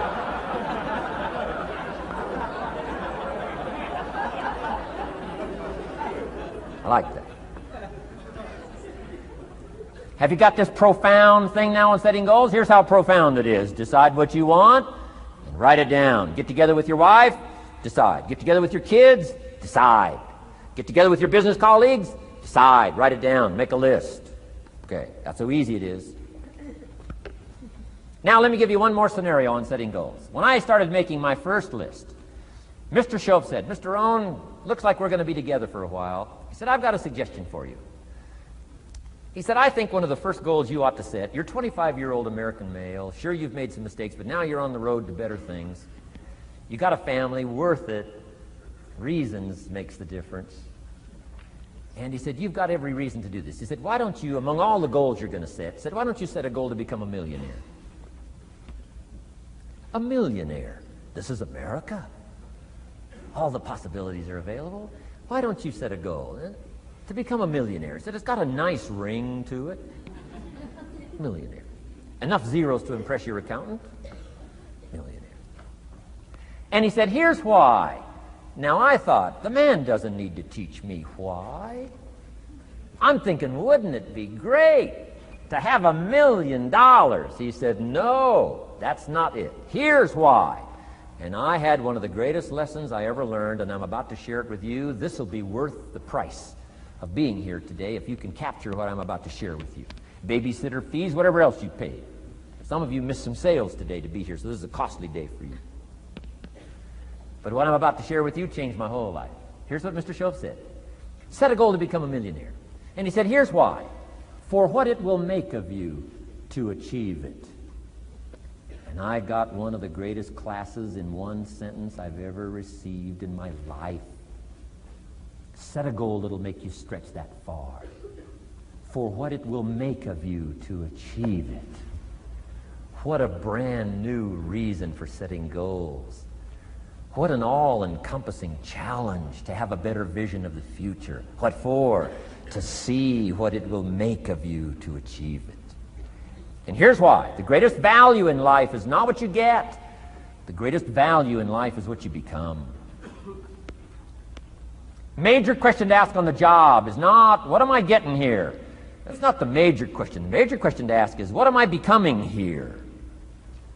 It's not what you get that makes you valuable. It's what you become that makes you valuable. So Shoaff said, set a goal to become a millionaire. For what it will make of you to achieve it. Then he said, when you finally have become a millionaire, now, he said, what's important is not the money. I thought, wow, I've got some more to learn. He said, no, Mr. Rohn, I'm telling you honestly, you could just give the money away. Now, I did better than that, right? I told you. I lost it all. I'm rich by the time I'm 31. I'm a millionaire. I'm broke by the time I'm 33. So I didn't have to give it all away. I lost it all. Foolish mistakes I made. I'm a farm boy from Idaho. That early money drove me bonkers. I used to say, how many colors does it come in? I'll buy them all. I went crazy over that first money. I just went crazy. And then I made that one foolish mistake, right? Continuing guarantee. I mean, I'm so naive off the farm. I don't know what continuing means. And a few other mistakes. And by the time I'm 33, I'm broke. Now I've made and lost millions since then. But what an experience that was. And I'm telling you, the man was right. When I finally was broke at age 33, guess what I discovered? My money did not mean that much. It represented only a fraction of all my assets. Shoaff said, once you become a millionaire, Mr. Rohn, you could give all the money away. Because he says, what's important is not the money. What's important is the person you've become. Now, let me give you the key phrase on setting goals. Set the kind of goals that will make something of you to achieve them. Set the kind of goals that will make something of you to achieve them.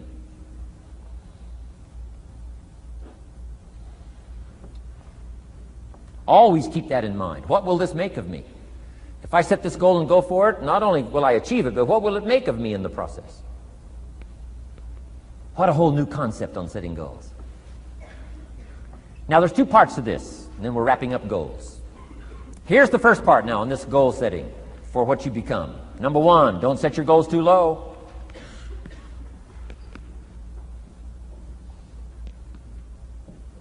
Interesting, we teach in leadership. You'll find it on the cassettes. Don't join an easy crowd. You won't grow. Go where the expectations are high. Go where the demands are high. Go where the pressure's on to perform, to grow, to change, to develop, to read, to study, to develop skills. I belong to a small group. We do business around the world. You cannot believe the expectations at that level. What we expect of each other in terms of excellence. Far beyond average. Why? So that we can each grow, so that we can receive from the group, we can contribute to the group. Something unprecedented. It's called living at the summit. Go where the demands are high. Go where the expectations are strong, so that it'll provoke you, push you, urgently insist that you not remain the same for the next couple of years, the next 5 years, that you'll grow and change. So don't set your goals too low. The guy says, well, I don't need much. Well, then you don't need to become much.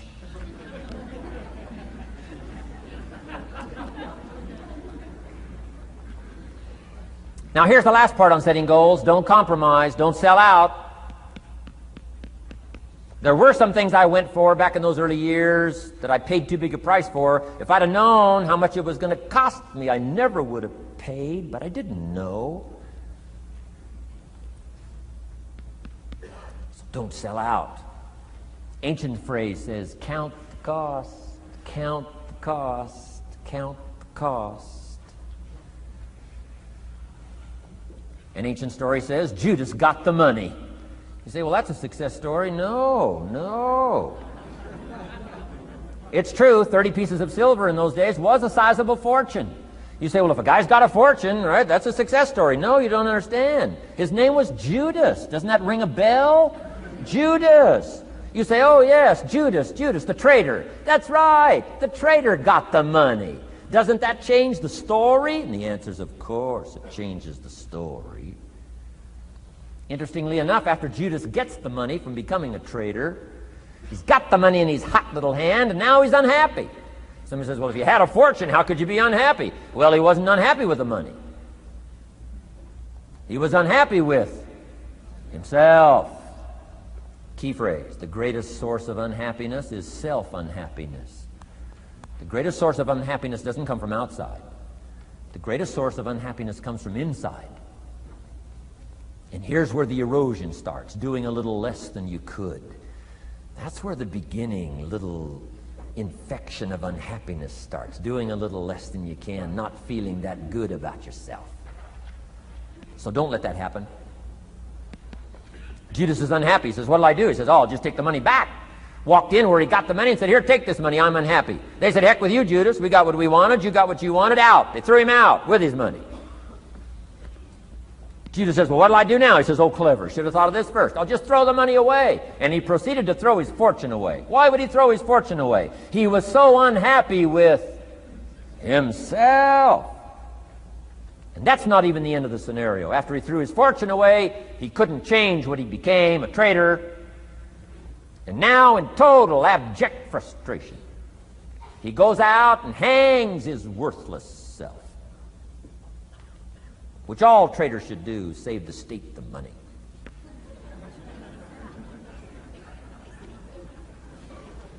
Why such a tragic end? Because he was so unhappy with himself. He sold out.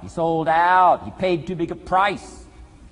Ancient script sums it all up and said, what if you gained the whole world and it cost you your soul? Too big a price to pay if you got the whole world. Don't sell out. Don't compromise your values. Don't compromise your virtues.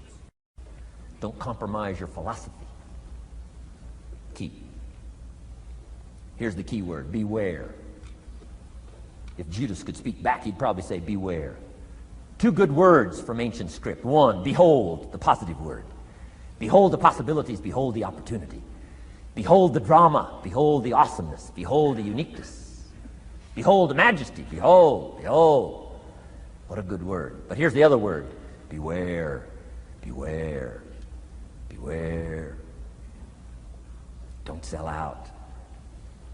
Mark well what you become in pursuit of what you want. But I'm inspiring you, hopefully, to set the kind of goals that will transform your life, make you far better than you are, far stronger than you are. Okay. Isn't this good advice? This is such good stuff. I should have paid to get in, right? Fabulous.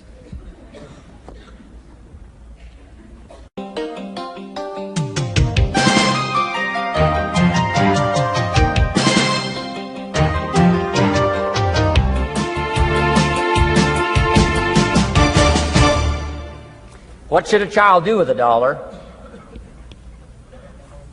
Let me give you the best advice I've got. And this is called sort of middle of the road scenario, and I'll show you how these numbers may change, but here's what I teach. Kids, never spend more than 70 cents. Okay, now you got to pick some number. When I met Mr. Schoaf, I was at about 110%. But remember this, if your outgo exceeds your income, your upkeep becomes your downfall. Good little scenario. So here's the number that I found works best in developing a good financial plan. Never spend more than 70 cents out of every dollar from now on. Now kids ask me what? What do you do with the other 30 cents? Here's my best advice. 10 cents, charity. 10% charity. Supporting worthy projects, helping people who cannot help themselves. Some churches teach tithes, peace, portion. Turning back part of what you take out. Excellent, excellent philosophy. That's what that 10% is. And nothing teaches children responsibility and character better than generosity. No school, no class, no teacher can teach character better than the simple act of generosity. 10 cents out of every dollar. Now you can pick your own number. I'm just giving you my best scenario. Now the time to start this is when the amounts are small. Easy to give a dime out of $1.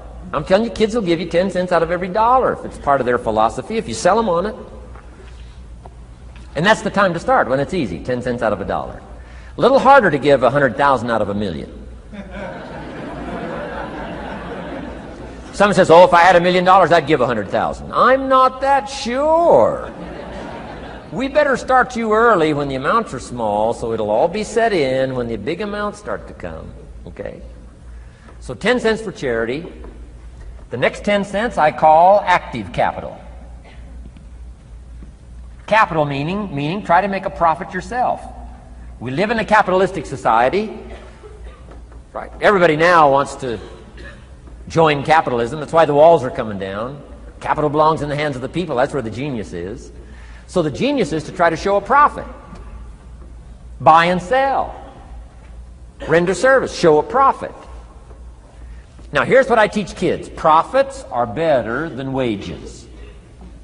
Wages are okay, but wages help you make a living. Profits help you make a fortune. The key is to just understand philosophically a little simple economic scenario. And there's all kinds of ways to make a profit. I'm working on a new book. Here's what it's called. I think it's going to be called, Of Course Kids Should Pay Taxes. It's going to be an interesting book. In California, where I live, kids do pay taxes. If an 8-year-old walks into 7-Eleven, buys something that costs $1, the proprietor makes him cough up 7 more pennies. 8-year-old says, what's these 7 pennies? Proprietor says, that's taxes. That's taxes. Kid says, well, I'm only 8. Proprietor says, congratulations, you're my youngest taxpayer. So in California, kids do pay taxes. Now the question is, should they?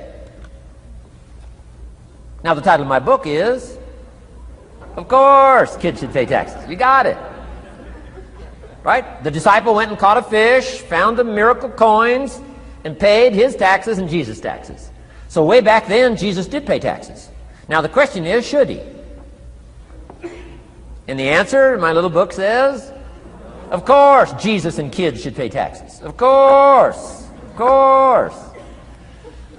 If an 8-year-old wants to ride his bicycle on the sidewalk instead of in the mud, you have to pay taxes. Things cost money. Got to pay taxes. Aircraft carriers keep tyranny over there instead of over here. Aircraft carriers cost money. It's expensive to run this whole show.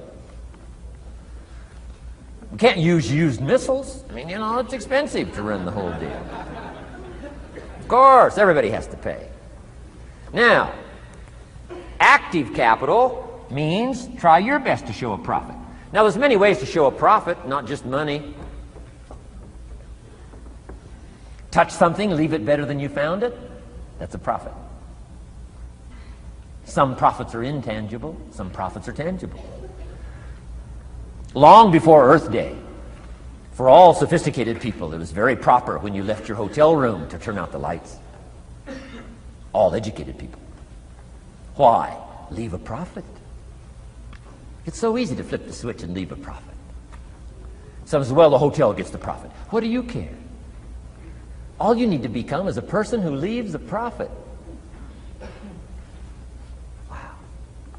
I talked to a man who runs a whole string of apartments.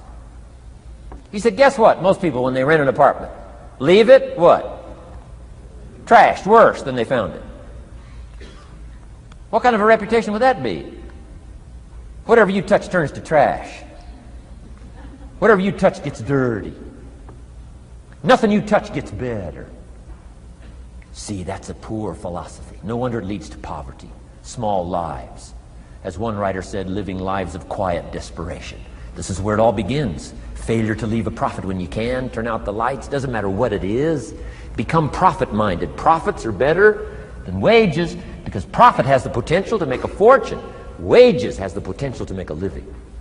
So I teach kids, take part of your wages. If you earn the money, take part of it for charity and part of it to see if you can't make a profit. And there's all kinds of ways. My book's going to be full of all kinds of ways kids can make money.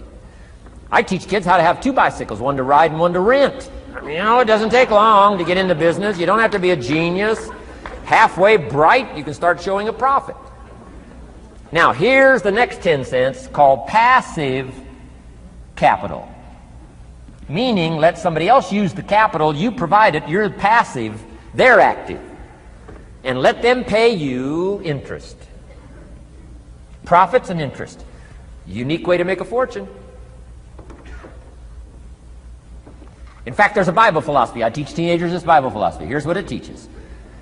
The borrower is servant to the lender. Wow. So where is the power position? Not a spender, a lender.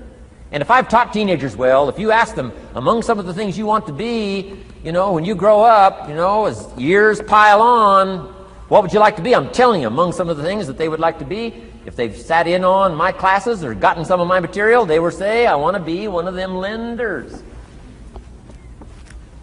Powerful position. Let somebody else use your capital. Some projects require more capital than any one person has. So we've got capital pools, whether you put it in a financial institution or whatever, right? Earn an interest, earn a profit, right? Buy a car and sell it for more than you paid for it. Why? Because you leave it better than you found it. Touch something and leave a profit. Okay? It's not just wrapped up in money and economics. This helps to teach all other scenarios of life on profit and capital and expenditures, what to do with your time and what to do with your life, and as well as what to do with your money. Okay? Now this little scenario I call the ideal. Now here's what's important. To set up the ideal and work toward it. Because at first you may not be able to do these numbers. Some people are in such desperate situation currently, they got to go 97, 1, 1, and 1. I mean, you know, I had to start there. Start with pennies. And remember, it's not the amount that counts. Mr. Schoaf gave me the clear situation. Here it is. It's not the amount that counts, it's the plan that counts. When I met Mr. Schoaf, I'm 25 years old. I said to him, if I had more money, I'd have a better plan. He said, no, Mr. Rohn, if you had a better plan, you'd have more money. 6 years? 6 years? In America, 6 years? Come on, it's not the money, it's not the amount, it's the plan that counts. So set up an ideal plan like this. Now you can rearrange this and modify it to suit yourself. I'm just giving you here as an example. So set up the ideal and then start making progress toward it. Okay. Because finally these numbers are going to change if you move on up into the higher area, right? The people I work with around the world couldn't spend 70 cents out of every dollar. Would be obscene. That'd be too much. So these numbers are bound to change. I don't know what mine are. Probably 20% up here. A lot larger numbers down here. Okay? So these numbers can change. I'm just offering you a good sample philosophy. Remember, philosophy is the set of the sail. The economy is not the set of the sail for you. For you, the set of the sail is your own philosophy, your own thinking, your own plan, your own concept. Don't borrow somebody else's plan. Don't borrow somebody else's concept.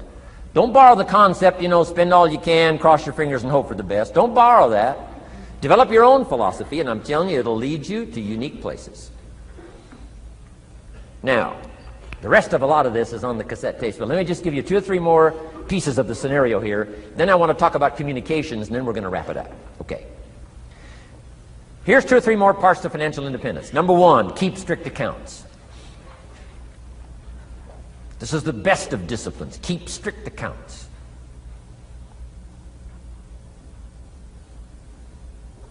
Did you ever hear this expression? I don't know where it all goes. Did you ever hear that? I don't know where it all goes. Oh, we'd love to have you run our company. You don't know where it all goes. Whoa. Did you ever hear this? It just gets away from me. It just seems it just gets away from me. Oh, we'd love to turn the world over you. It just gets away from you. Come on. You got to have better disciplines than that. Let that be the 90%. Let that be the scenario of the 97%. But don't let it be your scenario. Don't let it become your philosophy. Keep strict accounts. Next, a new attitude. I had to develop a new attitude as well as new concepts. Here's what I used to say. I hate to pay my taxes. Schoaf said, well, that's one way to live. I thought, well, doesn't everybody hate to pay their taxes? He said, no. No, a few of us have gotten way past that. He says, once you understand what taxes are, here's what taxes are in our governmental system in our society. Taxes is how you care and feed the goose that lays the golden eggs. Democracy and liberty and freedom. Free enterprise. Wouldn't you want to feed the goose that lays the golden eggs? Somebody says, well, the goose eats too much. That's probably true. I understand that. Of course that's true. But see, better a fat goose than no goose.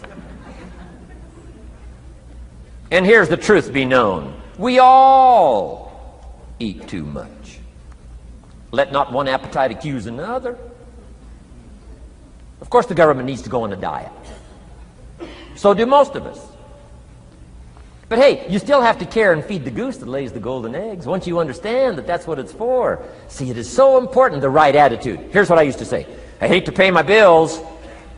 You open up the mails, nothing but these window envelopes, bills. I hate to pay my bills. Schoaf said, well, that's one way to live.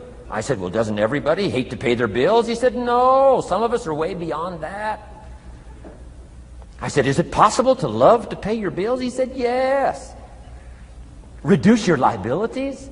Increase your assets? Wouldn't you love to do that? So start a whole new attitude here. Next time you pay $100 on an account, put a little note in there and say, with great delight, I send you this $100.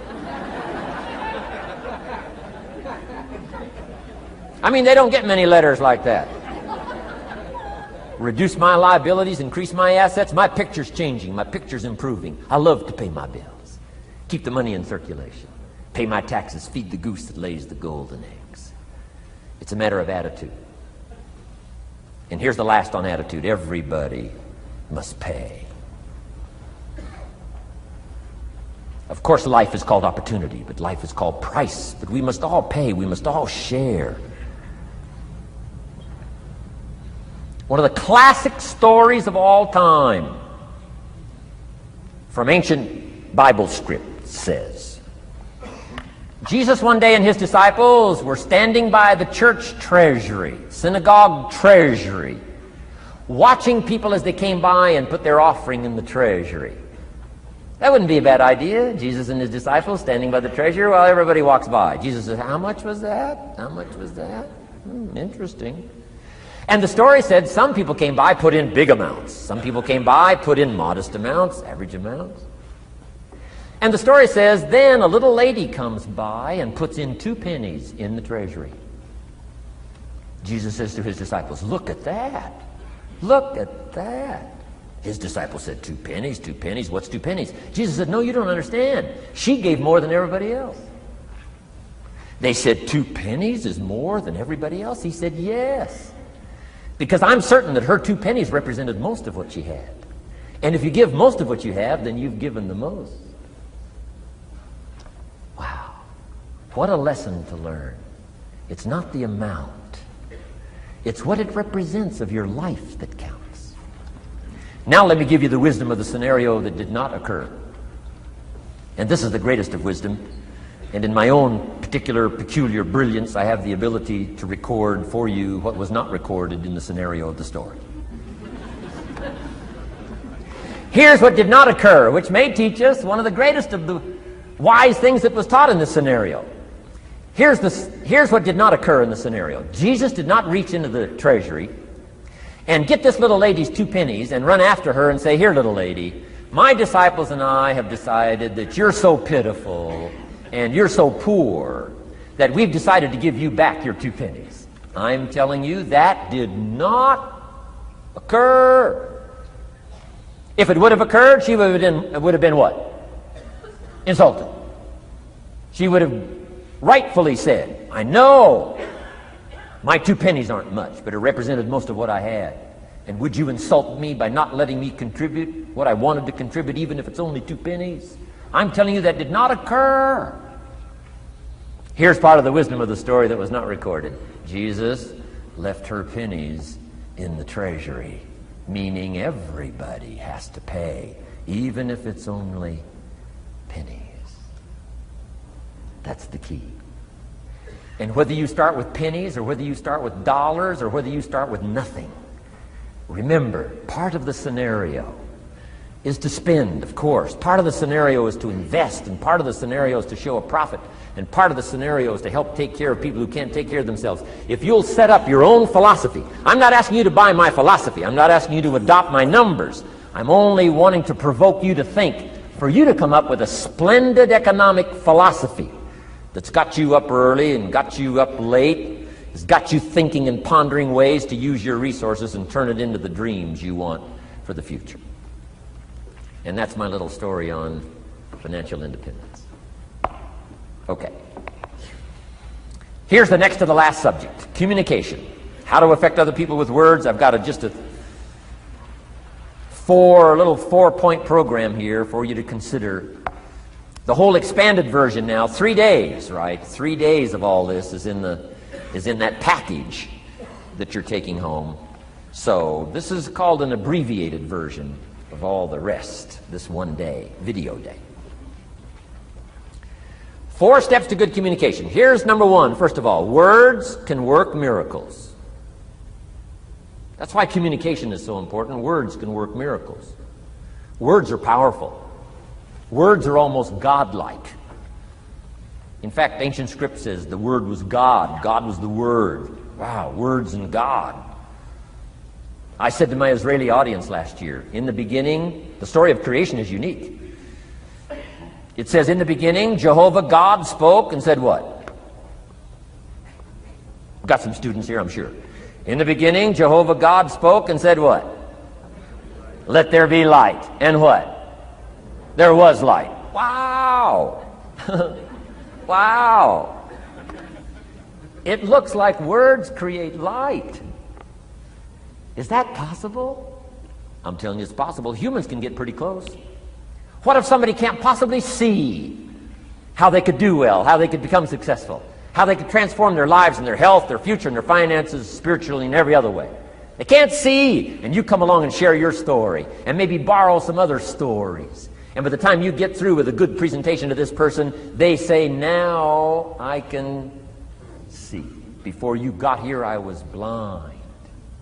I was in the dark. And while you were talking, some things dawned on me. Is it possible to create light with human intelligence, with words? And the answer is, of course, of course. Here's part of the spectacular opportunity as a human being. One person talking to another. It's got so much power, so much potential. A mother talking to a daughter, a father talking to a son, salesperson talking to a client. Nothing more magical and powerful, awe-inspiring than words have the ability to dramatically affect people's lives and futures. So become a good communicator. Let me give you some good keys to good communication. Here's number one: have something good to say. Communication starts with preparation. Getting ready to speak this year, getting ready to speak next year. Attend the classes, read the books. Have something good to say. Here's 4 good words to help you to have something good to say. One is interest. Develop a new interest in people and life and what's going on, economics and politics, religion, social structure, possibilities, opportunities. Develop a new interest. Here's the next word: fascination. Goes that step beyond interest. That's why kids learn so much that first 6 years. Fascination. Adults are walking on ants. Kids are saying, don't walk on these ants. I'm studying these ants. I'm looking at these ants. Kids are so fascinated. How come an ant can carry something bigger than he is? Wow. That's how come they learn so much. They're fascinated. And here's another little clue I've learned. Turn frustration into fascination if you can. You'll learn more. I've worked on this. I'm pretty good at it. Out in Los Angeles, I'm on the freeway. My airplane leaves in 45 minutes. The traffic is moving not 1 inch. I am now fascinated. I'm telling you. Now, it doesn't work every time. That's true, but every time it does work, I'm telling you, you'll come away with more. Learn to be fascinated instead of frustrated if you possibly can. Turn that little scenario on for yourself. Next is sensitivity. You got to understand, we use the phrase, where people are coming from, where they've been, what's going on. Sensitivity training is so important. People not like you, people that have got challenges and problems and difficulties, you got to do your best to be sensitive to other people, where they find themselves, the pit they might be in currently, what's going on. Be sensitive to that. Here's 2 of the greatest things said about Jesus. 1, it said he was touched. He was touched by where he found some people. He was touched by the misery he found some people in. He was touched. He was touched. And here's the other word. He was moved, it said. He was moved, touched and moved. If you really want to communicate well, you got to be touched and moved. Not just by your own drama of life, but by the drama you know is going on in other people's lives. Sensitivity. How does an adult 40 talk to a child who's 12? You got to be sensitive. Not just to your current situation. One of the best ways to identify with a child who's 12 and you're 40 is remember when you were 12. Go back, remember the scenario and let it hit you again, let it touch you again. I don't have any problems with 12-year-olds. I remember almost every day of being 12. 12's a unique year. 1, you're not 13. I mean, you know. If I heard it once, I heard it 100 times. Of course you can't go, you're not a teenager. Wow, I can't wait for this year to be finished. Remember. That's part of sensitivity. Remember. Apostle. One who became an apostle, leader of the Christians, was once Saul from Tarsus, hater and killer of the Christians. After he was converted, became a leader, became Paul apostle, revered. Why was he so effective in his language, in his ability to touch people with his words and with his presence? If you read part of the scenario of his history, he gave an account of his own life and said, here's why I think I'm so effective. I remember the pit I came from. Sure, they call me apostle, but I used to kill these Christians, and I never forget that. If I want to get in touch with other people's difficulty, I got to remember my own difficulty. Let it hurt again. That's what makes a good performance. A good actor, a good actress. The emotion close to the surface from the remembrance of things past. And then well-chosen words delivered with emotion. Powerful. The last word is knowledge. You just got to go through exercises like this. Take the notes. Work hard. Roll up your sleeves. Go to work. Gather the knowledge in journals. Gather the knowledge in notebooks. Gather the knowledge in a library and cassettes and videos and every other means. Gather knowledge. Don't be lazy in learning. A major part of communication is preparation. Now here's the next part of good communication. Say it well. One is having something good to say. Number two is saying it well. Let me give you a quick list on saying it well. Number one, sincerity. Best place to start if you want to communicate well is let your sincerity show. Next is repetition, the mother of skill. I've been at this 33 years. Somebody says, well, you give a pretty good seminar. I should. 33 years? 33 years. Repetition. Next, brevity. Sometimes you don't need many words if you're totally sincere, I'm telling you. Jesus' presentation in gathering up his team called disciples was fairly short. He just walked around the countryside, took a look at somebody and said, you follow me. That's brief. I mean, that's short. Now, why could he get by with such few words? And this takes care of a lot that I've tried to share with you today called personal development. Here's why I think Jesus could get by with such few words. For all that he was, that he didn't have to say. Take that scenario home. For all that I am, that I don't have to say. Just a few words could be dynamic in affecting someone else's life. A child, a business colleague, a sales client. Next, vocabulary. Got to work on your vocabulary. Some of my friends took a survey among prisoners working on some rehabilitation program. They weren't particularly looking for this, but here's what they found. There's definitely a relationship between vocabulary and behavior. And here's what they found out. The more limited the vocabulary, the more tendency to poor behavior. And when you think about it for a while, it makes sense. Words are a way of seeing. And if you don't have a good vocabulary, you can't see very well. Can you imagine the mistakes in judgment when you can't see very well? Next, words are a way of expressing what's going on in your head, what's going on in your heart. What if you can't see well and you can't express well? You can imagine the tragic scenario of 5 years of that, 10 years of that, 20 years of that showing no improvement. Behavior now becomes a major problem. And that person's world gets smaller and smaller and smaller. Why? They can't see and they can't express. And finally, they don't need much bigger place than a 10 by 12 cell. Their world is so small anyway, don't need much bigger place. I'm asking you to stretch your vocabulary. I used to put words up on a 3 by 5 card. I drove a lot back in those days, but at the end of the day, I'd mastered 2 or 3 words. My oldest daughter, Linda, with my grandkids, starts the day with what's called the word for the day.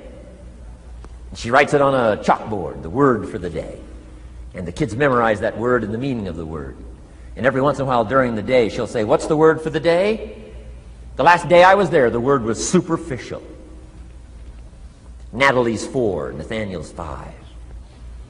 And several times during that day, Linda, my daughter, would say, "What's the word for the day?" Natalie would say, "Superficial." And she would say, "Nathaniel, what does that mean?" "On the surface." Several times during the day. What's the word for the day? Superficial. What does it mean? On the surface. If you were to ask my grandkids, the last time Grandpa was here, what was the word for the day? I'll bet you they'd probably know. Superficial. On the surface. Word for the day. Why not learn a word a day? Why not add to your vocabulary so you can see more, see better, and express better? Put out in words what's in your heart, what's in your soul, what's in your mind. It's important. So say it well. Here's number 3.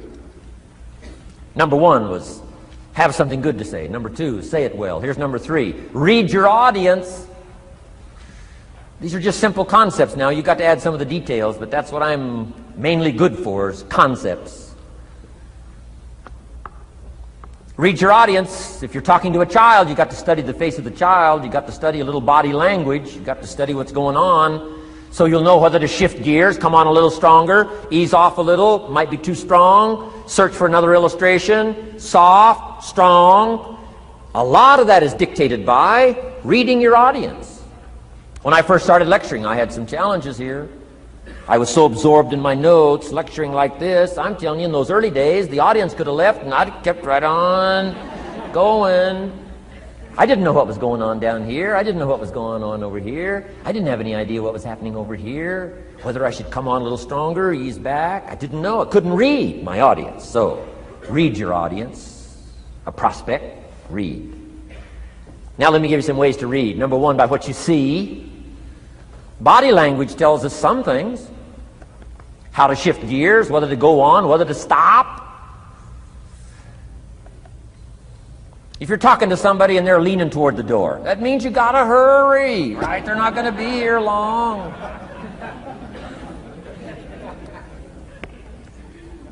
Body language. Guy's got his arms folded, chin tucked down. You got your work cut out for you. You're gonna have to reach deep in your bag. Find some extraordinary stories. This one's not gonna be easy. What tells you that? Reading what you see. Here's the next one.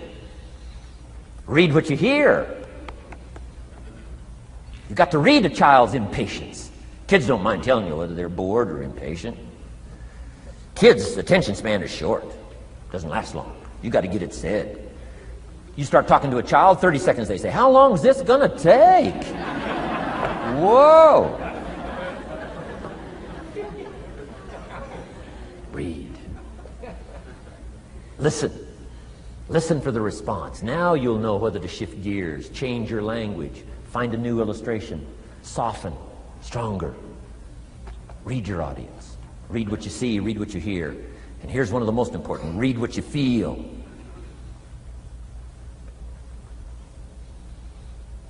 Now, women are probably better at this than men when it comes to picking up emotional signals.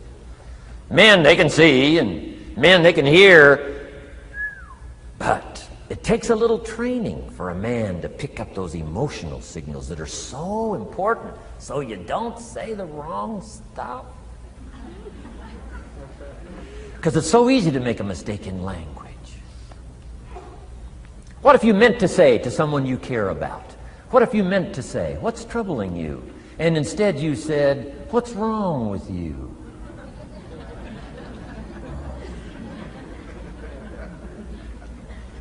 Communication. So read the emotional signals. If we could learn from the women on this emotion. Women have this uncanny antenna picking up this stuff. Woman says, "Doesn't feel right." I mean, what does that mean? It doesn't feel right. It doesn't feel right. Whoa. Women have got it though. Seems to be built in. Especially danger.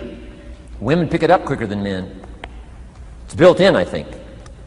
Way back, right? Man was the provider, mama was the protector at home. So she picked up this scenario of danger, I think, these signals. but they are good. In the middle of the night, Mama wakes up. The baby cries. Mama wakes up. Papa sleeps. The faintest cry, Mama's awake. Or she nudges her husband and says, go look, something isn't right. He says, what do you mean it isn't right? She says, no, go look. He said, hey, everything's okay. She says, go look. He says, okay. And he gets out of bed, goes downstairs. The front door is open. How did she know that? We don't know. I mean, she just knows. She just knows. But I'm telling you, it's so valuable in communication to be able to pick up the emotional signals as well as what you see and as well as what you hear. It's so important. But women are good. Ancient scenario says this: there are shepherds and there are sheep and there are wolves. What a good life scenario. But it doesn't stop there. This ancient scenario says also, some wolves are so clever, they've learned to dress up like sheep. Now you got to have a woman. Got to have a woman. Man says, looks like a sheep, talks like a sheep. Woman says, ain't no sheep. Take my word for it. They know.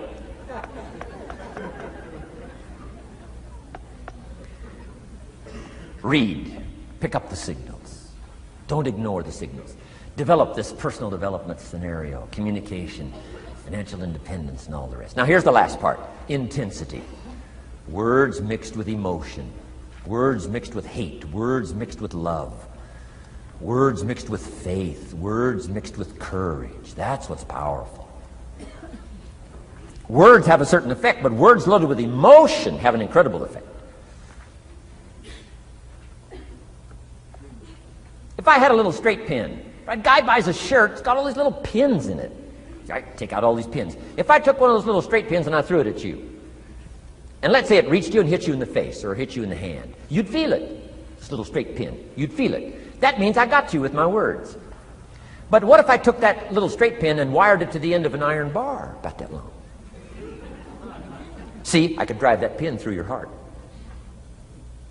The pin is the words, the iron bar is the emotions. The emotions. Here's the best I could share with you. Put more of you into what you say. Don't be casual in language. Don't be casual in words. Casualness leads to casualties on the freeway and in communication. Don't be lazy in learning good communication. And put more of you. Now here's the last thought. The emotions must be measured. It can't be too much for the occasion if it's not called for. In leadership we teach, don't shoot a cannon at a rabbit. It's effective, but you've got no more rabbit.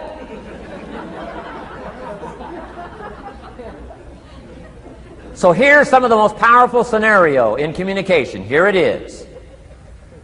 Well-chosen words mixed with measured emotion.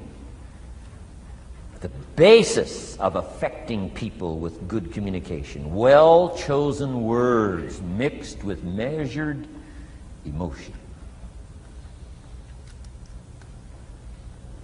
And one last point on communication. The more you care, the stronger you can be. The more you care as a mother, the stronger you can be with your children. The more you care as a father, the stronger you can be. The more you care as a leader, the stronger you can be in helping to solve problems, getting on somebody's case. The more you care. But you got to care. I don't mind a minister consigning my soul to hell fire for my sinful ways. I don't mind that. If he believes it, I don't mind him consigning my soul to hellfire for my sinful ways, as long as he does it with tears and not with joy.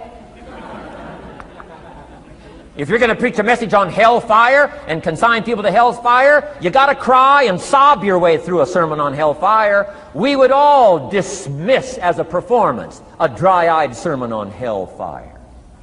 You can't legitimately preach hellfire unless your heart breaks. Otherwise, it's a performance. Otherwise, we could all dismiss it. Why? The heart's not there. There are some conversations that don't make sense unless they're accompanied by tears. It doesn't mean anything unless it's accompanied by a broken heart. Learn measured emotions. Remember, draw from well-chosen words, expanded vocabulary. Be interested and fascinated. Pull all this together. I'm telling you, your ability to touch other people will grow day by day, week by week, month by month, year by year. Here's my last subject. It comes in two parts. First is the negative part. And I got just a couple of tips for you on negative. There wouldn't be positive without negative. It's part of the life scenario. Ancient script says it best. There's a time to laugh. And once you've learned to laugh, just keep on laughing. No. Just get another positive book. No. There's a time to laugh, what? And a time to cry. And you've got to become so sophisticated and so well educated that you don't laugh when it's time to cry. And you've also got to learn to cry well. How are you going to identify with some people if you don't cry with them? It's very important. The negative side is very important. Negative thinking. I teach kids, and you'll find it on those cassettes, the ant philosophy. Let me just give you the quick scenario on the ant philosophy. Number one, ants never quit. What a good philosophy. If they're going somewhere, you stop them, and guess what? They'll look for another way. How long will they look? Till they find it, or till they die. What a great philosophy. But here's number two. I can't give them all to you, but here's number two. Ants think winter all summer. You've at least got to be that bright. You can't think summer all summer. You got to do some winter thinking in the summer. You say, well, the sky is blue, the clouds are fleecy. You can't be faked out by that. Ancient story says, don't build your house on the sand in the summer. Why would we be cautioned not to build our house on the sand in the summer? Because it's easy to get faked out. So what should you do during the summer? Think winter. Think storm. That'll drive you to find a rock in the summer when the sky is blue. Key, negative is normal. You got to handle it. You can't dismiss it. It's part of the life scenario, like your white corpuscles we talked about earlier. So don't ignore it. Let it be part of the scenario. Here's the key. Learn to master it. Negative is not to be ignored. It's to be mastered. It makes us better than we are to wrestle with it. It makes us better than we are to be alerted to tyranny that moves into Kuwait, or ignorance that moves into your life, or procrastination that moves in and robs you of your fortune, or poor health that's going to be the legacy of those who neglect their health disciplines. You've got to do battle with the enemies on the outside and on the inside. So learn how to handle the negative. And now here's the last, called the positive. Let me give you the day that turns your life around, as quickly as I can. I got 4 parts to the day that turns your life around, and then we're finished for the day. Number 1, disgust. Disgust. Disgust is a negative emotion, but it can have a very positive, powerful effect. Disgust says, I've had it. What an important day that could be. I've had it. Wow. I met a beautiful, powerful, accomplished executive lady in New York. The company invited me to come in. This lady was a vice president, extraordinary lady. I got to know her, and I found out her story. I said, how did you get here? Big income. And she never went to college, never went to university. I said, how did you get here? Executive, powerful, income. She said, well, let me tell you part of the scenario. She said, when I was a young mother a few years ago, she said, one day I asked my husband for $10. And he said, what for?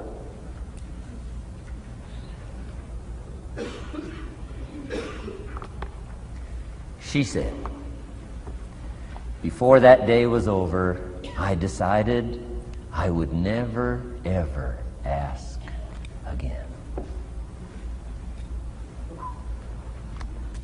She said, I started studying opportunity, found it, took the classes, put myself through the schools, did the scenario. Now I'm vice president. I make a lot of money. And she said, I kept my promise. I've never, ever had to ask again. It's called a life-changing day. The day you say, enough is enough. Now, if you can add an act to your disgust, it helps. A man takes a shotgun to his car, blows out every window, destroys every tire, puts 100 rounds in it, and says, I've driven this embarrassing thing for the last time. And then he saves it. He saves it.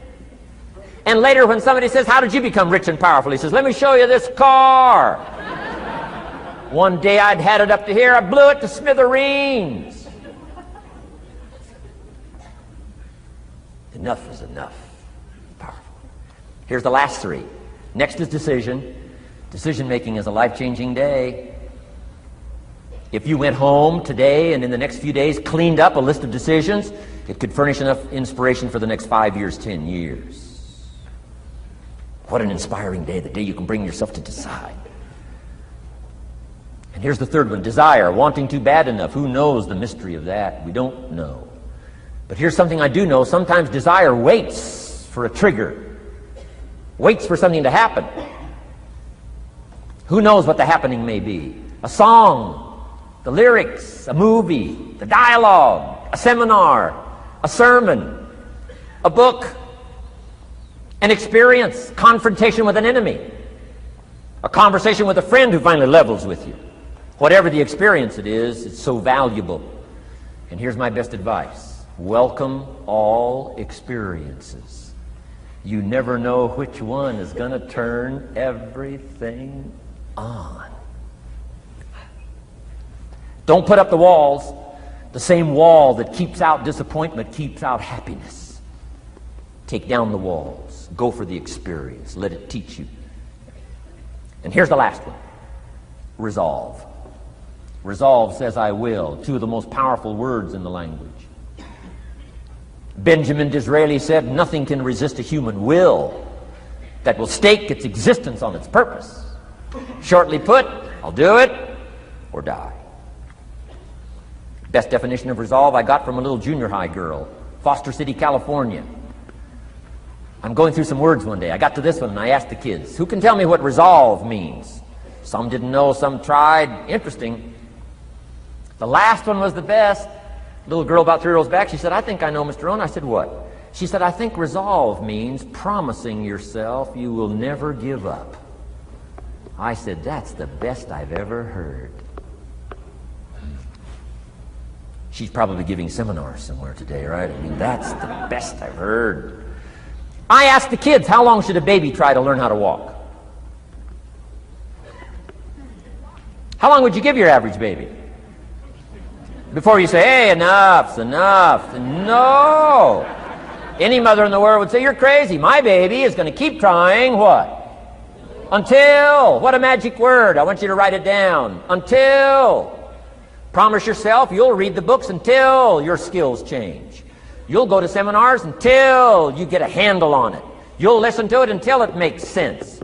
You'll go for it until you understand it. You'll practice it until you develop the skill. Never give up until, however long that is. Step by step, piece by piece, book by book, word by word, apple by apple. Walk around the block, walk around the block. Go for it. Don't miss the chance to grow, and resolve that you'll pay the price until you learn, change, grow, become. Then you'll discover some of life's best treasures when you pay that price. Now here's my last word to you. As leaders in the community, I'm sure you are. Parents, the greatest challenge of leadership is parenting. Whether you're in sales or management, wherever I've found you today, I want to give you, from my heart to you, what I wished you would do from this seminar today. And if I've inspired you to do this, part here, among all the other things I've talked about, I would have considered it worthwhile to leave my family, fly away from my home, drop down into Fort Worth, Dallas, and spend one of my very precious days with you. If I can accomplish this, it'll all be worthwhile. It comes in two parts, and here it is. One, learn to help people with their lives, not just their jobs. Learn to help people with their lives, not just their skills on the job. Touch people with a book, touch people with a poem, touch people with some words. Don't fail to say something that could be meaningful. Help people with their lives, help them set their goals. Help them with their dreams, help them with the future, help them with errors, help them with mistakes. Help people. Help your kids not just get along, not just hang in there. Not just try to hold the family together. Try to build lives with communication. Build lives with setting goals. Help your kids with their lives, not just their homework, their lives. And here's my last one for you personally, because I'm probably one of the best examples of this standing before you in this auditorium today. Here it is. Ancient script says, if you work on your gifts, they will make room for you. If you work on your gifts, they will make room for you. Wow. Look where my gifts have brought me today, to this room. A chance to invest in this many lives.